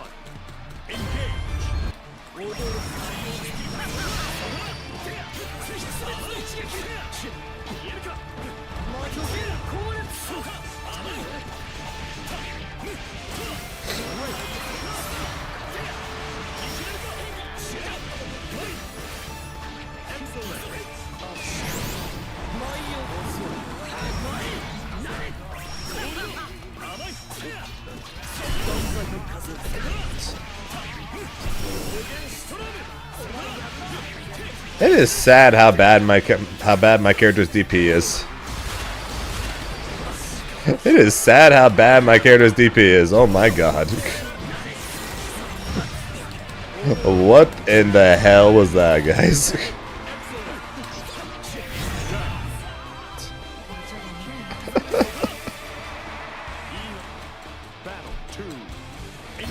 What did you not see what just happened there?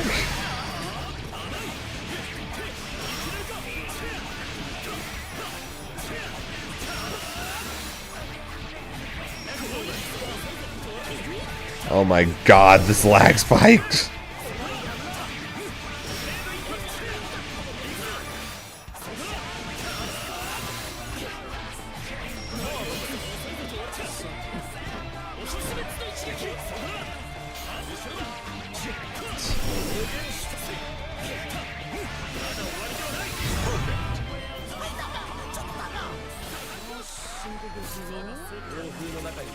God, that lag was so ass. Believe in victory. Battle 1. Not all of them.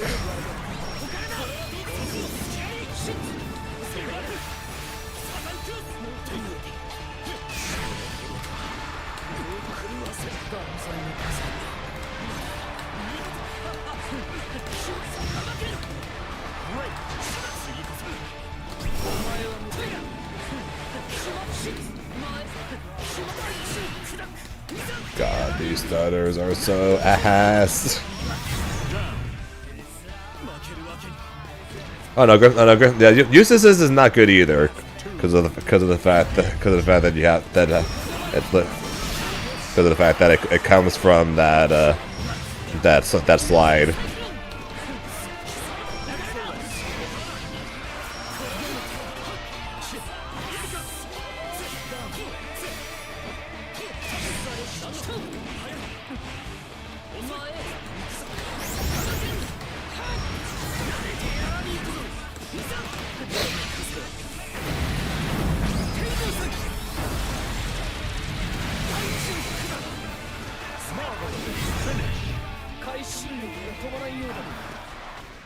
Yeah, Eustace is not good either. Like, I'm not going to argue that.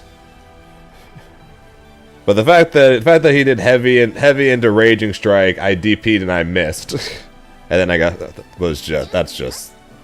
that's bad.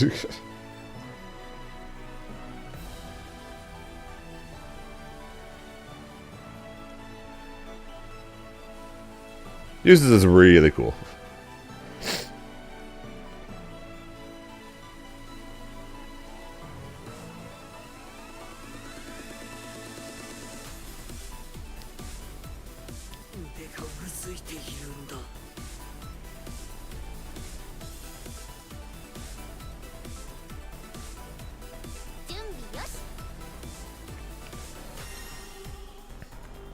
How difficult is Grim? To pick up, not that bad. To get really good at and learn all the learn all the matchups, a pain in the ass. Here begins Fate's episode. Sheath versus Grimner. Believe in victory. Battle 1. Engage.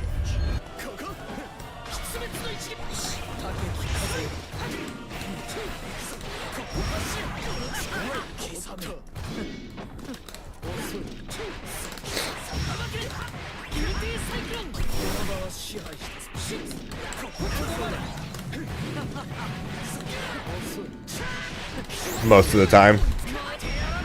Grimnir doesn't exactly set up plus frames very often. Not exactly. That's not exactly his forte. Battle 2. Engage.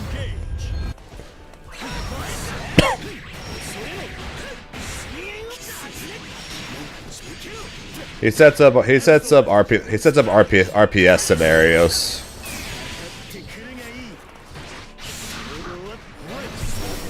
He sets up RPS scenarios to make people scared to mash.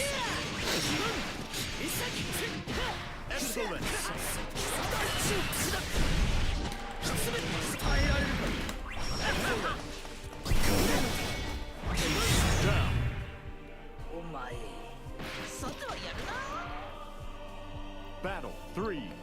Engage.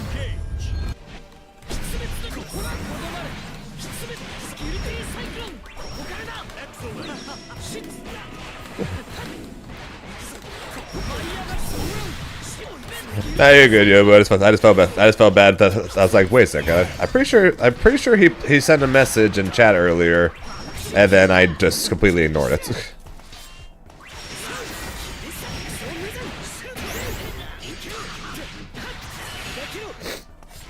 Excellent.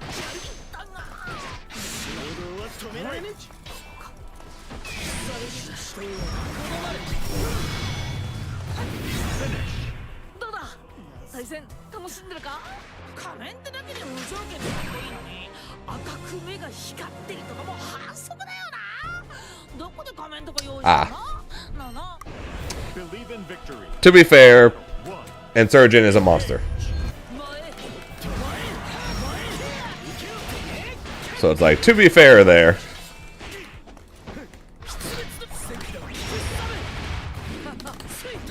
And thank you.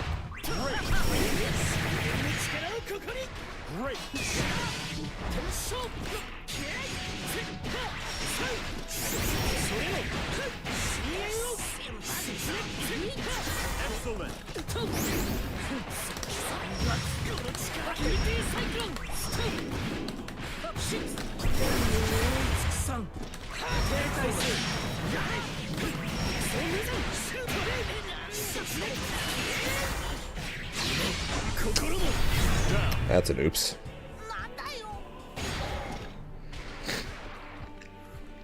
Battle 2. Engage.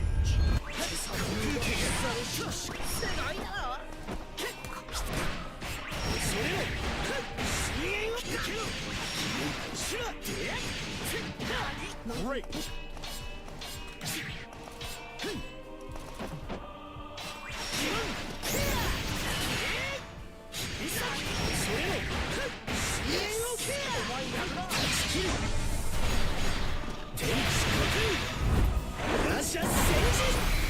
He is.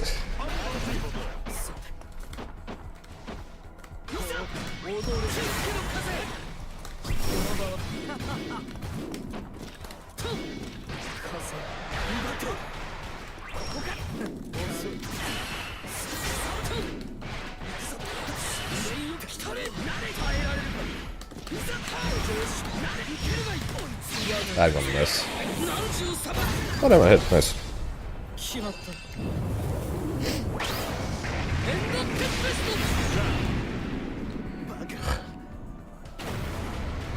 トこれぞ Battle 3. Engage. 前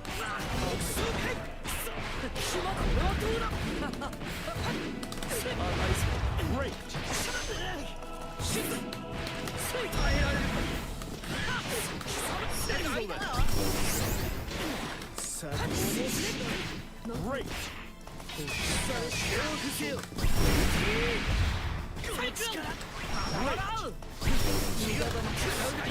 Finish. 栄光は何時のものだ存分に誇る仮面ってだけでも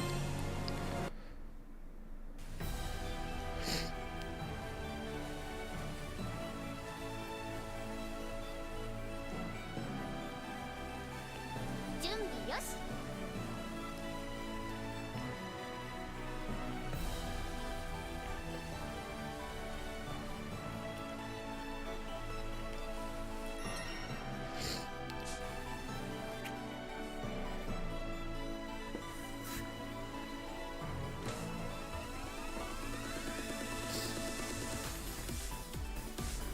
I'm gonna go fill my water beer back.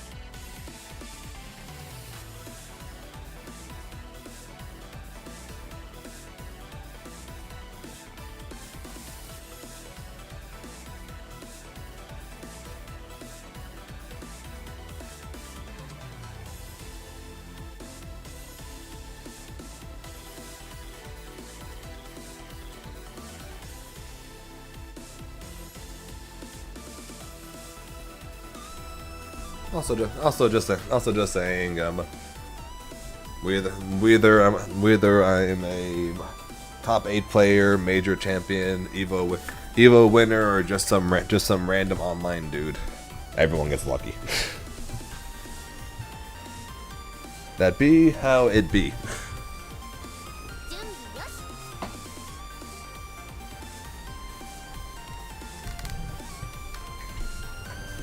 That be how it be. Exactly. Maybe if I was as good at fighting games as Nitro, I'd be an Evo champion.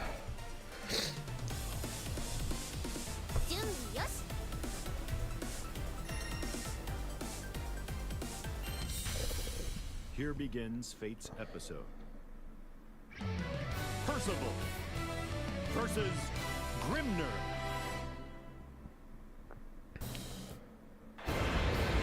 Believe in victory. Battle 1. Engage.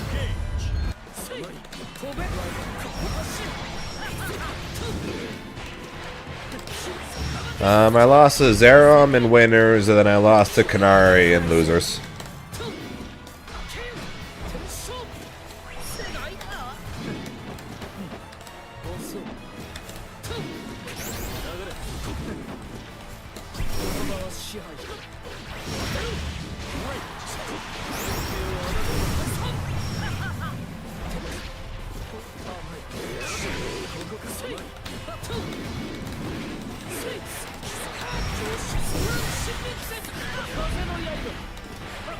Uh, 17th.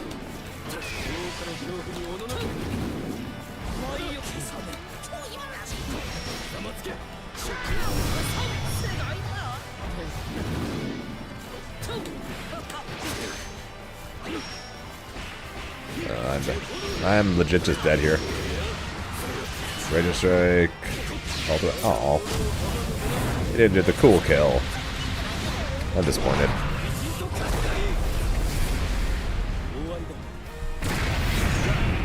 I'm disappointed.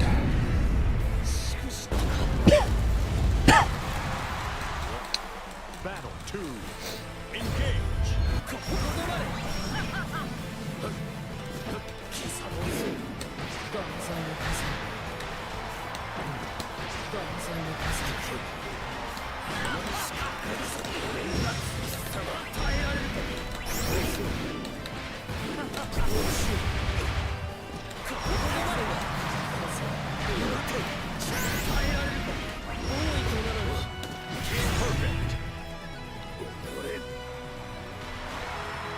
My highest ever finish at Evo in a main game was Dragon Ball in 22 when I got 7th.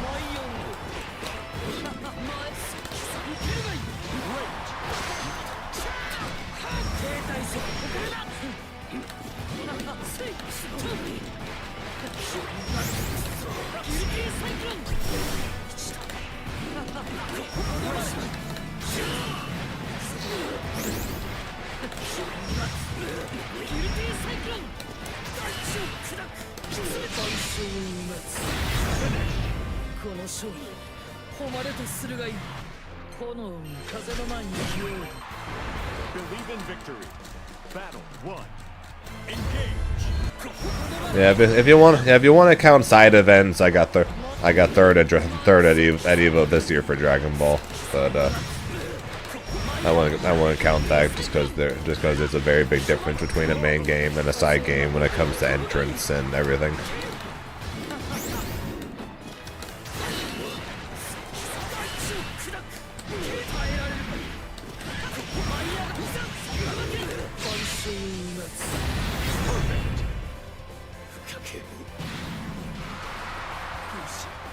Battle 2.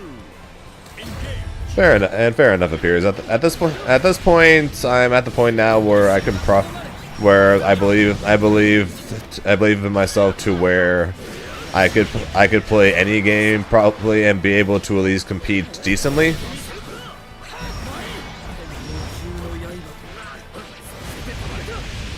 But the question just ends up being how long would it take and do I enjoy the game?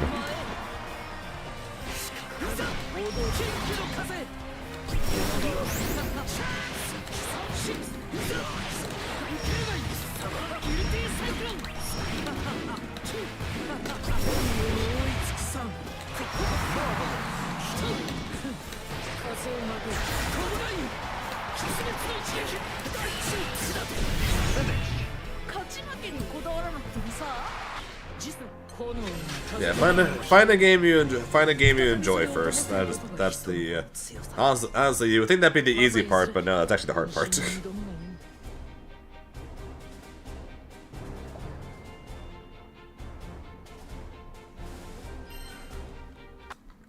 So there are many guides and tips and VODs and everything you can look at and possibly do to try to be a good player at the game you choose.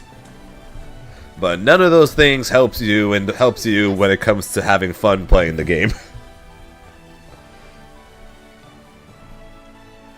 So ironically enough, finding the game you actually enjoy playing is actually the hard part.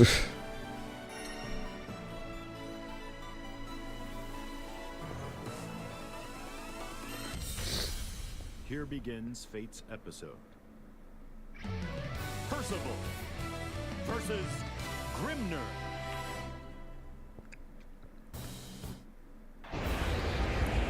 Believe in victory.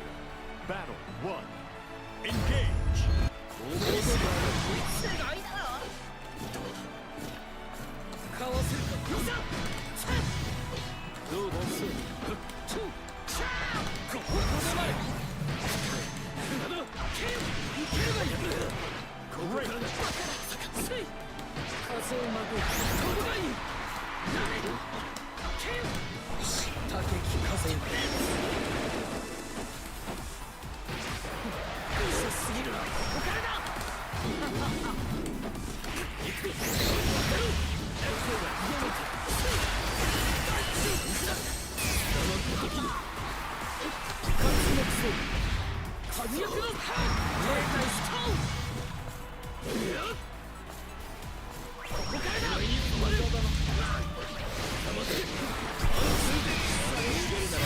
Too early. Rocket League. Battle 2. Yeah, Tekken 8 is fun, and I probably could have gotten good at Tekken. The issue is the second thing I had mentioned on that list, and that is how long would it take to be good. Unfortunately, the likes of Tekken is the hardest game probably to be a top level player at when starting fresh. Street Fighter is up there too, but Tekken is definitely sorry. Tekken is definitely the hardest.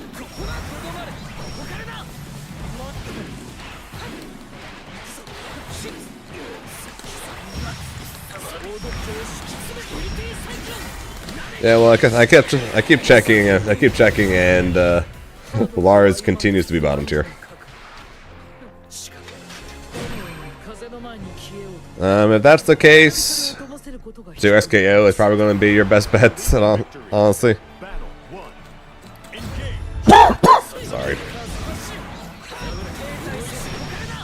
The part I hate about trips is I always end up coming back with a cough or something wrong with me.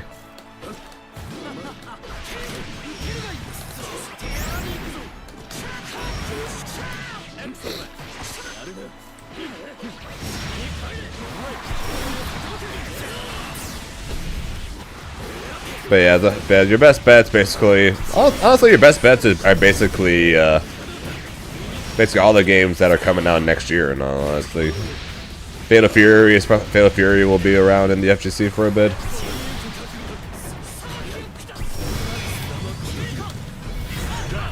You're gonna have Fatal Fury, which will be new since new Fatal Fury game has been out forever. KOF will have some people Fatal Fury will have some people from KOF, but Fatal Fury is very different from KOF.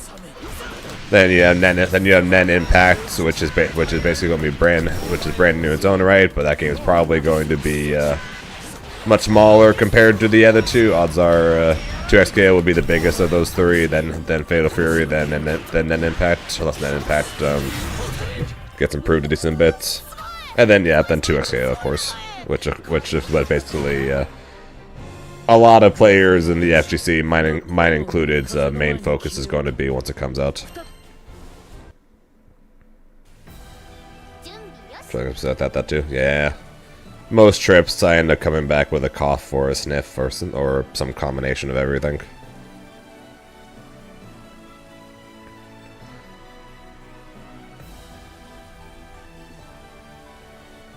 Nah. Okay, remove MK from there.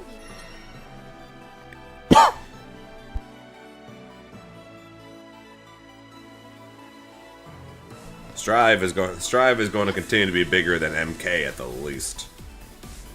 Like at the least.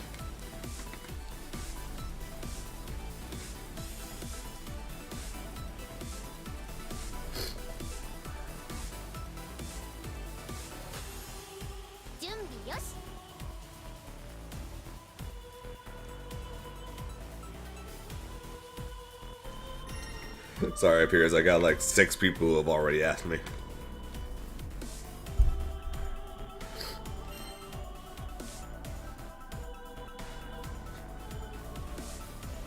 Now that I'll agree with, Bosman. That I'll agree with. More than likely by the end of the year, and since Smash tends to be its own thing most of the time, I think for the new year, replace Smash with Fatal Fury. It's probably gonna go 2XKO, Street Fighter 6, Tekken 8, Fatal Fury, Grand Blue Rising, more than likely in that order for the top fighting games by the end of the year, assuming that Fatal Fury doesn't absolutely crash.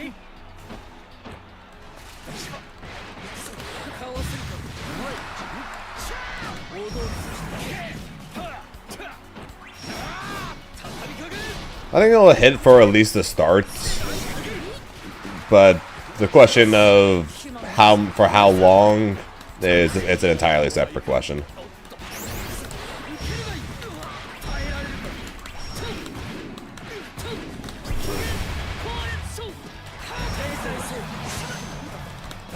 Being the fact that it's new, I think there's a decent chance that it's going to end up being number 5, unless net impact hits different or hits bigger than expected.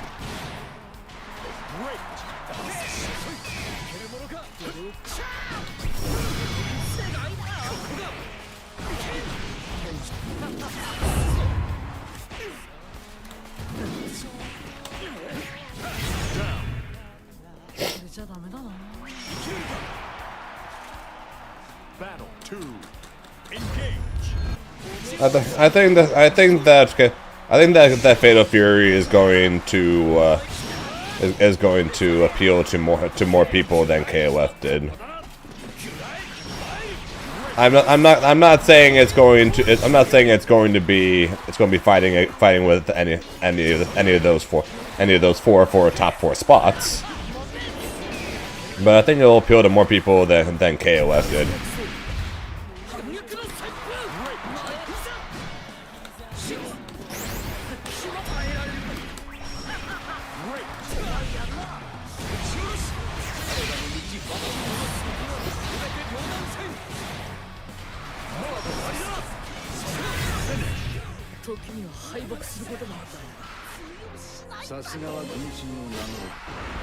Believe in victory. Battle 1. Engage. But yeah, so that's my prediction by the end of the year.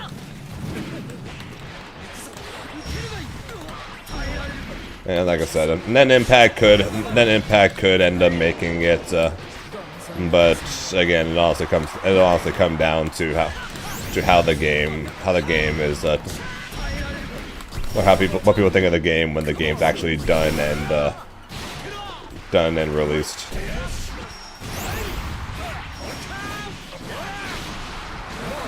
Hunter, yeah. Hunter net impact.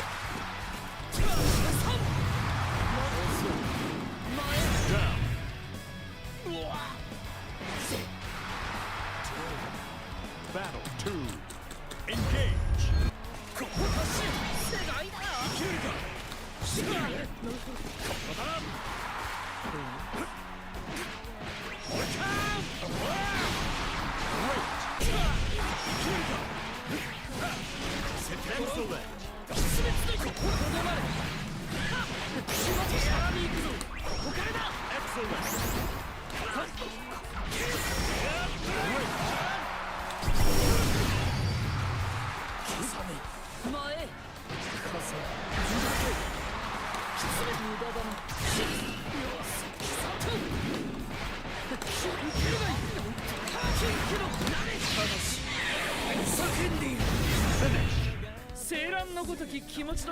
I think they would need to release KI2 for that. If they did, they probably would, but they need to release KI2 for that. And appreciate that thing, Ami.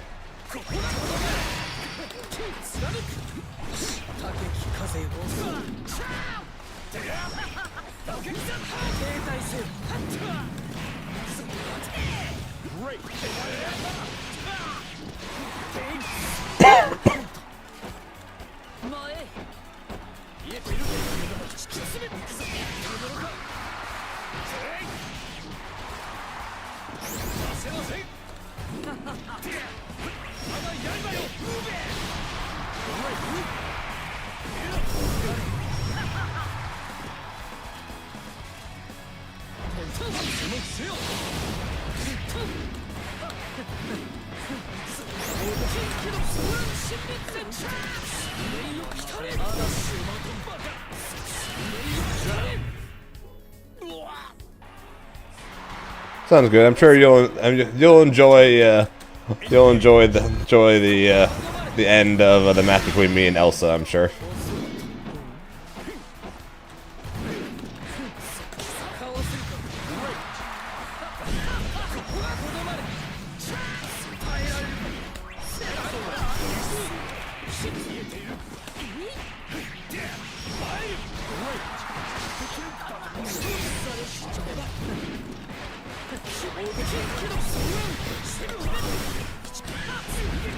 To be fair, I was mid-dash already, February. I was already mid-dash backwards.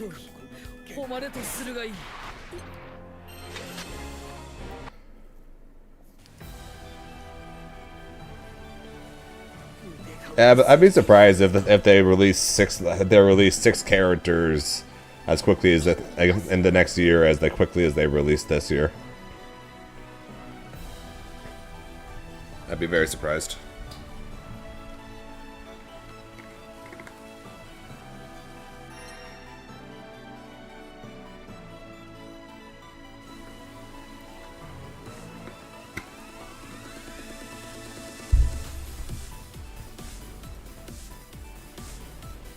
But yeah, we'll see what ends up happening in the new year.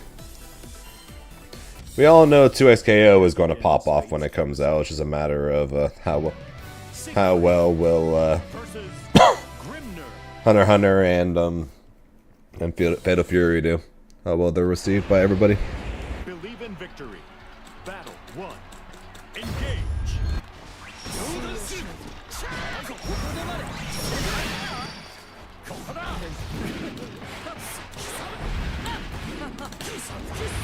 Typically, KOF players are just played by KOF players, but Fatal Fury is its own separate beast. So.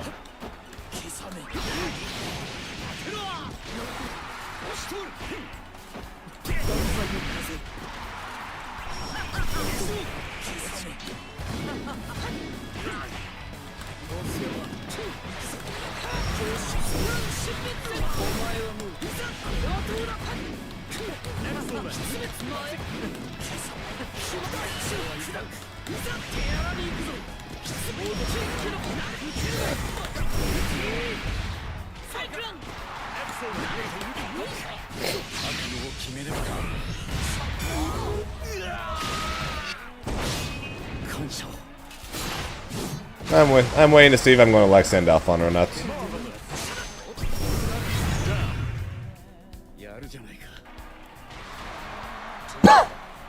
Battle 2. Engage.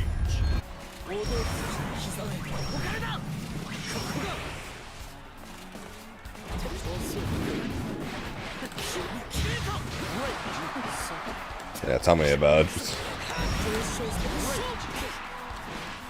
people will disagree with me by saying this, but Grimnir is a much better designed character than Avatar. But many people will disagree with that statement, primarily because they hate my character.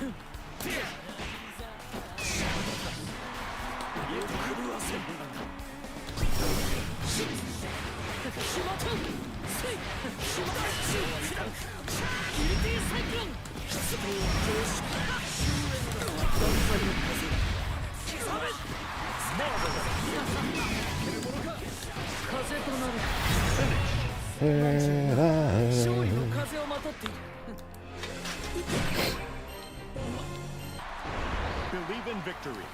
Battle. So when I first played Grimnir, fuzzies were meterless fuzzies were not yet discovered.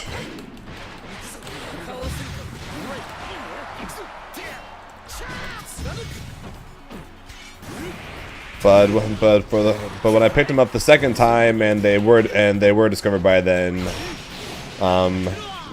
timing until I learned a auto-timed one, they were very annoying to learn because manually timing the falling heavy can be very tricky. Let's just say.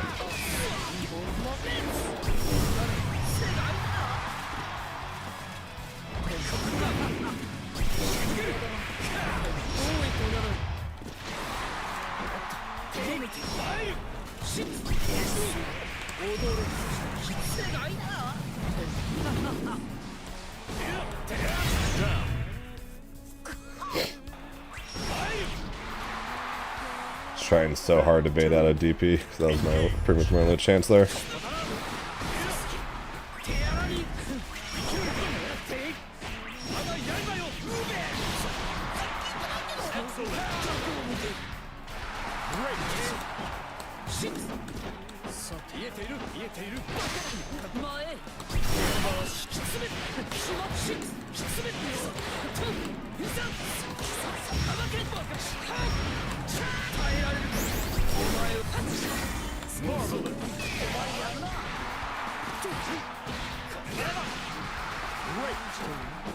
Yeah, if you go for the auto-timed ones, though, that they're not that bad to learn.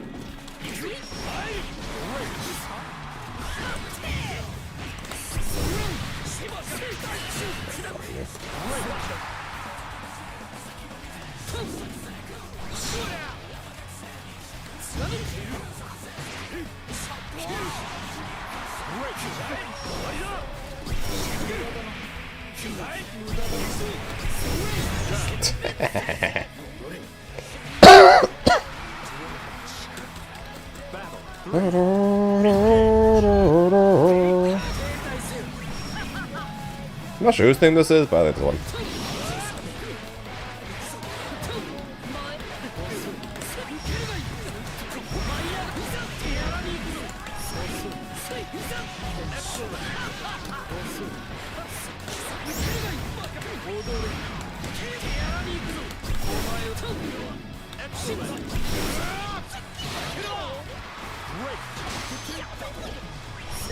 Yeah, I ain't the one that picked it, so.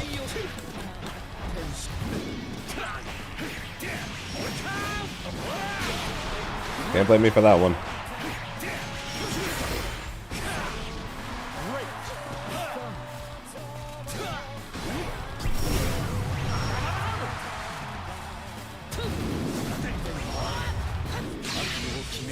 Swing and a miss. What?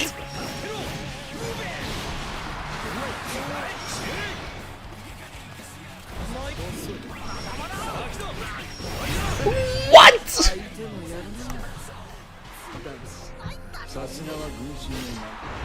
Believe in victory. Battle 1. Engage.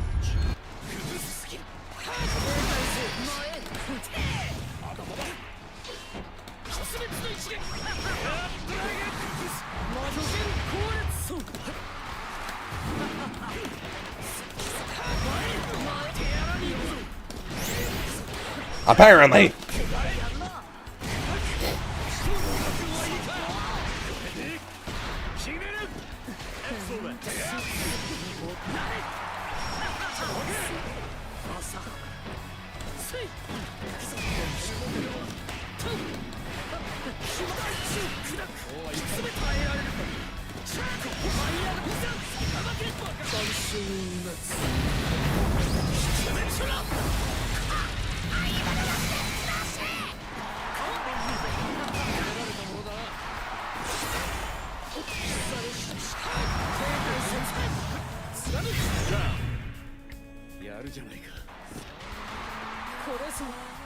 I'm not sure where the term fuzzy came from. If you don't actually know what a fuzzy is, Bosnian, I can explain it after this game if you want.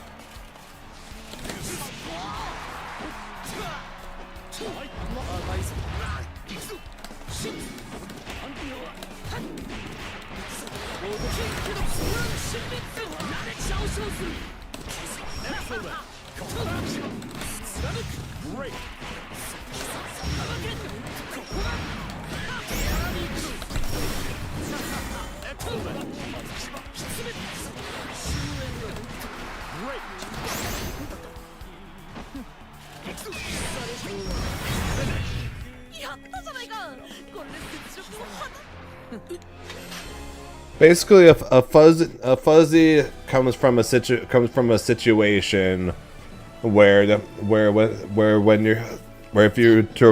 you were to block an attack, right? So like that's falling heavy. A fuzzy comes from when you're able to do an overhead afterwards, and your opponent cannot duck it. So for example, what?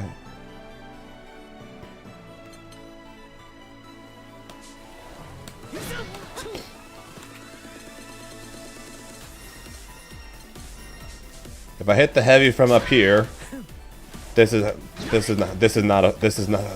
not set up a fuzzy, because as you can see, she blocked it, but is able to go back into crouching, right? Now I don't change any settings, I just delayed the heavy a little longer, right?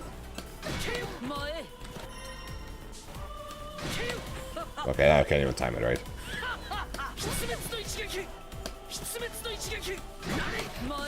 Okay, I'm just gonna do it like this off the throw, because this shit's auto-timed. There you go. It's auto-timed like that.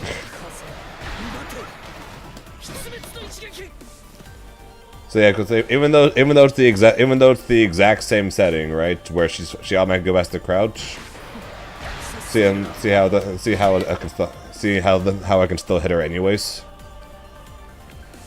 Basically, a fuzzy is when you can set it up to where they basically have to guess high or low. Yeah, basically. Which is slightly different than having them be able to stand, and then you're able to just hit them with this, which is just called an instant overhead.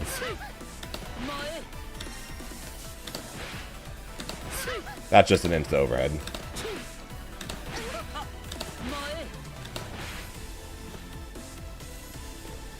Footsies in any form is basically playing neutral using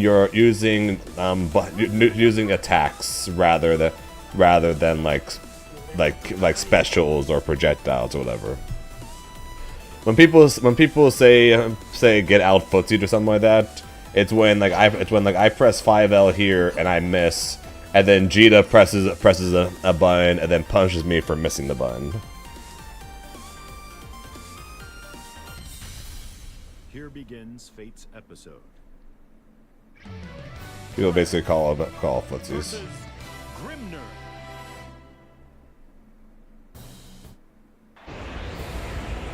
Believe in victory. Battle 1. Engage.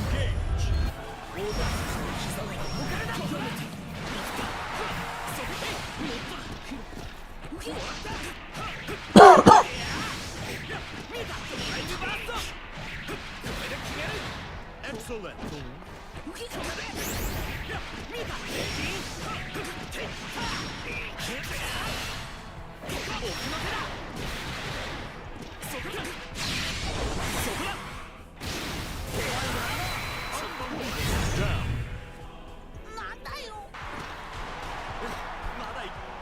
Battle 2.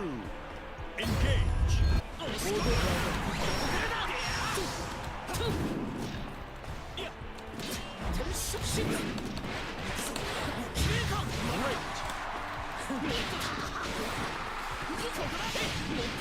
Great.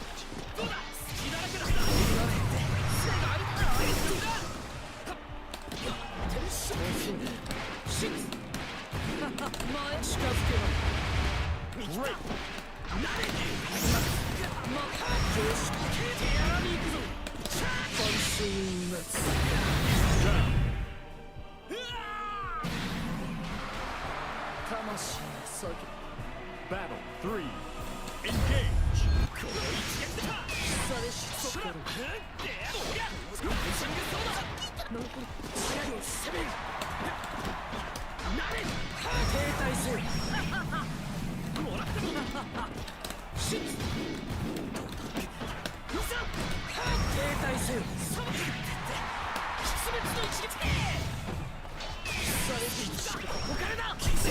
I missed.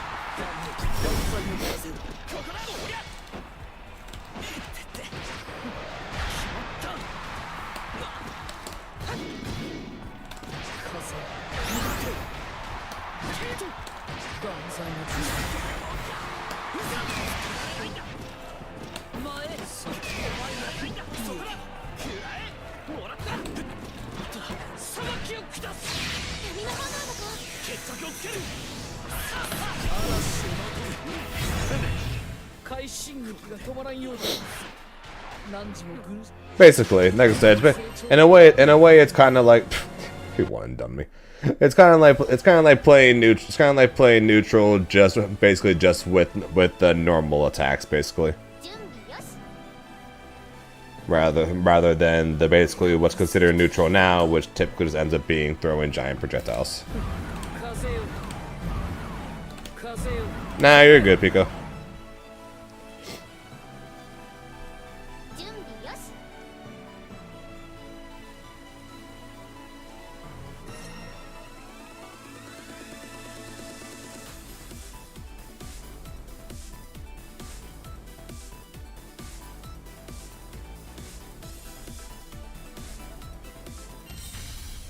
Here begins.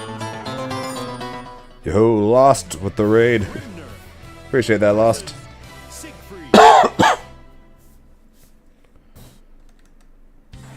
Sounds good. Go enjoy dinner, Reverend. I'm probably going to be ending stream in the not so distant future myself at this point. We hit 26K, which is really good. And I need to stop coughing at some point. Yeah, 3 raids today.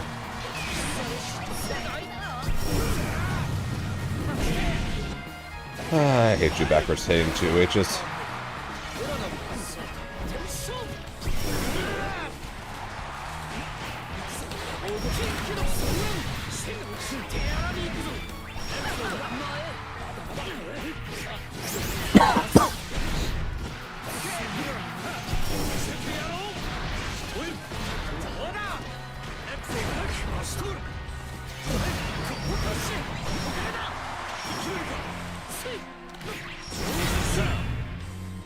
Have a good one there, Bosnian.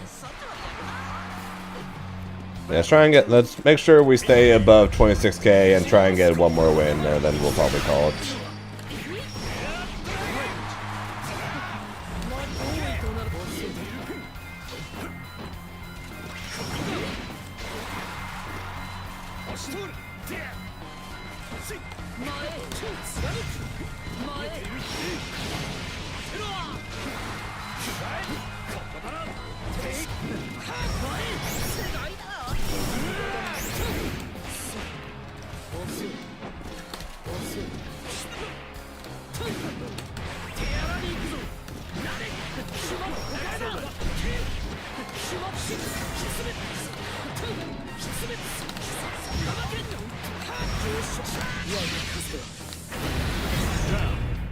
Yeah, I'll find something. 2 lemon cough drops.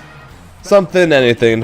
And hopefully we'll be much better for tomorrow's stream, right?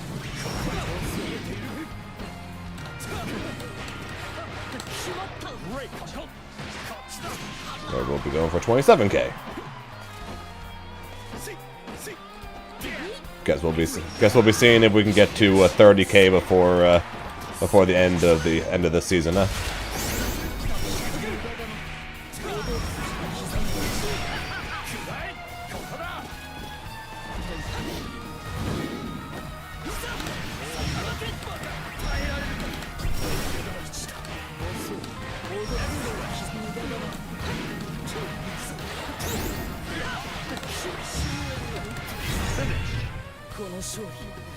Figured he might DP or something, so I did run up dodge. Believe in victory. Battle 1. Engage.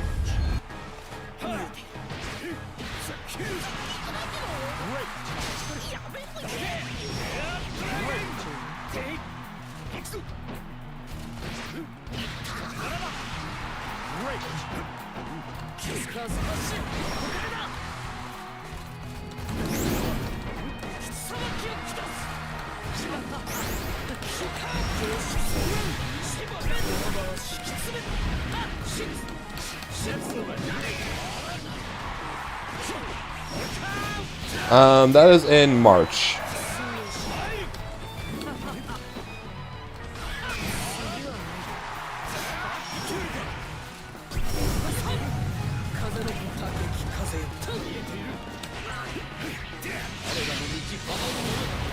Los Angeles.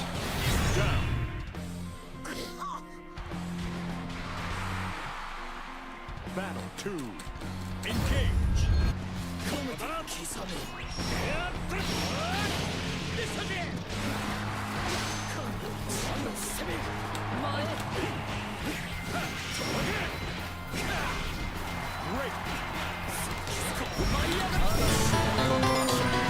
I was trying to find one more win and then end stream. No, Merp. I appreciate the raid, but no.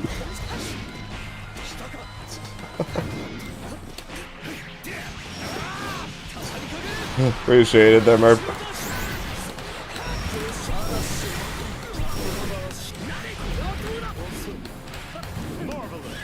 Oh my god, the lag spike.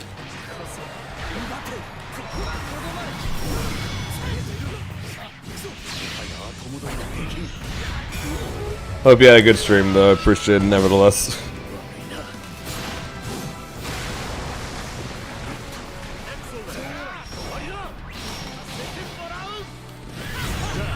That didn't ship. Rip the cane. I'll find another Grand Blue player to send everyone over to.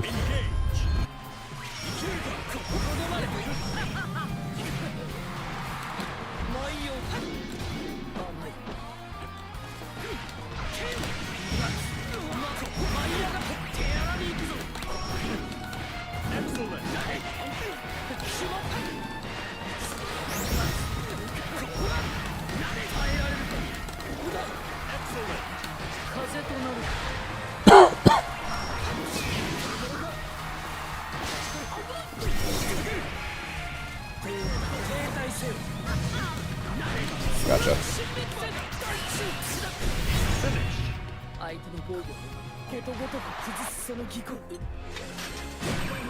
26:066 is where we shall be ending.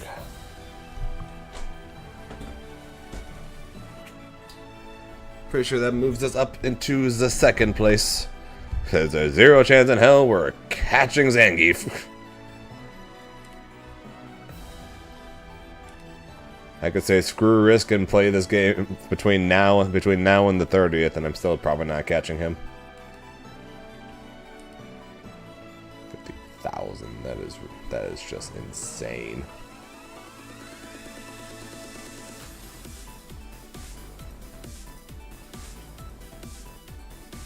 Oh, Kirby's running the tournament today. That's a rumor. Sending you guys over to him. That way you guys can watch some more Grand Blue. First, of course, Zent the transition. So shut up. And say thank you guys for watching. I appreciate it. It is good to be back. Had a good weekend. Managed to win, qualifying myself probably for the Arc World Tour. So that's pretty sick. We'll be back, but since we are back, that means we'll be back on, for most part, on our normal schedule again. So we'll be back tomorrow with more Grand Blue as per usual. So before I go, a quick shout out, so as always, to Merp. Bad timing again. I'm sorry, but thank you for the raid, as well as Lost, as well as Tyrant with the raid. So many raids today, as well as of course Matrix, the Colonel, Zambi with the subs, as well as Free Run with the 5 gifted. I appreciate it. Yep, like I said, that's it for me. We'll be back tomorrow. I'm going to send you guys over to Curbio, who's currently hosting a tournament. So until then, though, hope you guys have a good rest of your day, night, whatever times you guys, because time zones, as always, are a very weird thing. Until next time, I will talk to you guys later. Bye, guys.